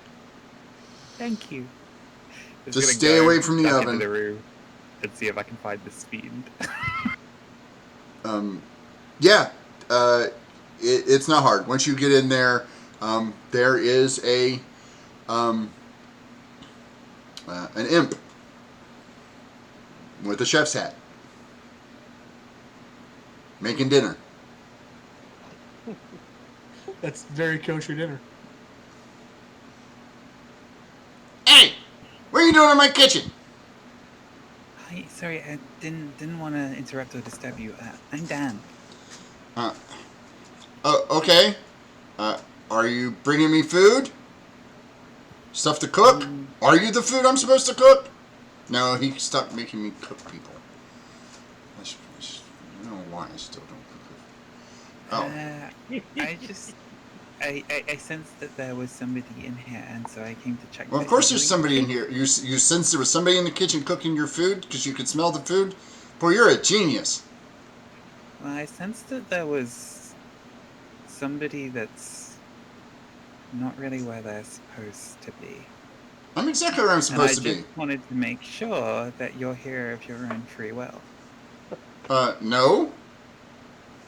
Do I look? Look at me. Do you think this is the profession I would have chose? No. I could I mean, just don't. operate you. Would you like that? No, I could I don't send want. you back to where you want to be. No, no, no, no, no. Look, granted, this is not exactly the profession I would choose, but I have gotten pretty good at pastries. Here, try one. And he reaches down and he hands you a little puff pastry. And he flitters over and he hands you a puff pastry. I really shouldn't. You shouldn't have dessert before dinner. It's fine. It's fine. I'm the cook. I should know when it's fine to eat stuff. Okay, I guess so. I will take a very, very tiny, tentative bite out of it and be fully prepared to use 5 points of lay on hands if I get any sense that this is poison. No, it is not poisoned. It is very good. It's a very good puff pastry. It's just a regular puff pastry. It's very tasty. You're right, you are good at those. See? I mean, if you were So you mean it more in the sense that you have higher ambitions for yourself and that you wish you could progress further rather than you're here as a slave? Well, yeah. I mean, technically, I'm bound to his service. But one day I hope to get out of that and then open my own bakery. And Dan's gonna relay telepathically. If I can help with that, I would like to. Oh. If I can break your bond. Oh. Well, I appreciate it and all, but I don't think you're up to it. No offense. Maybe not yet. But I will be. Someday.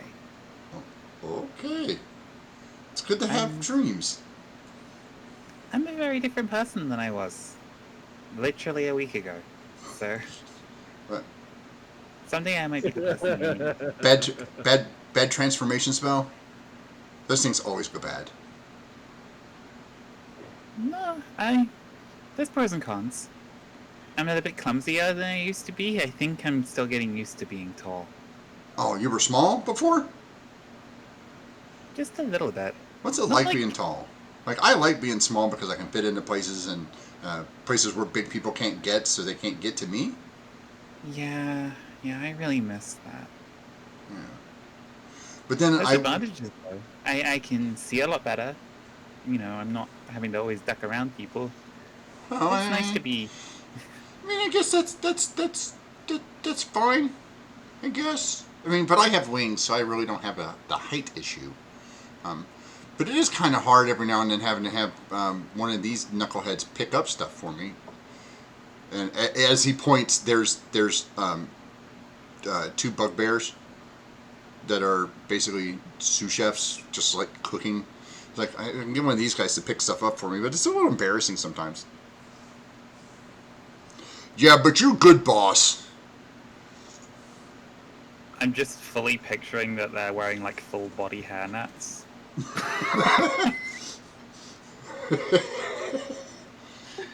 Bugbear might be the worst race in D&D to be a cook.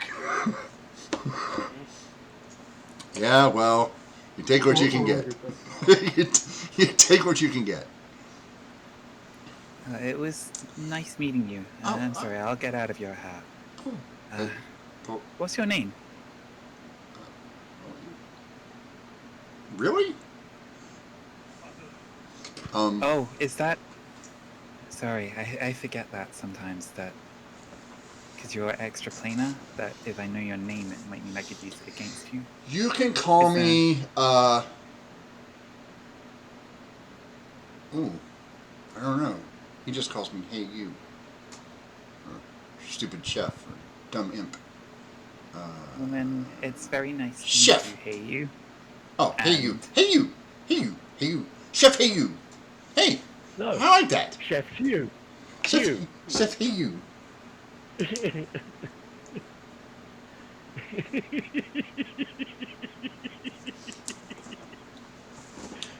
Chef Hugh.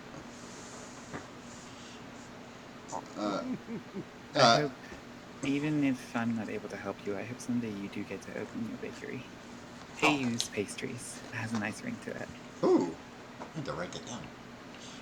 He goes over to like this little cookbook, flips over a couple pages, and scribbles something down, and closes. Nice to meet you too.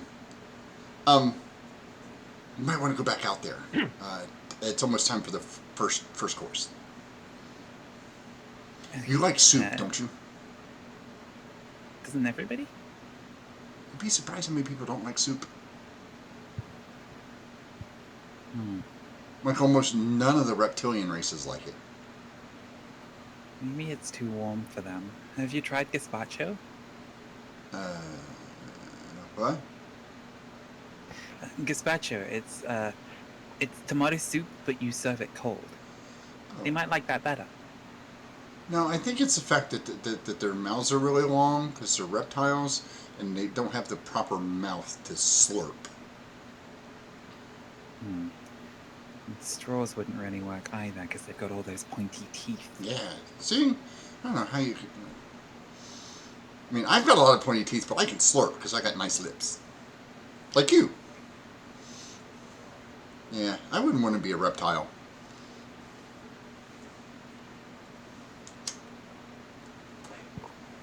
And Dan's just gonna have like a quiet little moment after he talks to this guy and just be like, "You need to go to a temple soon. I'm a starter." Mm-hmm. And then just give like a cheery little wave and duck back out through the door and just go and report and go. Everything's kosher in there.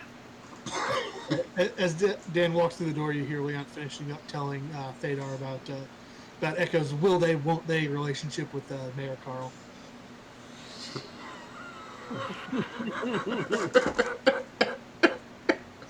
Echo, what are you doing? I'm currently luxuriating in a really hot, bubbly bath before pampering myself for at least 10 or 15 minutes with a variety of cosmetics. And then I'm going to the wardrobe, because I'm sure I would have left an extensive... in fact, if the wardrobe isn't a walk-in wardrobe with at least 3 rooms in it, I'm going to be very upset. And I would suggest I would pick out something elegant and classy to wear. Most of these have been cut into pieces. For God's sake! You can find one that's not quite as elegant as you would like, but it's definitely much better. Like it's 100% better than what you've been wearing. Fine. Well, that'll do. That'll do for the evening. I'll keep the bag of holding on me, but a pack, armor, weapons. I don't think I've got any weapons. Well, I've got a dagger. I'll take the dagger with me just in case I need to stab something. But I'm going to just basically sort of dress myself again. Actually, I'm going to tape the dagger to the inside of my thigh so it's not showing, but it's got easy access. Well, the garters have a sheath on it. That'll do. That you have. Like when you get dressed, you're like, oh, yeah, of course I would have a garter with the sheath on it. Like that's, why wouldn't I? Right? Like, it's a nice little like autumn colored, browns and oranges and reds dinner dress. It's a dinner dress. Like it's not super fancy, but it's a nice dinner dress. No, you have some nice. You have some nice jewelry. Nothing too expensive or gaudy, but no, that's right. I'll put on something pleasant, and I'll. One of the elf servants comes in and goes, "Would you like me to destroy those?" She points to the clothes you've been wearing. Well, no, I want to keep the blue silk dress because it gives me an AC bonus. So you want to keep that? Okay. I need to keep that. It's a dowdy traveling piece so that I don't draw attention to myself. Oh, okay. But this other stuff you want us to the boots and that thing you call a shirt. Yeah. Just make it go away. Earn it. Yes. Very well. It's not fit to be given to beggars. Yes, she literally just kind of picks them up. She's like holding them with her head turned a little bit, like. No, I understand. I understand your disgust, my dear. It's been a long journey. I've been on a boat. It's been horrible. Oh, But I'm so. we're at least back to civilization now.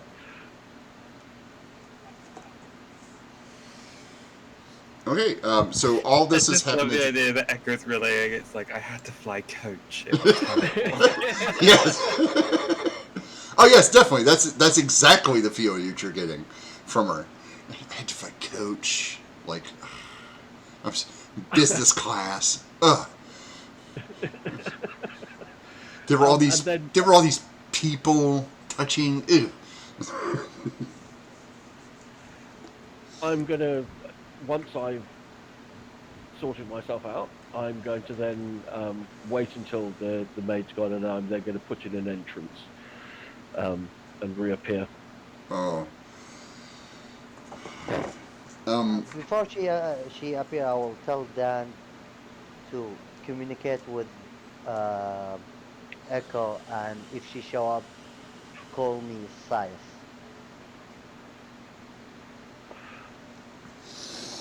Echo, you make your appearance, and he's like, finally, your soup is getting cold. I'm terribly sorry. And I'll sit down. And start. Oh, wait. And you see him point at your soup bowl, and his finger wiggles just a little bit, and you see the steam start to rise off of it again. There you go. Wouldn't want you to have cold soup. Thank you, brother. No, I mean cold soup. Who the hell has cold soup, for Christ's sake? It's gazpacho and it's delicious. And Dad's gonna reach out telepathically and relay, as Sias has asked, to Echo that like he's going with Sias right now. And I'll silently pulse back to him. Okay, no problem. So, my dear Ember, you still haven't told me what happened to that goblin that you took with you. You see this delightful, statuesque, glorious lady here? Who, her? Meet Dan. Okay. That is the Dan that I left with. I did say that she'd gone through a few changes. You left with a goblin, not a Verdane. No, I promise you, they were a Verdan because this is what happened. Well, I can tell you it's a goblin because you picked him up from the goblin tribe that lives near your circle. Because they're the ones that worship you.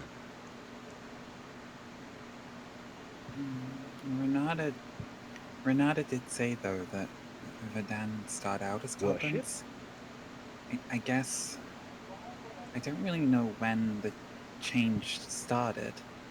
It's possible that I'm the goblin that was with Echo. It's possible that you traveled with another goblin. It's true. Sorry, let's go back to this worship thing. Yes. Yeah, she like it. Yeah, what? You don't remember any of that either? No, of course not. You spent. How do you not remember spending 200 years being worshipped as a goddess? Believe me, if I could remember that, I'd be wallowing in it. Of course you would. Except the fact that one of your followers, hence the goblin, brought you an orb as a gift. A gift, as it were. An offering. An offering. Yes, an offering. And you couldn't decipher it. And you couldn't use it. But the little bugger seemed to have some sort of communication with whatever it was that was running it. So you kept him along. What did you call him? What did you call him?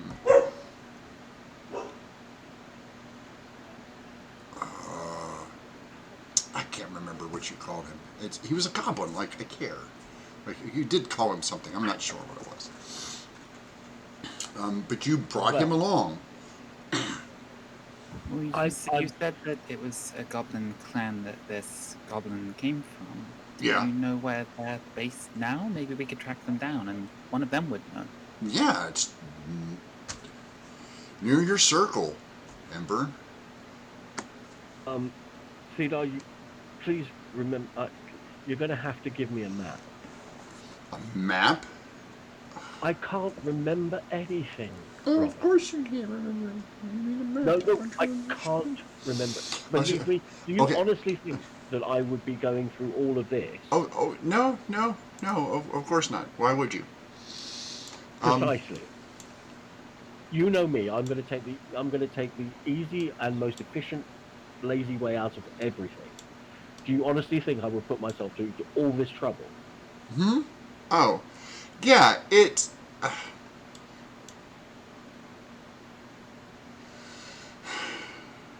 So you're. Sorry, Theodore?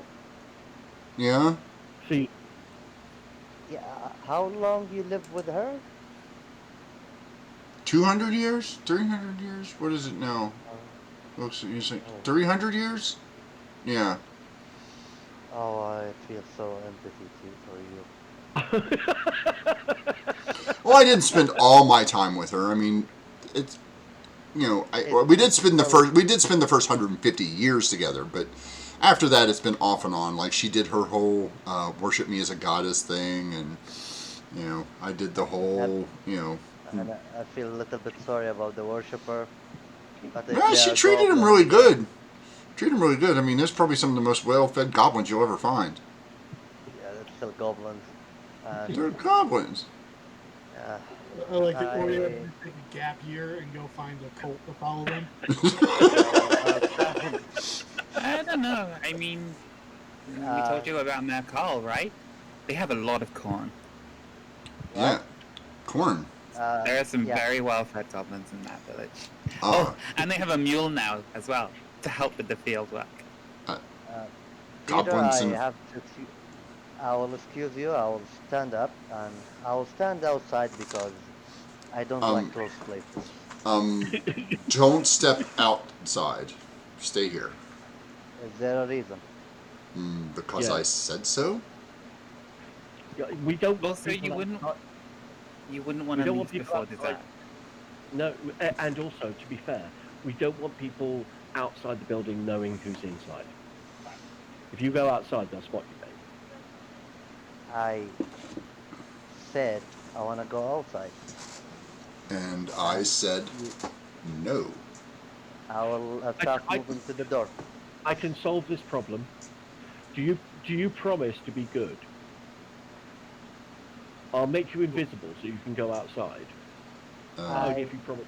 Why? First of all, Echo, I said I will stand outside. I feel very suffocated of this place, and I'm feeling very tired.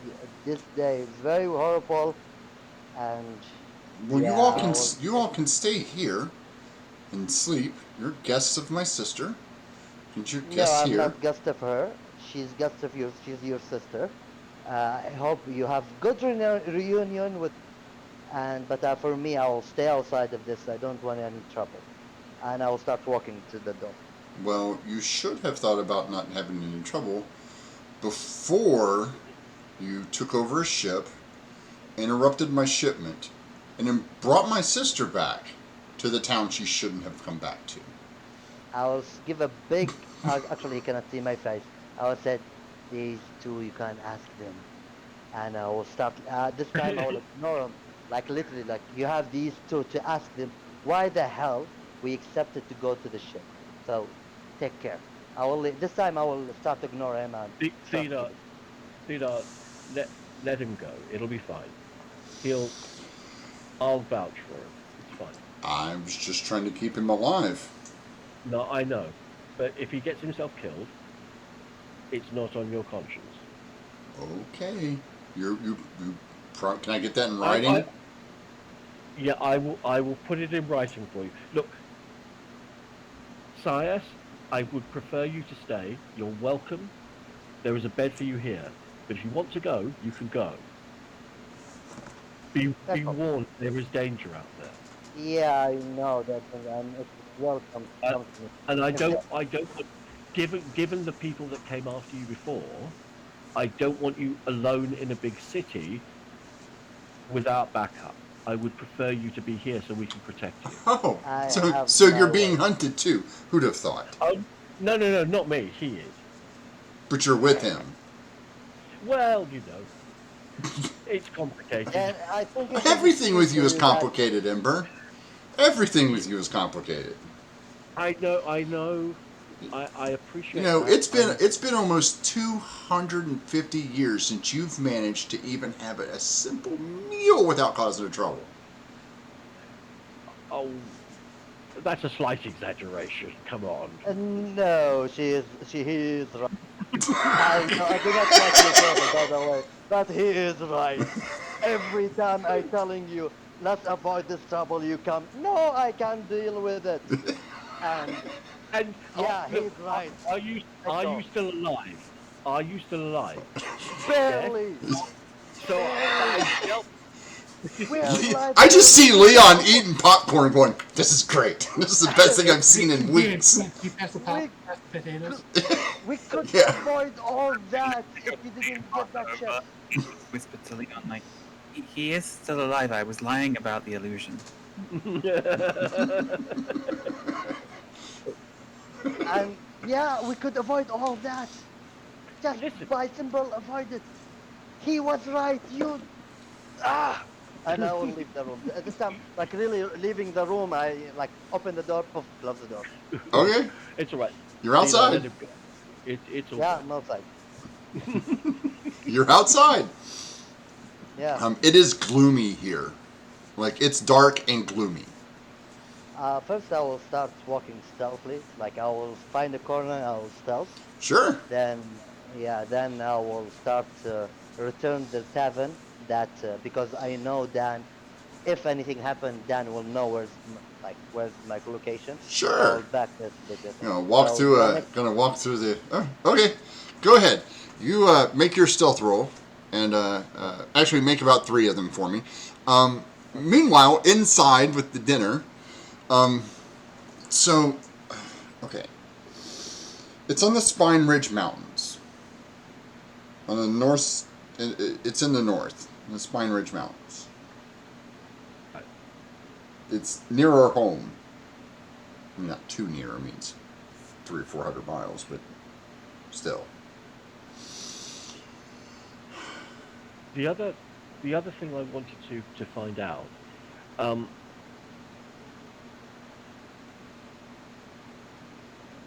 Do you know if somebody was trying to smuggle fey creature on the ship? No.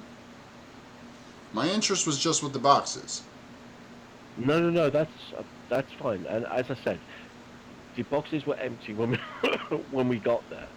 We Sure, were they were. picked up about no. We were picked up about 2/3 of the way through the voyage on a beach. We rendezvoused with these people.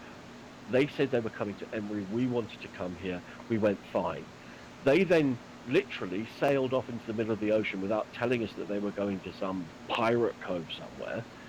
And then, when we asked what was going on, they revealed themselves to be unholy undead creature beasties and attacked us.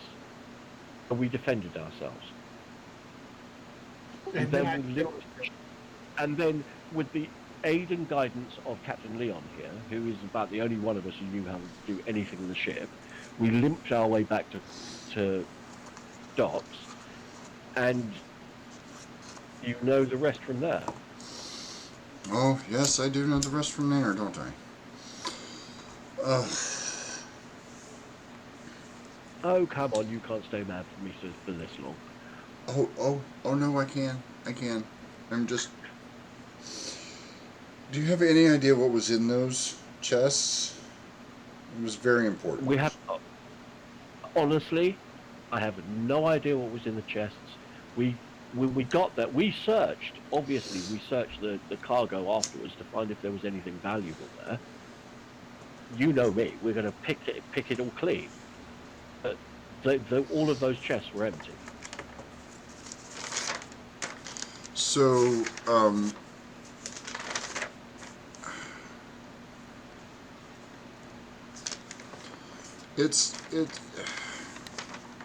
I don't like dealing with those people in the first place. Well, look, do you want me to deal with them this time and solve the problem?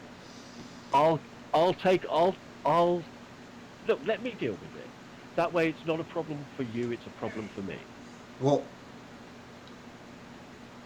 I paid. You just put me in touch with them and it'll be fine. I've already paid half. I was going to pay half on delivery.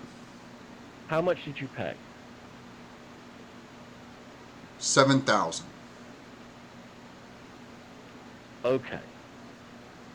That's a lot of money.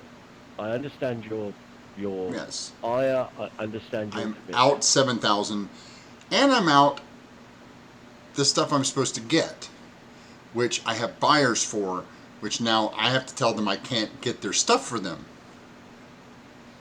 Which. And how much were you expecting to make out of that? 35. Okay, so we're talking 42k here. Yes.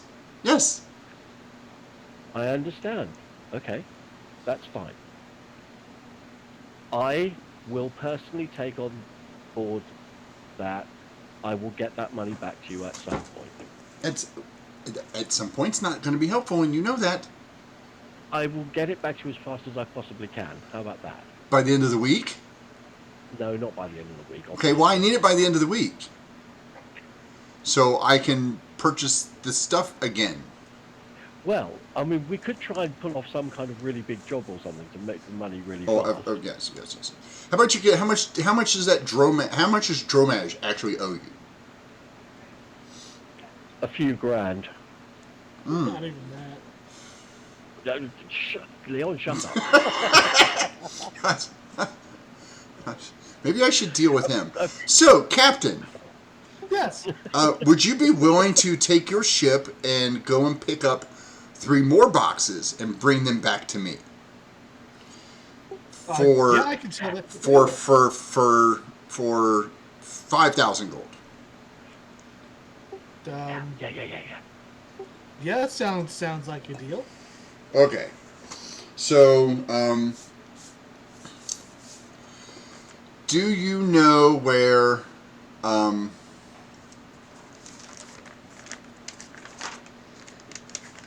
Yarby Hearty Pirate Cove is? No. The Isle of Sirens Tears? Yes. The Isle of Sirens Tears is? I don't think I've ever been there before.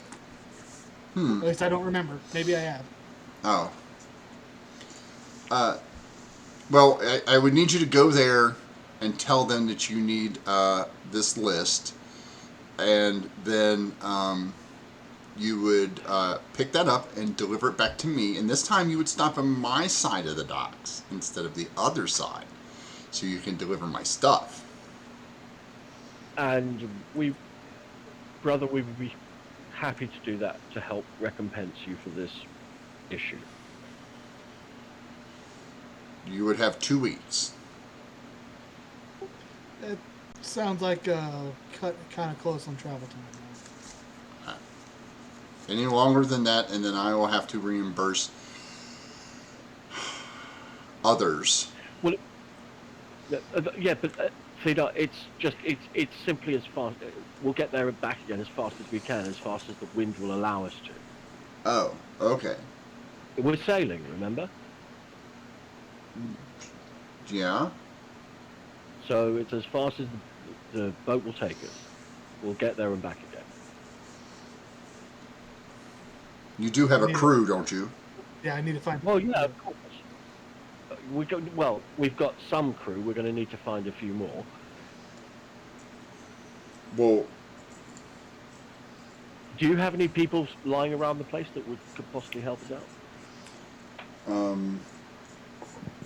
It might be helpful if we downgraded to a smaller ship, something light but that can still be fast to just get there and back as quickly as possible. If we're only picking up 3 chests, we don't need an extensive cargo hold. That's true. And we'd be happy to trade in the big one for a small one. Oh, no, that's not yours. Okay, well, surely the lease. Well, I obviously wasn't paying the lease on the bloody thing. I mean, how much is? Surely it'd be cheaper to lease a big one than it would be to lease a smaller one. The other way around. It would be. You didn't destroy it, did you? There's nothing wrong with the ship. No. We, as Captain Leon pointed out, we sailed it back again. The only reason we weren't going at full whack was because we only had half a crew, and most of them didn't know what the hell they were doing. I can supply you with a crew. Fantastic. And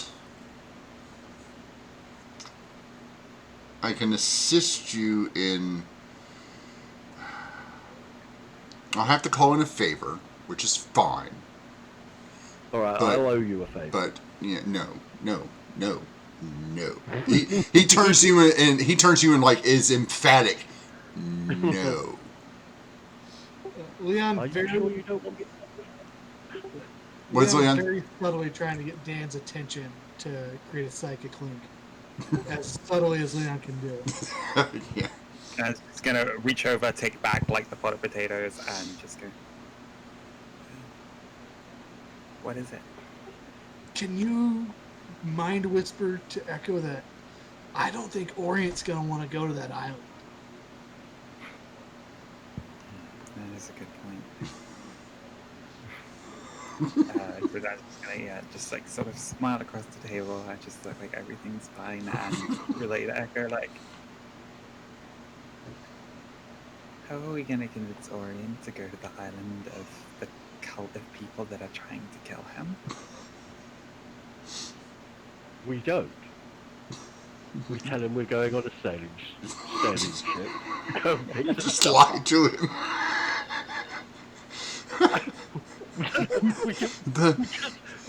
we don't lie to him.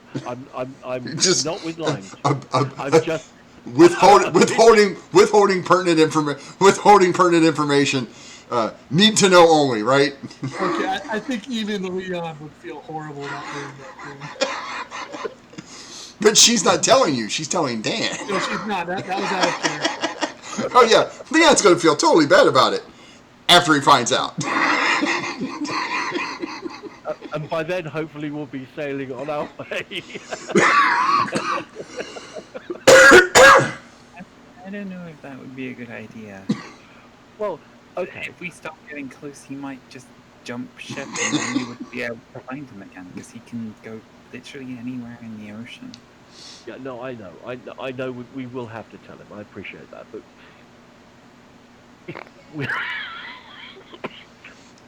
your brother's like, if you guys want to talk, you can just talk.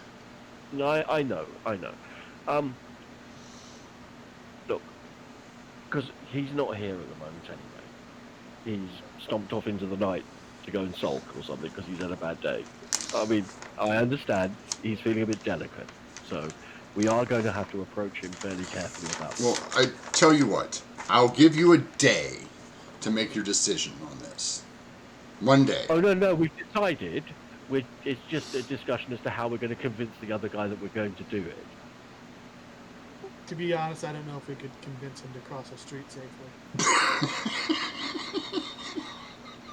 No, well, that's very true. But on the other hand, we might be able to convince him that it would be safer with us, away from civilization where he might get recognized, than if he's in a big city where he doesn't know who might be coming after him from what angle. Play on the paranoia. It's safer on the open seas. Come with us.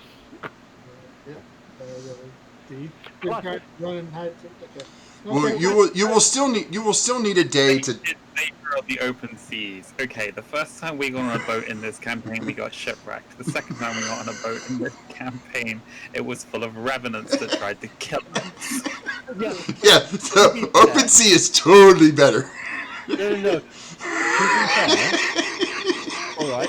this time. No. To be honest, you missed one. Though you got on a ship that was attacked, taken prisoner, then shipwrecked, then attacked by revenants. Okay, make sure you get that order proper. Make sure you get that in the proper order. But that was before we were in charge. Yeah, okay, because it totally makes things better. You know it's going to be fine. Yeah, I'm sure. We'll take a day to discuss. Yeah, he says you're going to need a day anyway because you're going to have to go discuss the ship problem with the Shipwrights Guild. One other thing, brother, if you could, there's a little piece of information that I am looking for. Could you tell me where carbuncles are indigenous to? If you don't know, if you could find carbuncles? out. Yeah. The Ashwood Forest. Okay. I tell you what, when I get the map from you as to how I can go and find my grove again, stick on the map Ashwood Forest as well, please. It'll all be labeled. Okay. Just point it out to me so I know where it is. Okay. It'll take some time to get a map of the whole place. I mean, Orden's a big place. Look, I appreciate that. If there's any expense involved, let me know, and I'll tell you what. I'll push 20 gold pieces across the table. Look, here's for your expenses. Oh, please stop trying to hand me what little penance you think I deserve. Okay, this is going to cost much more than. It's not polite. Yeah, I know, but I'm trying to... You're being condescending again. You think that all I'm worth is 20 measly gold when you know that the strings I'm about to pull is going to take at least 10 times that. I know, but I'm just, don't worry. You're going to get sorted out. Keep it. I Keep promise. it. No, keep it. I don't want anything from you. Okay. Just want you to just. Let's finish our dessert. Dessert? Have a nice coffee. And then retire for the evening. Okay. By the way, I did roll the stealth check. Yes. The 3 of them. Mm-hmm. I will get to you. So you guys finish your dessert, which is a cream puff with chocolate and cherry on top. Have your coffee. Talk about some random things that don't gain you much information, except you learn a bit about the city, the layout and whatnot. The map will be provided, will be delivered tomorrow sometime to the ship. Okay, perfect. And then you all head to bed. Orient, on your trek back, right about there, since you got turned around a little bit, as you're coming down, slinking down one of the alleyways, a hand reaches out, grabs a hold of you. You feel a bag go over your head and you're struck in the back of the head. I couldn't react or do anything? No. There are more of them than there are of you. You have been waylaid with your 10 stealth. Like, the first thing, like, because you asked me for 3, okay. Yeah. So, at least, like, I get knocked, like, immediately? Yeah, like they throw, like, hands grab you, one goes over your mouth, a hand goes over your mouth, a bag goes over your head, and somebody whacks you in the back of the head with a blackjack. I believe because I think Orient will walk carefully and will be like holding his weapon all the time. Not sure, but it's okay. Yeah. Trust me, you're not dead. Yeah, I know I'm not dead, but I am very mad Well, I mean, at it's just a perfect ending to a perfect day for Orient, right? no. I mean, Orient now when he wake up, he's gonna slaughter everyone. Probably. Like, and he will go back to the Tudor and kill him, one of the way of other. And we are going to end it there with you guys having a nice night, and Orient being Triton napped. You know, Dan, this Thadar guy's pretty good bloke. Put us up for the night, fed us a nice meal. Real stand-up guy. Well, he is my brother. And a kingpin. So I mean, that's Orion's version of I'm gonna make you an offer you can't refuse. And he would be like that to the rest of you, but you brought his sister back. So Well, technically, the sister brought us. yeah, one way or the other. Yeah, she did demand the meeting, by the way. She did demand the meeting. Yeah, no, absolutely. I'm glad I did. Oh. It may have made it a hell of a lot more complicated, but at least I have a few answers. So we're going to do, as we always do, and we're going to do our affirmations, where we talk about our favorite moments from each character and our own. So this time we will start with Sai. This is kind of a big day for you, huh? Yeah. Well, yeah. Meeting my brother was probably my favorite bit, and trying to figure out what the hell is going on. Yeah, meeting Ember's brother. No, that was awesome. Anybody else a favorite Echo Ember moment? I think she keeps stacking upon. The ultimate Karen moment today was, I don't care how far it is. I don't care if it's a secret hideout. Take me to see your manager. She talked an employee to walk her halfway across the city. It was a small moment, but I loved the description of Echo climbing 30 feet up the rigging and then Misty stepping the rest of the way so that she's not going to get calluses from the rigging. It's like, oh wait, I'm climbing? Why am I climbing? What? This is why people have magic. That and having just such a brilliant reaction to Dan getting curious about, like, oh, you know the goblin clan that I might have come from? I might have some context. He's like, yeah. They were worshipping me as a goddess, you say.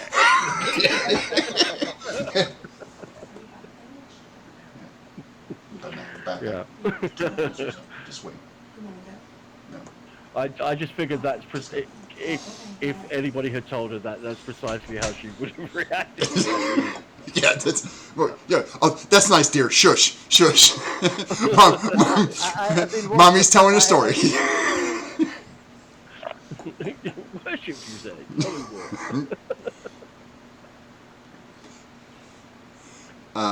Or knowing what I know about Echo now, I'm surprised she ever left the grove where she was being worshipped. Must have been a powerful orb to do that. Yeah. Oh yeah. Manam, your favorite Orient moment?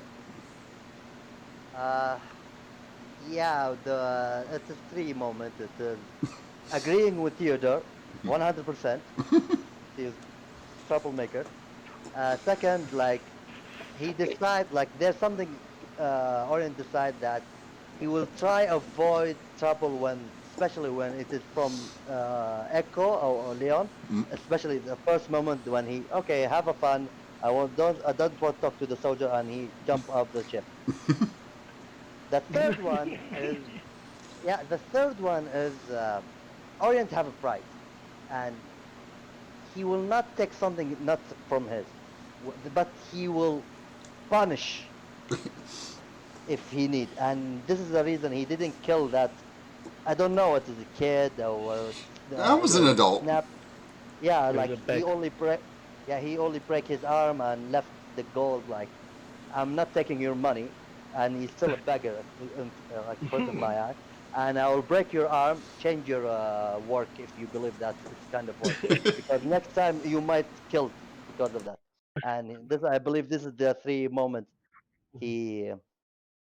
It's awesome for me. Like, cool. Yeah, that was definitely the one I was going to bring up, was the encounter with the beggar in the alleyway. Mm. How it's like the Orient started out as like a very lawful good character, and then he's had the context of like his association with the cult, and he now has Ebony Claw, and so it's like he's now lawful evil.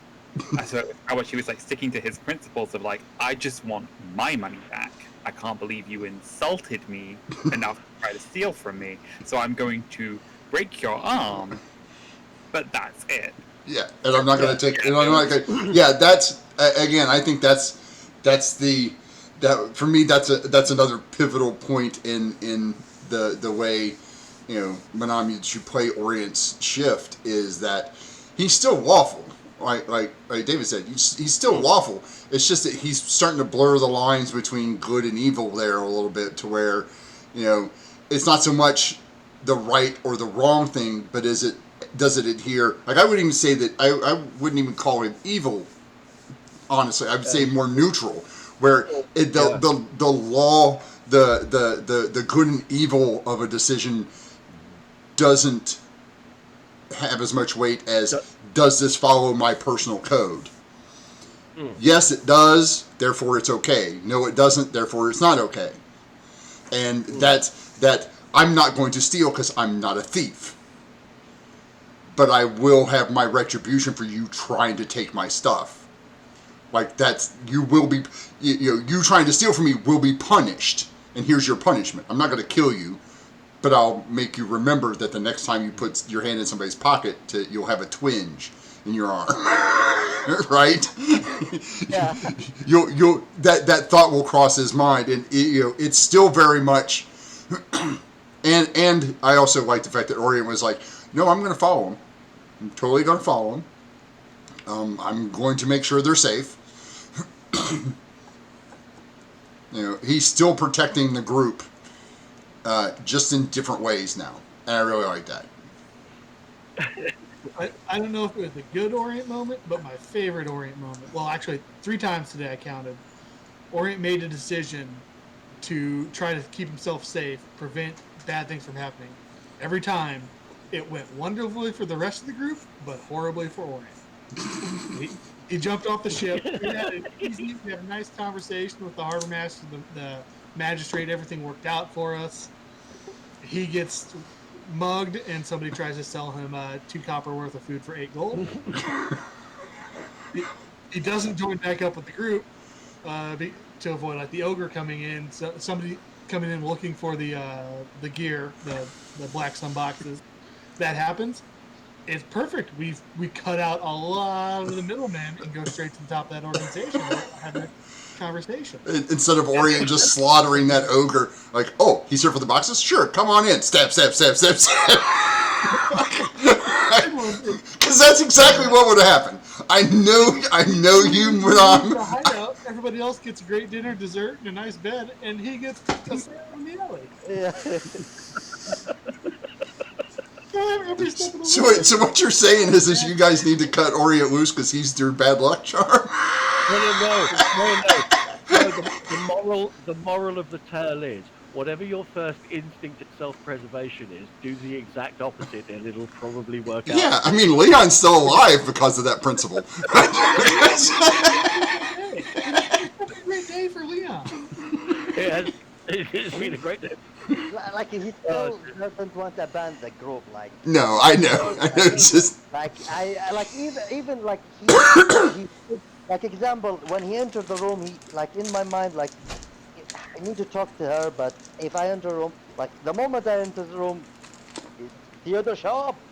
And, okay, do I have to stab him? No, bad idea. And like, this is really one of the reasons, like, to stay to this place, because I am staying in the criminal base setting, and that little one think like I'm gonna stay here for people to search, and she told him, "Hey, by the way, there are people searching for you, like hunting you." Thank you. I will not stay. Then immediately you give your new name, and Leon just goes, "That's not your name." Yeah, I'm like, And then he's like, "That's the name I'm giving you, and that's the one I'm sticking with." And the guy's like, "Whatever. Like, you are not the first person to give me a fake name." And he came in to talk to me. Robert, your favorite Leon moment? I really enjoyed navigating the ship into the harbor. That was awesome That fun. was fun. It gave Leon a chance to show off what he was great at, and the dice rolls really helped him out. And that was just a fun one. yeah. I like. Captain Leon on deck was awesome. I have to say. I like the idea that Leon, like, I think even Orient point that he friend everyone and half of them killed by his dad. Well, no, I tell you what, it was a little moment that I really enjoyed, which was the guy who came on deck looking for his 3 crates of hats and scarves and Leon said, "Right, oh, I'm standing there, it's like, right, I'm going to take the hat off and just like try to put it behind my back." That was just really Dan's wearing 2 scarves, the other 8 are piled up in the corner of the room. Like, this box has been opened. You don't say. Dan's like, yeah, and Echo's like, well, maybe, I don't know. But everything happened before we got here. Like, that's Echo's story. She's sticking to it. Doesn't matter what went wrong. It happened before we got here, or it happened during the fight. I love that Gronk, the ogre, was really worried that, like, the boss was going to be mad at him and he might be out of a job, and so he was, like, asking Leon, like, is there room for me to hide out on your ship? Could I maybe be part of the crew?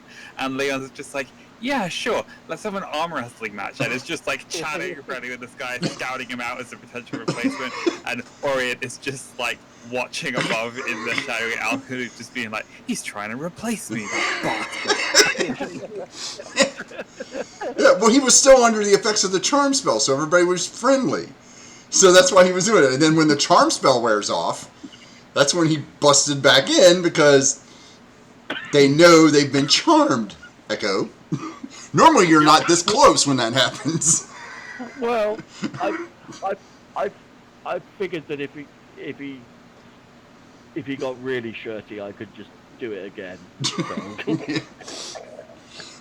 Yeah, I liked Leon proving to everyone that he belongs on a ship by, the descent from the crow's nest. Like, that was spot on. Motivation behind it. He'd always wanted to do that, but everybody had always told him no, and now there is nobody that can tell him. Yeah, I'm the captain. I just see the clocks, the wheels turning, and Leon's, man, I wish I could just jump down from here.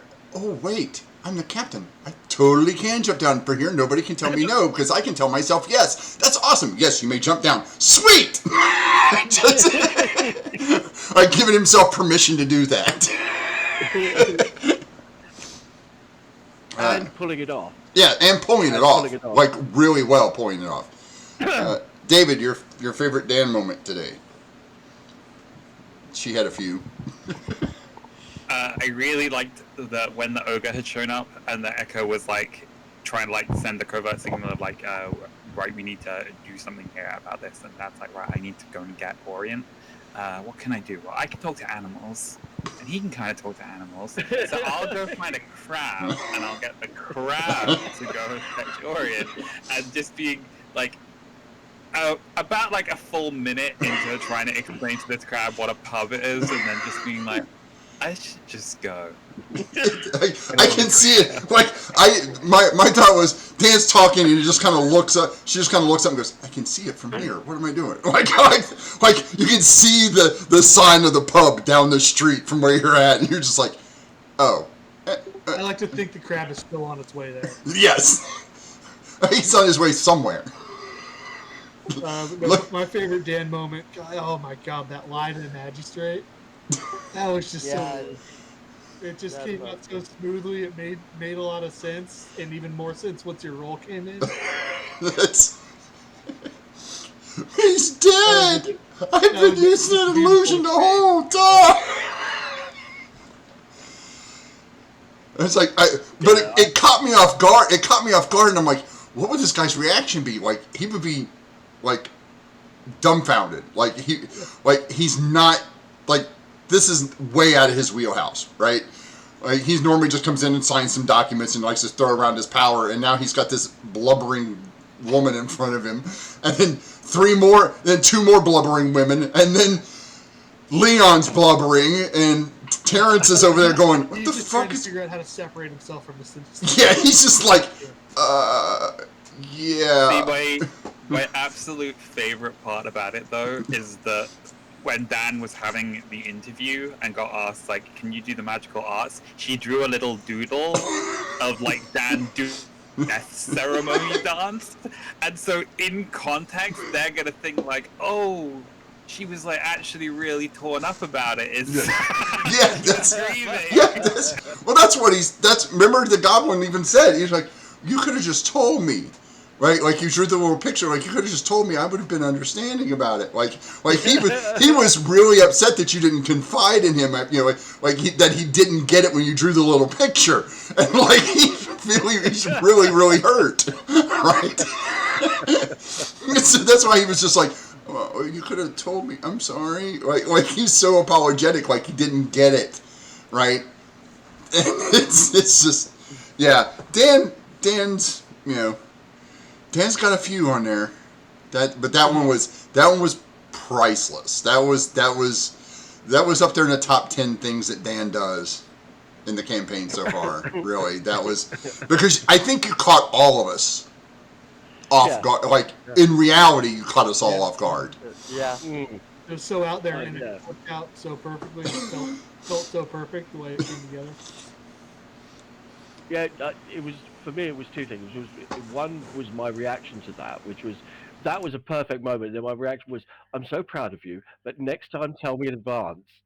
And because I think that's exactly what Echo would say. It's like, okay, I finally got this person who's generally a really kind of curious and naive, generally quite naive, or comes across as being quite naive character, and I'm teaching them to learn how to lie effectively.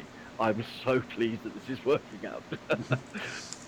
And the other thing that I really liked, it'll come back to me in a second. Sorry, my brain just went there. Another thing about that lie that I loved was Leon rationalized that's why Orient wasn't doing what he was told to do. Yes. He just rationalized, like, oh my god, I thought he was just bad at it. Like, what? Oh no, the other moment was I was telling Thirdar that I didn't know where Dan was, and suddenly this great big black hound arrived, and it's like, I think I've got an idea of where he might be. I don't know where she is. Perfect. Fuck. Let me rephrase that. I think I know where she might be. And I like the fact that I can just see Shavara in my mind. Shavara jumps down, appears, and starts circling him, and starts barking. But because Dan didn't tell her to attack, she's just being protective. And then Leon's like, down, like bad dog. Shavara, sit. And she's not listening. Like, she looks at him and was like, right? Yeah, but it was just the timing on that was perfect, because it was literally as it was coming out of my mouth, it was like, I think he's back at the ship, I'm not sure where he is, and suddenly this hound appears, like, circling around and going, I've got a pretty good idea that I know where they are. I can't be certain, but I can't, pretty sure. I can probably throw a rock and hit her from here. I'm just saying. Your favorite story DM NPC moment? You and Wait, I have something. I need to Go just ahead. make sure. I'm sorry. I'm sorry. Two things, and I love it. Theodore, I like him. Like everything about him. I understand he's like a big man, like a king being, but he's still like okay. He care about his sister, but he knows she's annoying as hell, and how trouble she is. Yeah, the whole time I'm playing him, he's like, yes, yes, that's exactly right. That's exactly like just the little Orient's over there doing the little puppy thing. That's right, boss. That's right, boss. You tell her. You tell her. Like even when Orient's leaving and still bashing his sister like I hate you, but I still agree with you. 100%. That's kind of what I was going to say. You and Spy hit that brother-sister relationship perfectly. You could have convinced me you two were actually brother and sister during that whole thing. You're so sniping at each other. Oh, of course they're doing that. The second thing is that one that shocked me. Like I was surprised, but Orient doesn't know that when Ebony show up and called Dan flat, like what the hell? Like it is a good moment. Like when she have an ID that let's say all active person. Like Orient in his mind, like where did you learn that from? Where? This is the thing, one of the questions, but he didn't want to think a lot because that. So, but Ebony to show up and threat, that was a good moment for me. And that just that's normally for Dan. It's like, oh, there's the voice in your head. Let's talk to you. It was a really fun moment to play out because it was just having that reaction there. Dan just being so like bright and cheery and just like, oh hey, it's nice to meet you. Don't worry, it's a lie. Yeah, she believed it. Like, okay, but I'm warning you. Yes. Well, she is an evil mistress. So I mean, that's like that's kind of the way she would react. That's why I made you make the wisdom save, and I was like, she can hear all of this, and would Dan but she doesn't have a lot of context, right? Because she can't really, she doesn't perceive a lot of what's going on. So it's lacking context. Basically, you're on the phone with some other girl, and she's like, we can just go over here and pretend we do what prostitutes do. And she's like, what, that bitch. Give me that phone. Just. I thought, for real, I thought she's gonna show up in the first of the session. When I start talking with Dan that if anything happen, Orient, Nope. but that then she show up of, hey, this is mine, no one touch him, only me. He is belong to me. Anybody else? Any NPCs I had an enormous amount of fun with Theodore and kind of just adapting to that very quickly in my head. Going, okay, right. Now I have to. Okay. It's kind of hostile, and I don't know why, but I'm going to try and wheedle him around my little finger and see if that'll work. And I'll give him some gold. Yeah. It's just like you ignore his hostility like a sister would do. Yeah. Yeah. And he knows you're conniving, so all those like, oh yes, but shut up. No, look. Nice try, but after 300 years, that shit's not going to fly with me. All right. I loved the NPCs and the like bureaucracy of the harbor master and the scribes, and then having to wait for the magistrate to show up. It just gave like a strong sense of like how the city functions. Yeah. Did you guys like everybody's little card? That's good. That was a lovely touch. The beggar giving Orient card like. Honestly, I'm a registered pickpocket. Yeah. Yeah. Oh, come on, man. Like this guy, like first he catch you, he have eye burning, wanna kill you, like he's an inch to do massacre. Yeah. And you go pissing him off. Well, because you can't. He was just trying to, let you know that you can't really kill him for it. Like, you can turn him in and whatever, but you shouldn't kill him. Like you're reasonable. Here, I have my card. It's a job, man. Yeah, it's just a job. Like, I pay my I pay my union dues. Like, that's like, Yeah, I hope you are there for that. Like every time you're gonna pickpocket, I No. get my arm poked. Yeah, and I'd like to give a shout out to Terry Pratchett for that idea from Ankh-Morpork. His books in RimWorld, where Ankh-Morpork, everything is legal as long as you have your license on you, which makes the cops' jobs almost nil. This is not quite that, but that's where I got that idea. I don't know, my favourite joke about the guilds in Ankh-Morpork is the fact that the Jesters Guild and the Assassins Guild are directly next to each other, and the Assassins Guild is like bright and full of laughter that gets steadily less as like the Assassins get better at killing each other. And the Jesters Guild is always miserable because being a Jester is like the most thankless job in the world. Yes. And I like the fact that the clowns call that their real face, and that the face without the paint is their fake face. Like, they stole his face, and Just kind of come hither, fool. Yeah. And the fool jiggles over miserably. well, I'm glad you guys like this. No, it's really good. Again, another reason why I want to make sure we had everybody here, because this was kind of a full-on throw everybody in the deep end kind of thing again. I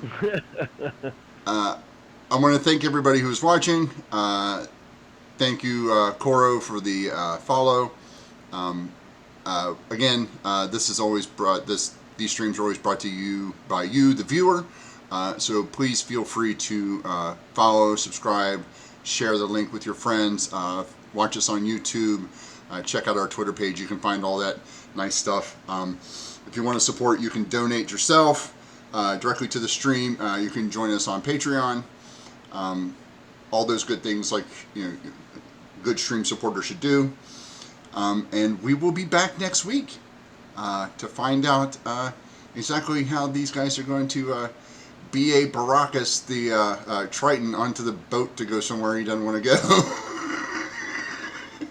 If they manage to get that far.